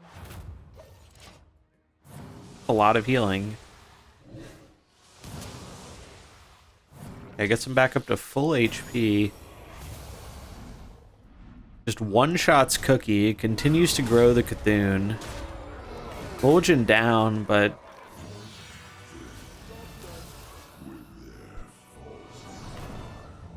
Okay. I think now you just go on the offensive with the Lich King, probably. Oh, he's actually going to go for the taunt. Interesting. Job's done. Yes, and in 2 turns, Yogg can spin the wheel. True, that would be funny if we got a Yogg spin. I want to see it. One time I want to see spin the wheel in that tournament. Yeah, that'd be fun. Oh, we can do it right now. We can do it right now because he got the thing lowered. Yeah. Oh, he's gonna go for it. You know he's gonna go for it. I love it. That's a good sport right there. Job's done. Okay, let's take a look. Oh, and he's one off of killing the Cthulhu. And here we do see Oh My Yogg get used in a tournament. Oh, that's not good. That's fine. Alright. Alright, look at that. Oh My Yogg for the kill. That's you gotta get some style points for that. Okay, 1-0 for Vexia. Really cool build though. Gotta Yeah. give Vesia props for that. It's performed very well too. Yeah, Yogg was just like, I don't want to be here anymore. They're blasting himself.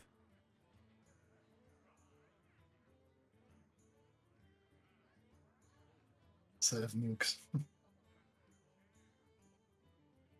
Okay. Next game. Even in Mercs, there's Yogg Liesel. Yeah, right. Okay, now we see Nagas on Vexia's side. But they're performing pretty well too this tournament. Yeah. We've seen a lot of good plays this event. The It was Vesia on Nagas. unspectacular, but he wins all the games with them. And now he's playing against Arcane. Yep. Job's done. I do think this comp is going to have some trouble versus Arcane.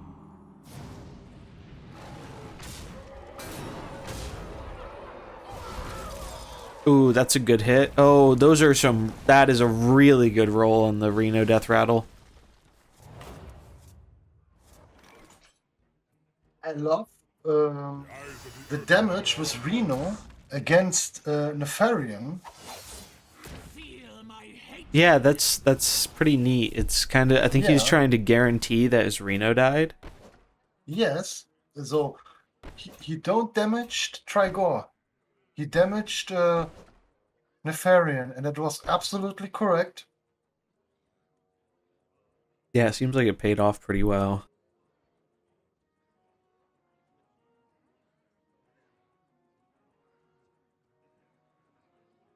Hmm.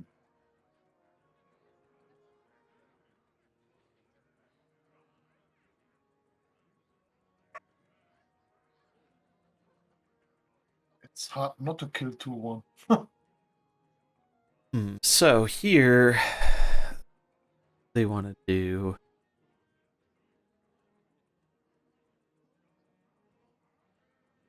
So he's just thinking about what to do with Elise. Yeah, the other two seem pretty straightforward. You have to worry about that Onyxia though. That's a pretty big threat versus your Bane. Kind of giant. You don't have targets to heal. Yep. You have timer on the third skill. Of Oh Bane. wow. This is not what I was expecting. That actually went very different than how I was expecting it to go. Done. My respect, that was a perfect turn. He killed only one. He received no damage. Yeah. I'm just surprised with I'm surprised they went for the heal on the Nefarian.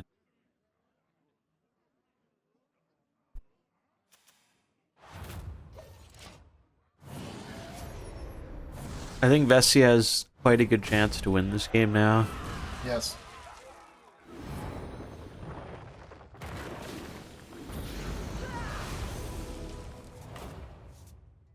And now they're fast enough to kill Sinestra, or it can really do anything scary. And then, I mean, Longjin is very scary, right? Because they do have 12 arcane damage. But I think Bosch will be able to help out with that.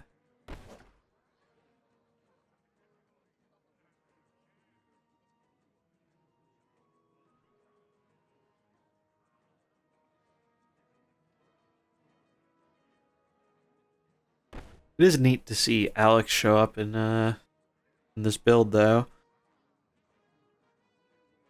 I think it's like the only arcane build that isn't running Tyrande.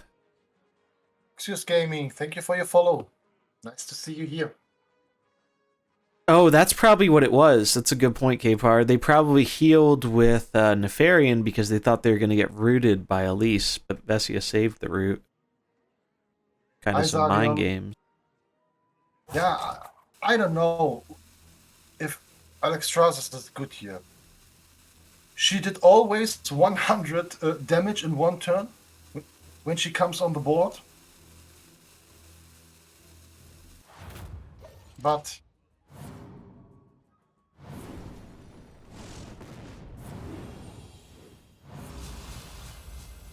Peace Ring Win, thank you for the follow. Oof, yeah. Thank you very much. And now it is game over. Pretty much, yeah. I don't see a way for Vessia to lose this. They get the swap. They get the Naga to come in, and that is going to be game. So Vessia with the clean 2-0 sweep here. Oh. And now, congratulations to Vexia. Really feels like winner bracket. he's being rewarded for trying something a bit different with these old gods. Like big props to changing things up with Cthulhu in that game one. I would never have considered doing that at all, but it really paid off for him. So it's really cool to see something like that.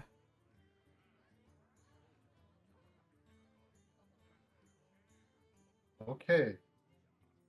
So Vessia moves on to our grand finals. Yes. From the winner's bracket too. So he will only have to win one best of 3 to be our champion. And I don't know why this is not updated, but from here on, now we are looking and we are facing the match Wolfgang against PCK. Yes. Na, ich habe nicht gespielt, Sario. So. And then the winner of that is Krauser. That's who's going in our finals. Yes, absolutely. So from now on, Wolfgang against PCK. We are observing Wolfgang. The winner of that match is facing Krauser. The loser of that match is third place, and the winner is going up to the grand finals. I don't know why this tree don't create more matches, but we all know what's to do. Yeah, the lower bracket is a pretty big grind for sure. Yes. Okay, so Wolfgang against PCK. And we are observing Wolfgang.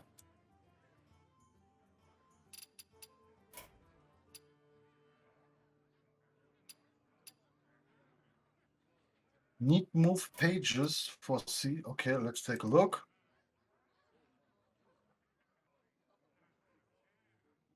I can't see. Like they're going in.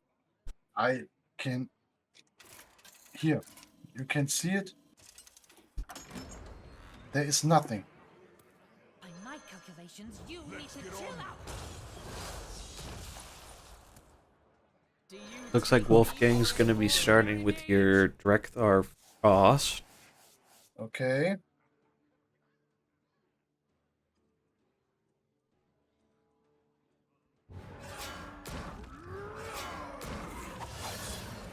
Going up against PZK on Arcane.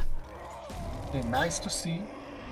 It is interesting to see we have seen some different variants of Arcane, whether that be a different opening third character or the one we saw before that had Blinkfox, which was pretty essential for how that series worked out. So I'm very curious to see if we'll end up seeing some more Blinkfox experimentation on ladder, maybe, especially with the buff on Tuesday. Because Blinkfox gets a lot tankier, they become a bit better of a damage dealer too, and they weren't a bad character by any means, they just weren't quite making the cut. So, be interesting.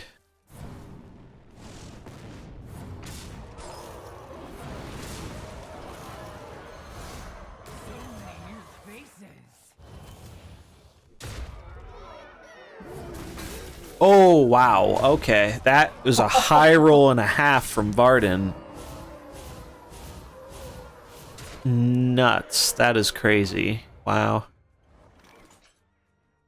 Job's done. And they're primed for a nice snap.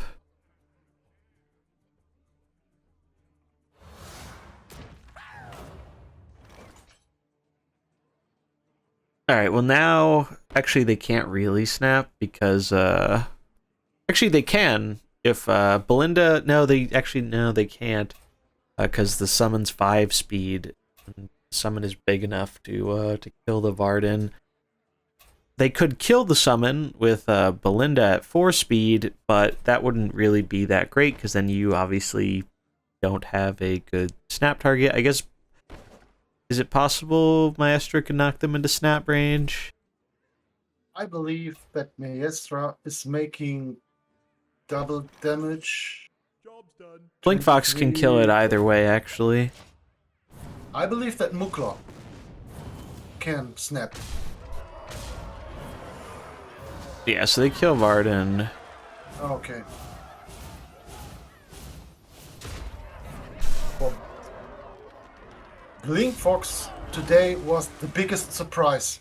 Yes, I think Blinkfox has overperformed Mi- compared to expectations. It was so strong in every game. There's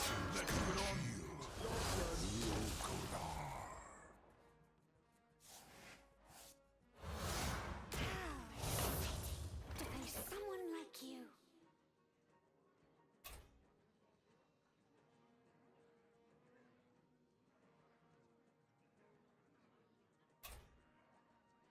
So, what happens now? How big is the Longjin? +9 arcane. That's pretty scary. Also, they do have Belinda AoE, but it's kind of too slow. Same with Drekthar AoE. The summons are going to act beforehand, and these are some big dragons. I mean, 20 damage is nothing to scoff at.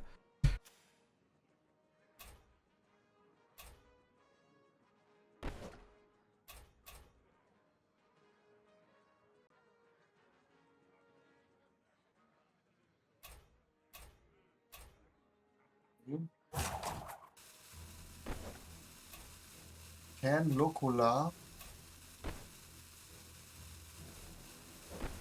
lead it here in that situation? I don't believe it. Okay, Ring Fox. 74 damage to Locula. Wow. Wow. Blink Fox has just been a monster. Like, I think really outperformed Reno as one of the bench units for Arcane. Good call by For me, this PZK. version is the best Arcane version. Yeah, I could definitely see Actually, it. in the film. It's Yeah. not really popular, at least on NA ladder. I don't think I've seen a Blink Fox in the Arcane, but it makes a lot of sense. I mean, I've seen people run Millhouse, which I think is way more questionable. Because a lot of the times, if Millhouse is doing something powerful, you are like doing something powerful anyway. It's kind of a win more mercenary, in my opinion. Whereas Blink Fox, as we've seen in this event, has been responsible for just some of these wins that would not have happened without it. It's interesting to see maybe if Sinestra can change it now. Yeah, I mean maybe, but I think between the the Tyrande repeating and the Longjin damage, don't think Sinestra's gonna be enough to solo. Yeah, it's the problem that Sinestra now not killing Longjin. So you have Yep. to make damage on Longjin, and that is Oh, look at not a that! good choice. They had the freeze banked from Varden too. That's pretty crazy. Yeah, yeah. And now it's over. Yeah, look at that, just boom. Okay. I mean, Blink Fox, absolute powerhouse in this event so far.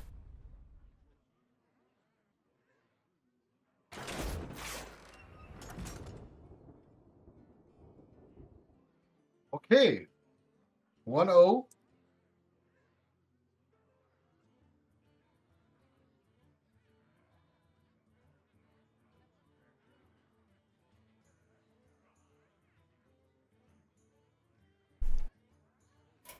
And second game.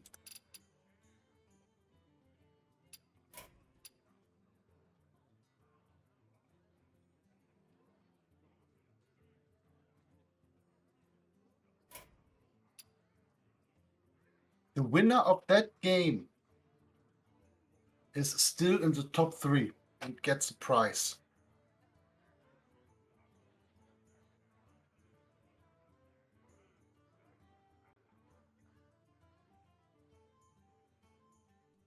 So last chance for our giveaways. 2 bundles of Hearthstone, 25 euro. So I will post the link in the chat.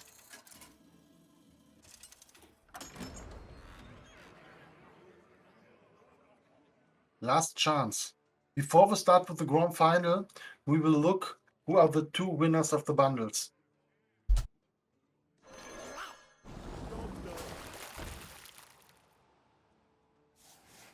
And here again, Wolfgang is playing his big nature Anaconda, You have the autograph. but he starts with Murgle. Oh, nice.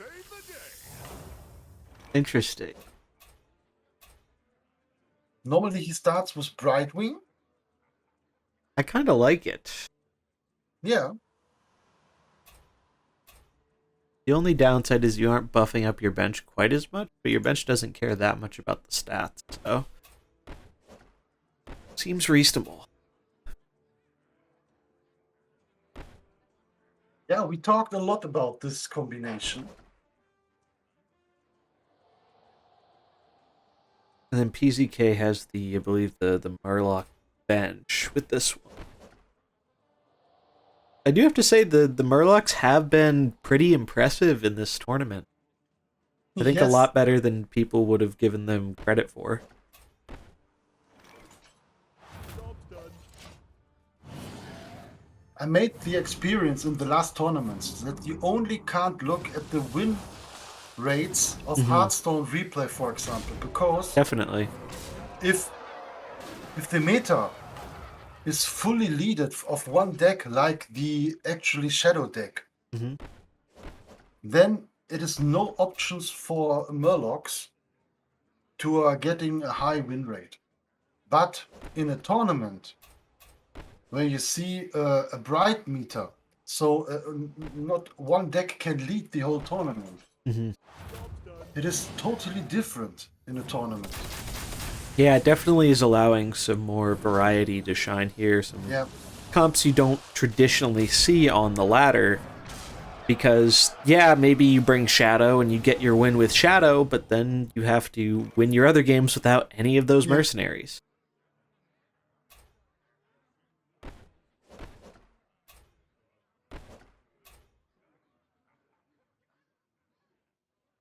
but this bleed is so strong from Elise.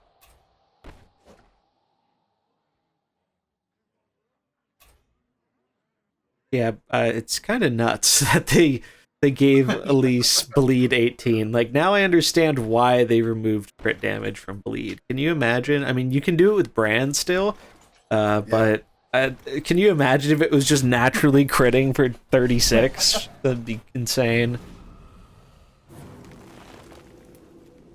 He's now making 72. The root here does slow down the snake, and Reno does snatch the heal from the anaconda. That's a fun interaction if you haven't seen it before.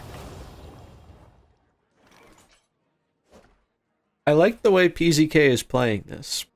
Yes. Elise is how you're going to win this game, if not Big Murlocs. And as we've seen before, the snake comp is very good at sustaining, but if you're not getting the snake up really huge and hitting in with it, you're kind of just stalling while making your characters higher HP, but you're not really scaling your damage. Whereas PZK is doing a pretty good job buffing up that Elise and getting closer to the monkey, both of which are going to scale his damage quite a lot. Yeah, it is interesting if you're playing with the anaconda and both decks are scaling, you are always in a disadvantage. Yeah. No, it's pretty neat to see. Second or third time Mm-hmm. that Wolfgang is trying to go into the scaling mode, and the deck repeats your strategy with scaling 2 and is always in an advantage. Mm-hmm. Oh, wow. Roots the snake. That's pretty huge.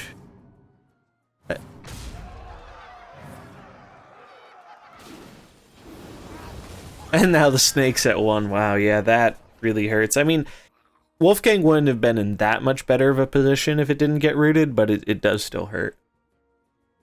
Yes. For the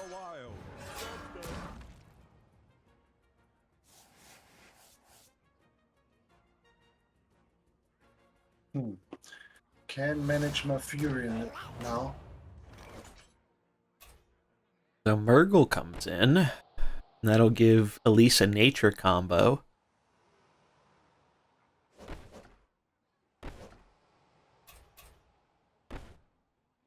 And I think the idea is he's trying to set up for Monkey now. Or it might just be trying to nature combo with Elise and just start getting in the damage. The tricky thing about his version here is he doesn't really have too many units that can make use of the monkey's damage.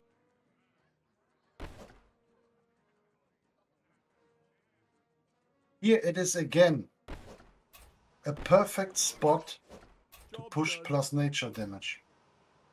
Yeah, I think so too. You want to spot Tyrion now.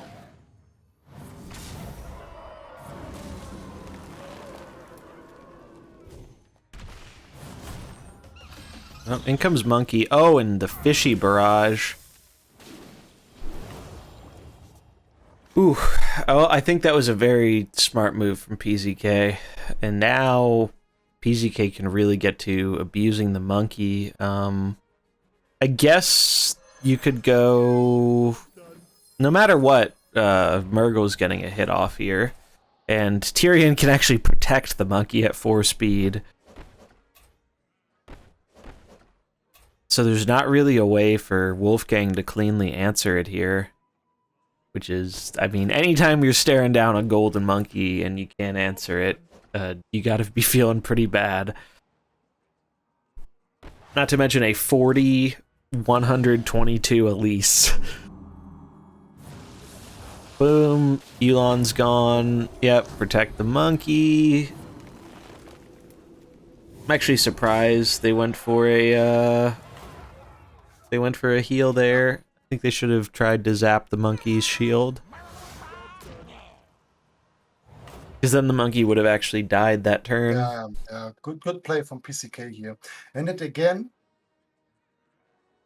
we have in our minds, it is always good to scale against the Anaconda. Mm-hmm.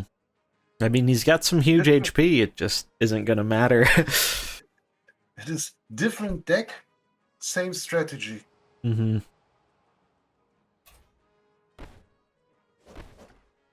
Yeah, I can't out-heal the monkey, yes.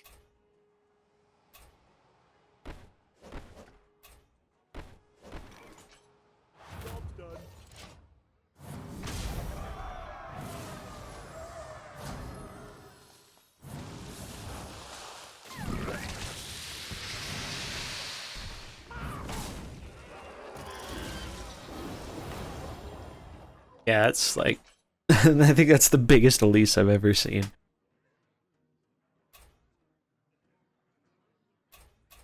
And yeah, down to an anaconda and a snake, and we've seen this play out a few times this way, where it just the scaling health without scaling damage is not enough.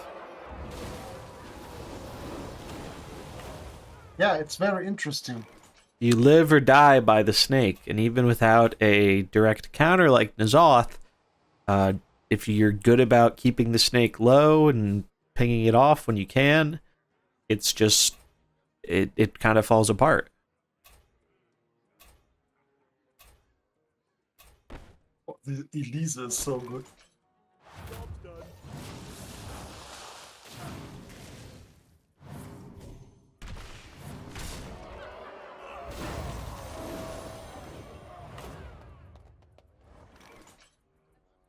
Job's done. Yes. And now here comes the red one. Yep, there's Finley, big Finley at that. But I mean, Elise like soloed this game.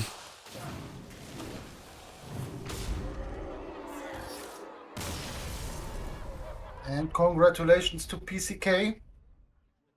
And thank you Yeah, very well much played. for Wolfgang to playing this. Okay. So Krauser told me he can turn the page.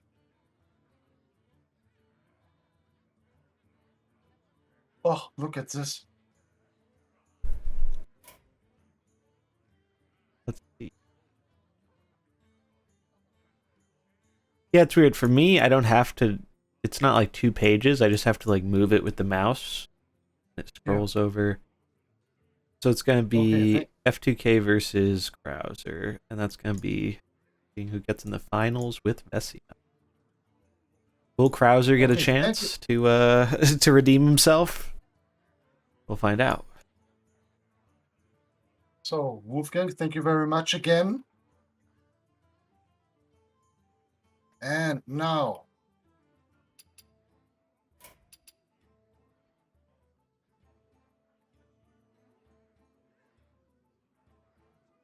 we have PCK against Krauser. The winner is going to the Grand Final, and the loser is making the 3rd place. And we are watching PCK. Oh, I don't know. No, one moment. I don't want to have a friendly request of PCK. So I'm receiving directly 700 of them. So we will watching Krauser. All right. Okay, so PCK, please turn off your stream, and we are watching Krauser. So, finals of the lower bracket. The winner is going to Vexia, into the grand final, and the loser gets the third place of the tournament. So good luck to both of you. And Krauser starts playing. Yep. Getting into our Last match matches to determine who's gonna be in the final showdown here.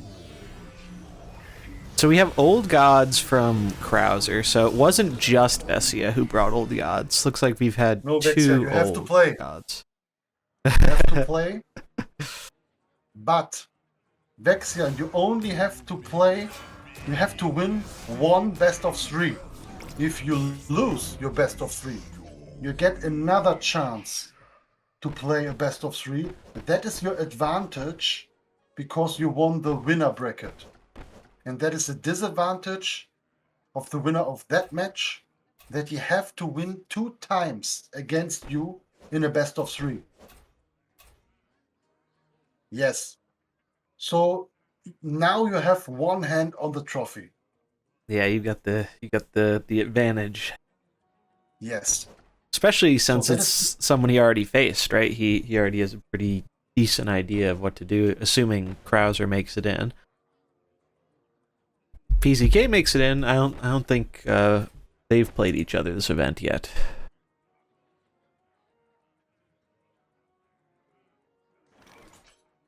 Job's done.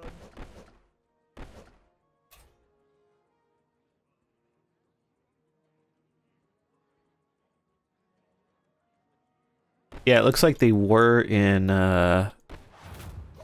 different brackets. So Vessia and PZK have not played yet. Oh, you're right. Yes. It's the first time they face. So in comes Maestra. Ooh, and being just shy of the Vol'jin kill, you can't be too happy about that.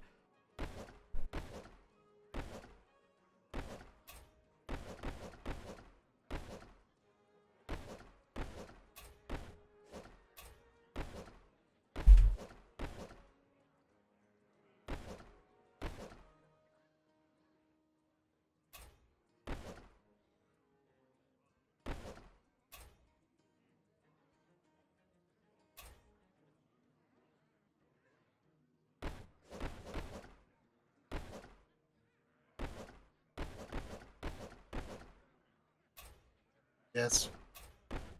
So, let's see. I think in this position, it's looking pretty good for the Old Gods. Yasharaj is still going to hurt here. The main thing is, Old Gods really need to get Yasharaj down so that their Cthulhu can kind of come in and start taking over the late game. The positioning of Maestros here is actually rather unfortunate, but it's not going to be too bad because of the ability they're using, I guess, but... Oh, maybe it's not unfortunate because the way they use the Kazakus golems. Well, it dies before that can happen.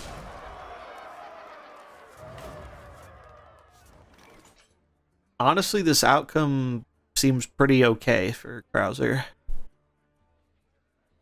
Here it is interesting that now the Enzot. Oh, I'm surprised to see Cthulhu come in I'm really now. surprised because Enzot Can make it bigger. is making all the divine shields That away, too, yeah. so that Vol'jin can kill everything in first round. Yeah, that does strike me as unexpected. Or maybe he wants to steal. No, you don't want to steal a minion. I mean, he might still just be fine. Cthulhu, he might just be saying, hey, Cthulhu is big enough, and we can just start taking over the game now. Whereas if they go full blue, they can't really answer the Sylvanas very quickly. Assuming that their Yogg doesn't get killed off, which it probably won't. So I can kind of see where they're coming from with this decision.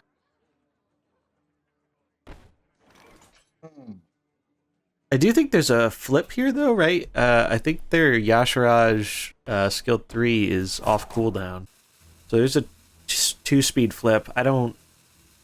Wait, they're... Why would they do that with Cthulhu? I think you have to blast the Yasharaj and then AoE with Vol'jin. I would do the 1-speed AoE, because I would not risk a flip like that if it is off cooldown.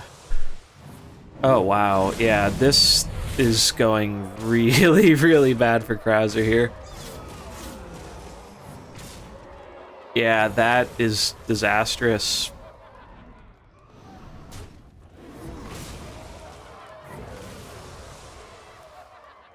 I think that's just the game. Yes, yes. No, he can't win. I think you really needed to prioritize killing that Yasharaj at 1 speed, and they could have done that with blasting with Yogg, following up by the 1-speed Vol'jin AoE. Would have been a much, much safer line.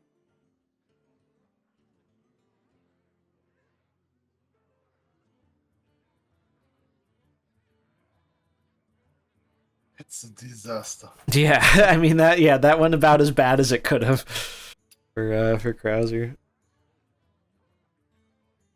PZK is probably gotta be pretty happy about it though.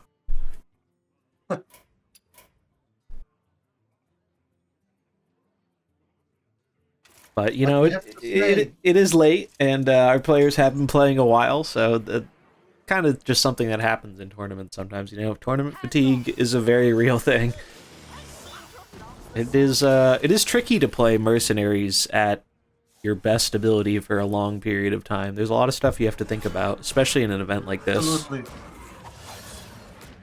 In every tournament, we had these situations.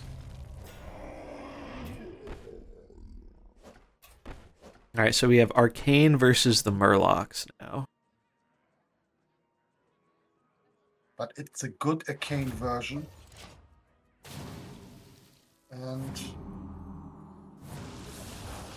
But I like the scaling of that Murloc deck from Krauser. Yeah, the Murloc deck is really cool. Yeah, there was still an out even if they did do the play I was talking about last game, but it's pretty unlikely. You have to get pretty unlucky with the Yogg RNG. Now the bleed is so hard again. You have 2 minions, you have 2 reds. Okay, the red. It doesn't depend if it is red. You don't have critical damage, but Yeah, there's the bleed. Affecting the Murgle. It's a really big Trigor.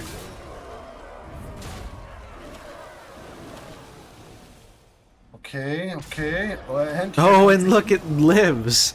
And here comes again the heal. Wow, yeah. It's crazy. Now they get the nice and easy cookie snipe. So it 2 times that Murgle don't die. The buff, yeah, the buff doing some pretty significant work here for Murgle. Nice. Job's done. 2 blues are bad. Alright, so they get some HP here, which is nice. Gonna kill off Nefarian. Interesting. He actually went for the Murloc Summon. I believe that's the one that gives them more stats, right? Yes. Okay, nice. Job's done. Yeah, Murgle, stop using Ice Block. It's pretty remarkable. I mean, we talked about it earlier on, but I think a lot of people, myself included, really thought that buff to Murgle wasn't going to do very much, but it's been pretty impactful. Now. And I think Krauser's putting himself in a pretty good position here. The only thing that's a little questionable is this. Summoning the Felfin is kind of bad into this Tyrande, and Longjin got really big. Longjin is plus 18 arcane damage. That's really scary.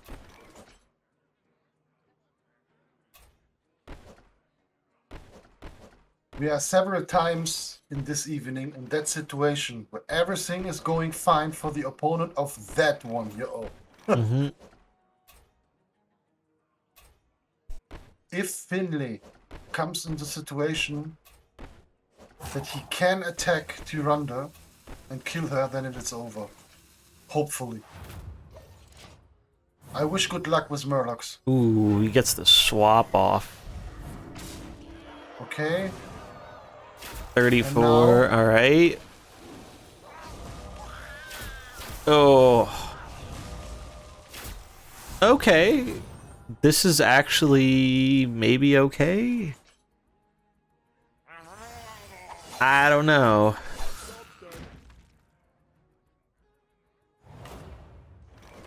How much damage is this? So it's 19 Again, plus 18. It's again 18. 18. It's again 18 arcane damage plus with Yulong. Yeah, it's so much.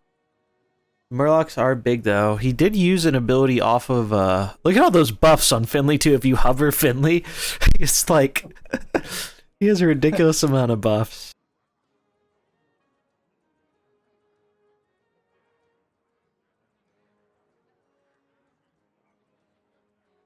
Okay.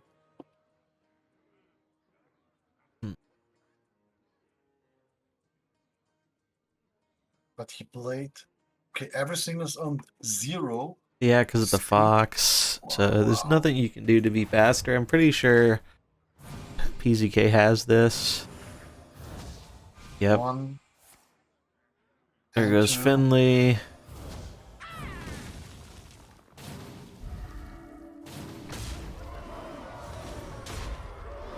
Oh, Nice. okay. Oh, And here we're going to see another situation where it's very, very relevant that Longjin's going to deal retaliation damage when it dies. Yeah, Finley evolved into Giga Finley.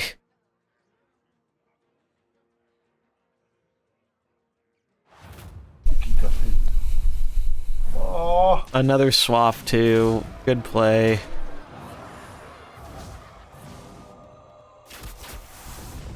And that looks like it's pretty much going to close out the game here. And congratulations to PCK Yeah, very well played. to reach the finals. And congratulations to Krauser to be 3rd place. So, let me explain something before we start. We have to I'm do gonna something. run to the bathroom real quick. Yes. I'll be right back. So, first of all, thank you very much.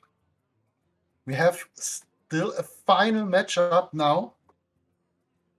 And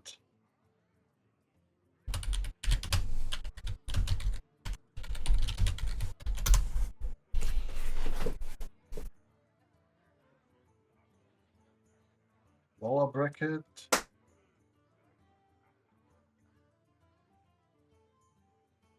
So refresh. So we have a grand final. Vexia against Fake Raven. But first of all, very, very nice performance of you, Krauser. So, and you are the winner of the Fantastic Four Pro Pack Upstar, sponsored by ProPets. I believe you are in the age of over 16, or Krauser?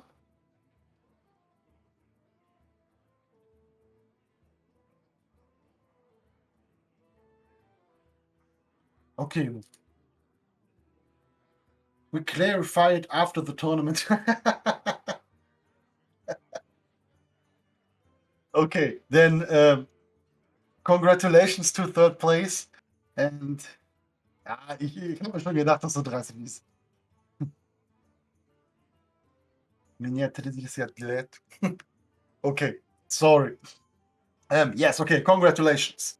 And now it is time that we draw the 2 winners of the giveaway packages €25 Hearthstone bundle. And let me look.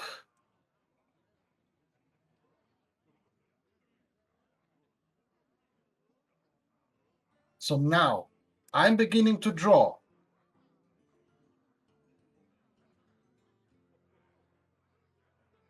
So, bad player and Crix 45. Bad player and Crix 45. Here I can show you bad player and Crix 45. Congratulations to a €25 bundle.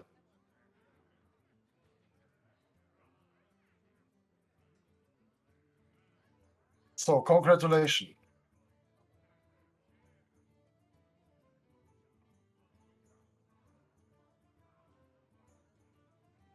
I post the winners directly on Twitter. But if they are still here in the chat, congratulations. Bad player and Crix 45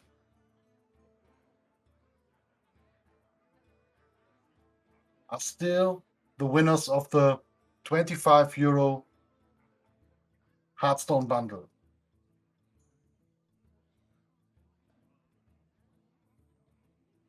Okay, привет. Ragnar, привет тоже.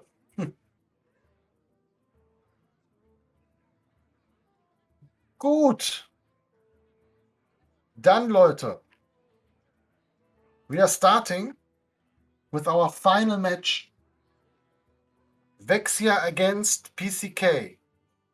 And if Vexia wins the first best of 3, he is the winner of the whole tournament. If Vexia is losing the first best of 3, he got an advantage because he's winner of the winner bracket. Then we are repeating the best of 3. So Vexia, you can now face up PCK, and we are observing Vexia in the finals. So good luck.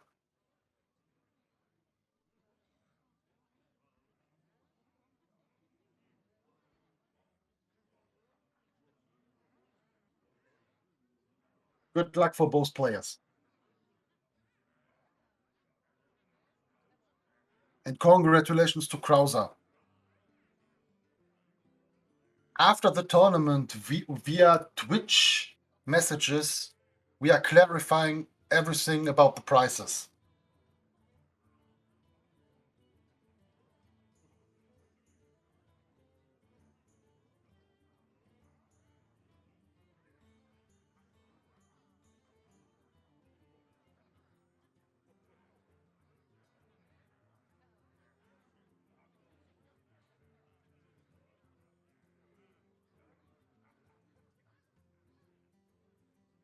So let's wait for the finalists.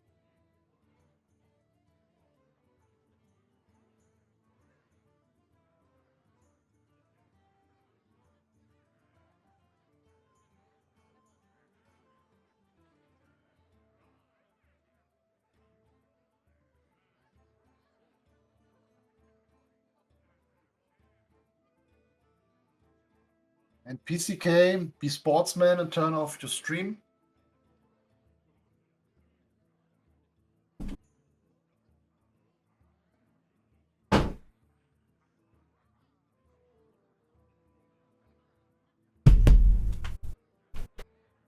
And we are starting our finals. All right, I'm back. And first game of our finals. If Vexia wins the first best of 3, he is winner of the whole tournament. If not, we are repeating that process of a best of 3. Starting off with Old God. Interesting. And again, in the startup, Dude.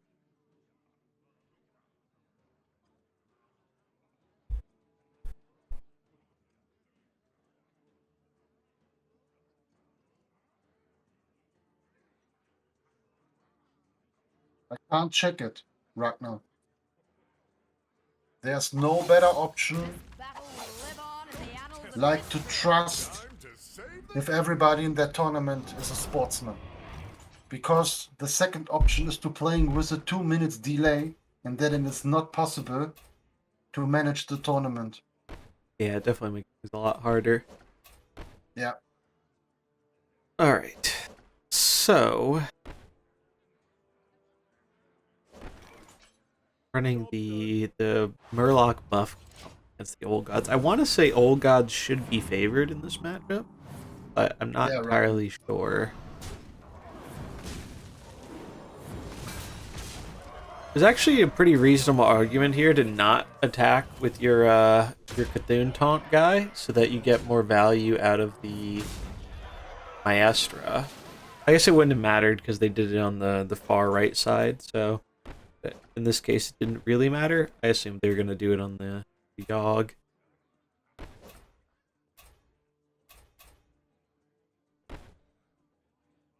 But this comp has performed very well for Vessia all throughout the event. Yes.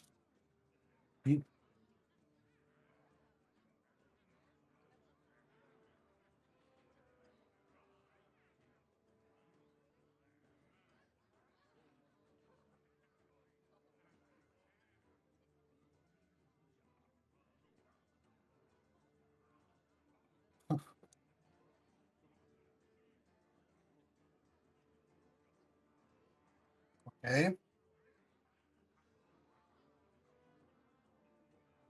Everybody can read it, so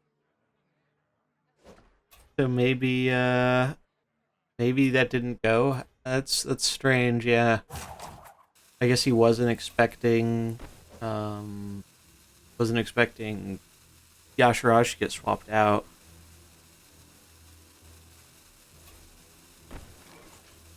Job's done. and now it's pretty hard.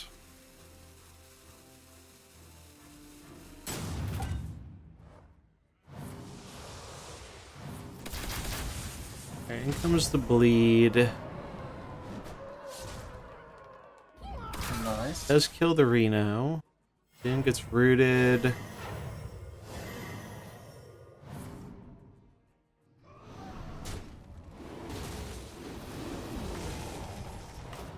He can swap Yashiraj back in here, so that might be the best move given the double greens.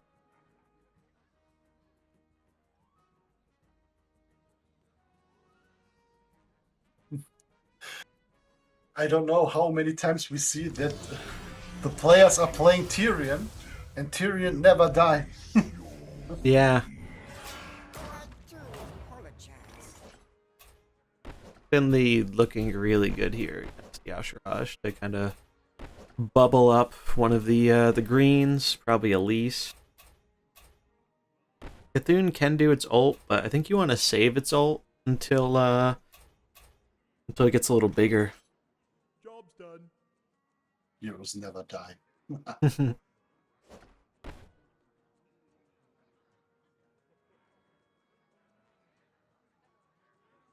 Mach das, Wolfgang, sehr gerne. Ich habe an manchen Stellen einfach geglaubt, dass es besser gewesen wäre, zu spotten mit Yulong. Aber guck dir das mal an. Das ist auf jeden Fall interessant. Okay.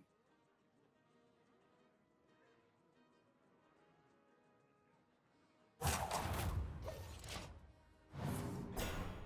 comes a spot. Interesting, goes for the taunt here.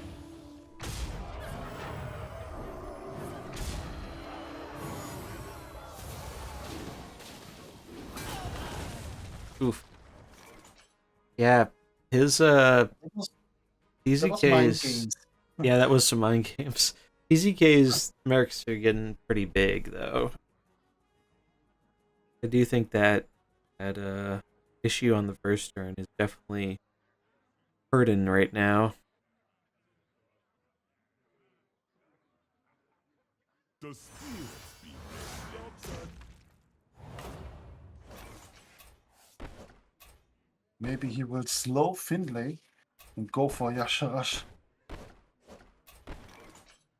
Job's done.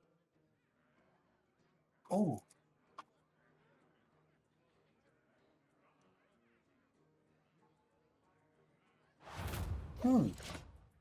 Alright, so... Oh, it does get the Rage Unbound. Yeah. It hurts a lot swinging into that, though. Oh, but the Cthulhu... Okay, Yes, and Cthulhu it living was at ready. 1. Wow, we have ourselves a game. Now you get the chance to heal, maybe. Yeah, and you're fast still because of Vol'jin? I mean, Bessie is still in this game. You can actually just insta-kill with Cthulhu. Oh no, you're like a little bit off, but you can use Vol'jin to Yeah, this is a flip though? No, it's not a flip because Bessie gets the heal off first. I mean, it is a flip, but it's not a flip that matters. And I think Bessie is gonna win this game, even with that Yes. little blunder at the beginning. Oh, it actually lived at 1 HP, but that doesn't really matter. Although, is, Job's done. okay, Yeah. PZK Wow. says, yep, Breden's on the wall. And Vexia have match ball. Yeah, oh, he just needs one more here.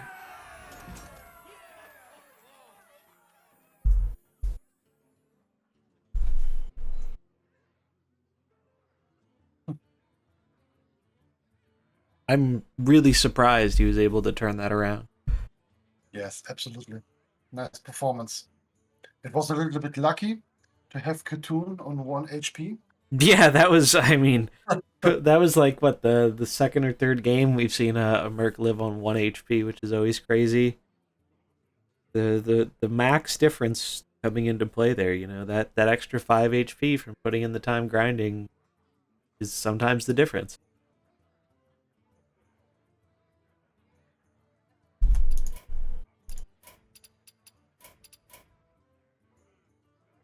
Okay. Now PCK is grabbing his Arcane deck. And I believe he never loses with that. Yeah, Arcane typically seems to do pretty well against the Nagas here.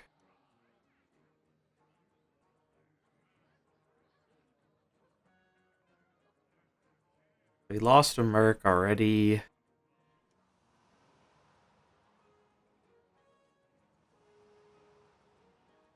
Yeah, it feels like the Nagas are really good against everything except Earth.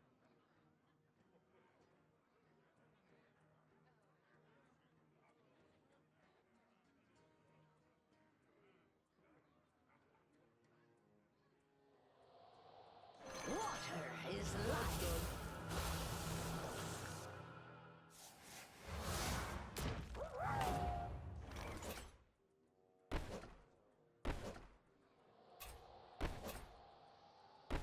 Alright, so, and there's that Blink Fox again. Job's done. Ah, no.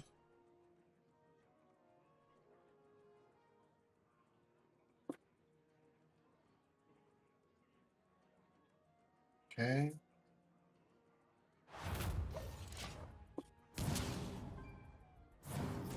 So we get the bleed.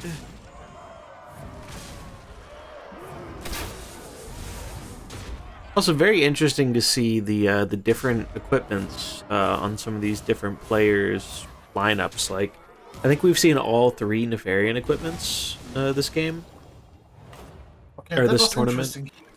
He can't Job's done. kill the queen, and again, she did 100 damage, but now Yeah, they get the full swap he in. swapped everything in he needs. It's another 8 plus 18 Long Jin. Vesia does have 2 very powerful greens on the field here. So, I mean, I think he's going to try and use that to his advantage. I like how he's playing this matchup. Do you think he's playing to his outs here?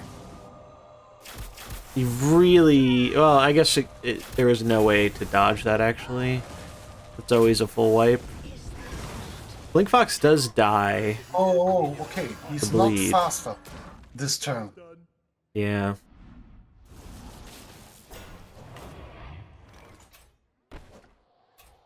If Bling Fox now making everything on 0, it would be our. Now maybe Vexia get a chance because of the totem. I think, yeah, I think he might be able to win this. It depends how. This might actually even be a tie. If they go AoE, AoE. Though PZK could go for the Balloon's Grace into Longjin shooting the Bane. But actually, no, they really can't do that because of the totem. So they have to go for the arcane shot, and I don't think. I think if they do go for the arcane shot, they have to rely on the Longjin retaliation hitting the right places. You have to be lucky to hit first the totem, second the minion. Yeah, this is. I mean, the odds aren't that bad for hitting the totem or the minion. They only have to hit one. All right, that actually is very good for. Oh, well, no, it wouldn't have mattered there, I guess. Is there any way that could have gone differently? I'm not sure. I know it is late, but if Tyrande first hits the minion and the totem is triggering. The totem will always die though, because the totem it either hits the totem or it hits one of the other two mercs. So the totem always dies. But why the minion If it didn't dies too? If it could have missed the minion. And then maybe it was okay, but I don't think so. I think almost any way that rolled. Yeah, Blinkfox did win that game. Yes. I agree. Blinkfox has been very, very good for PCA. Yes. Okay, can Leroy win the tournament? Or can PCK change this match and we will see another best of 3? Alright, so it's Nice Shadow versus the big humans. Yeah, but we have Varian. True, yeah, this is a little bit different than your typical. Interesting to see. I've never. Oh, wait. Oh, okay. I mean, that was kind of cool. This might be fine. I mean, obviously he basically traded 2 for 1, right? But it might be okay, especially with a Leroy swap in, or a Ashara swap in. So it's Leroy versus 3 greens. Whatever wins Leroy or not, at least he has a chicken. Yep. Job's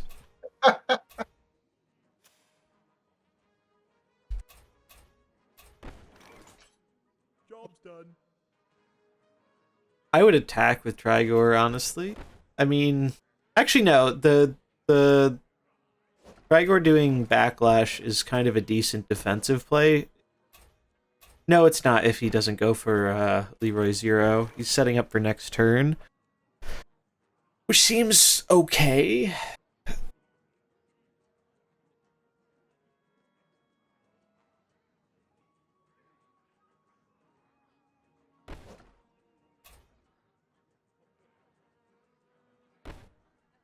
I do feel like you probably wanted your big humans to line up into one of the other comps, though, rather than Shadow.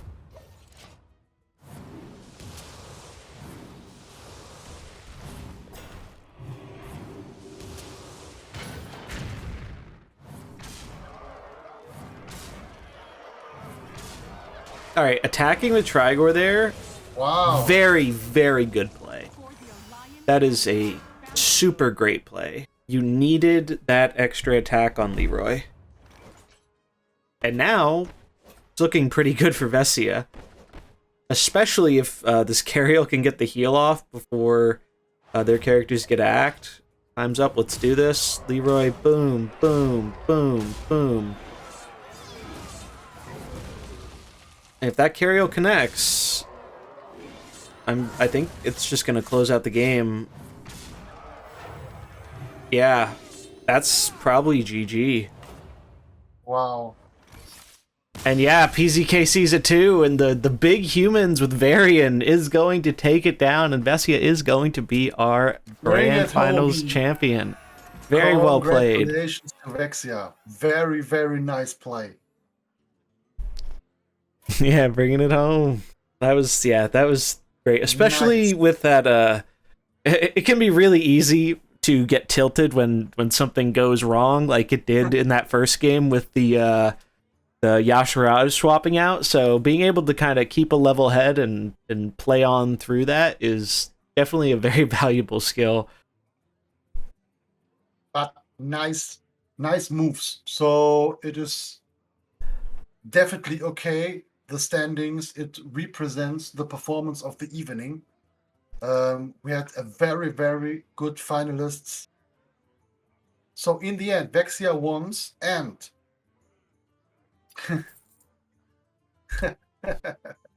so congratulations. First of all, congratulations to PCK, who won a Pro Pet Infernal Void brand sponsored by Pro Pets. So thank you very much for playing. I will contact you in the next days for the prices, how we can send you this at home. So congratulations. Yeah, and the finalist, Vexia, very, very nice performance. You are the winner of the €50 Blizzard game card, sponsored by Eternal Void. So, thank you very much for everybody who joined the tournament. Thank you very much for the support. Zombie, thank you very much for casting this tournament with me. Of course, it was a ton of fun. I really had a great time watching these games and casting them. Happy to see it. Thank you for following Ragnar. So everybody who has supported, thank you very much for the Prime subs, for the gifted subs, for the follows. Everybody who is not following me yet, please follow me on Twitter, on YouTube. So I want to post here again my YouTube channel. Would be very, very nice to receiving a free subscription.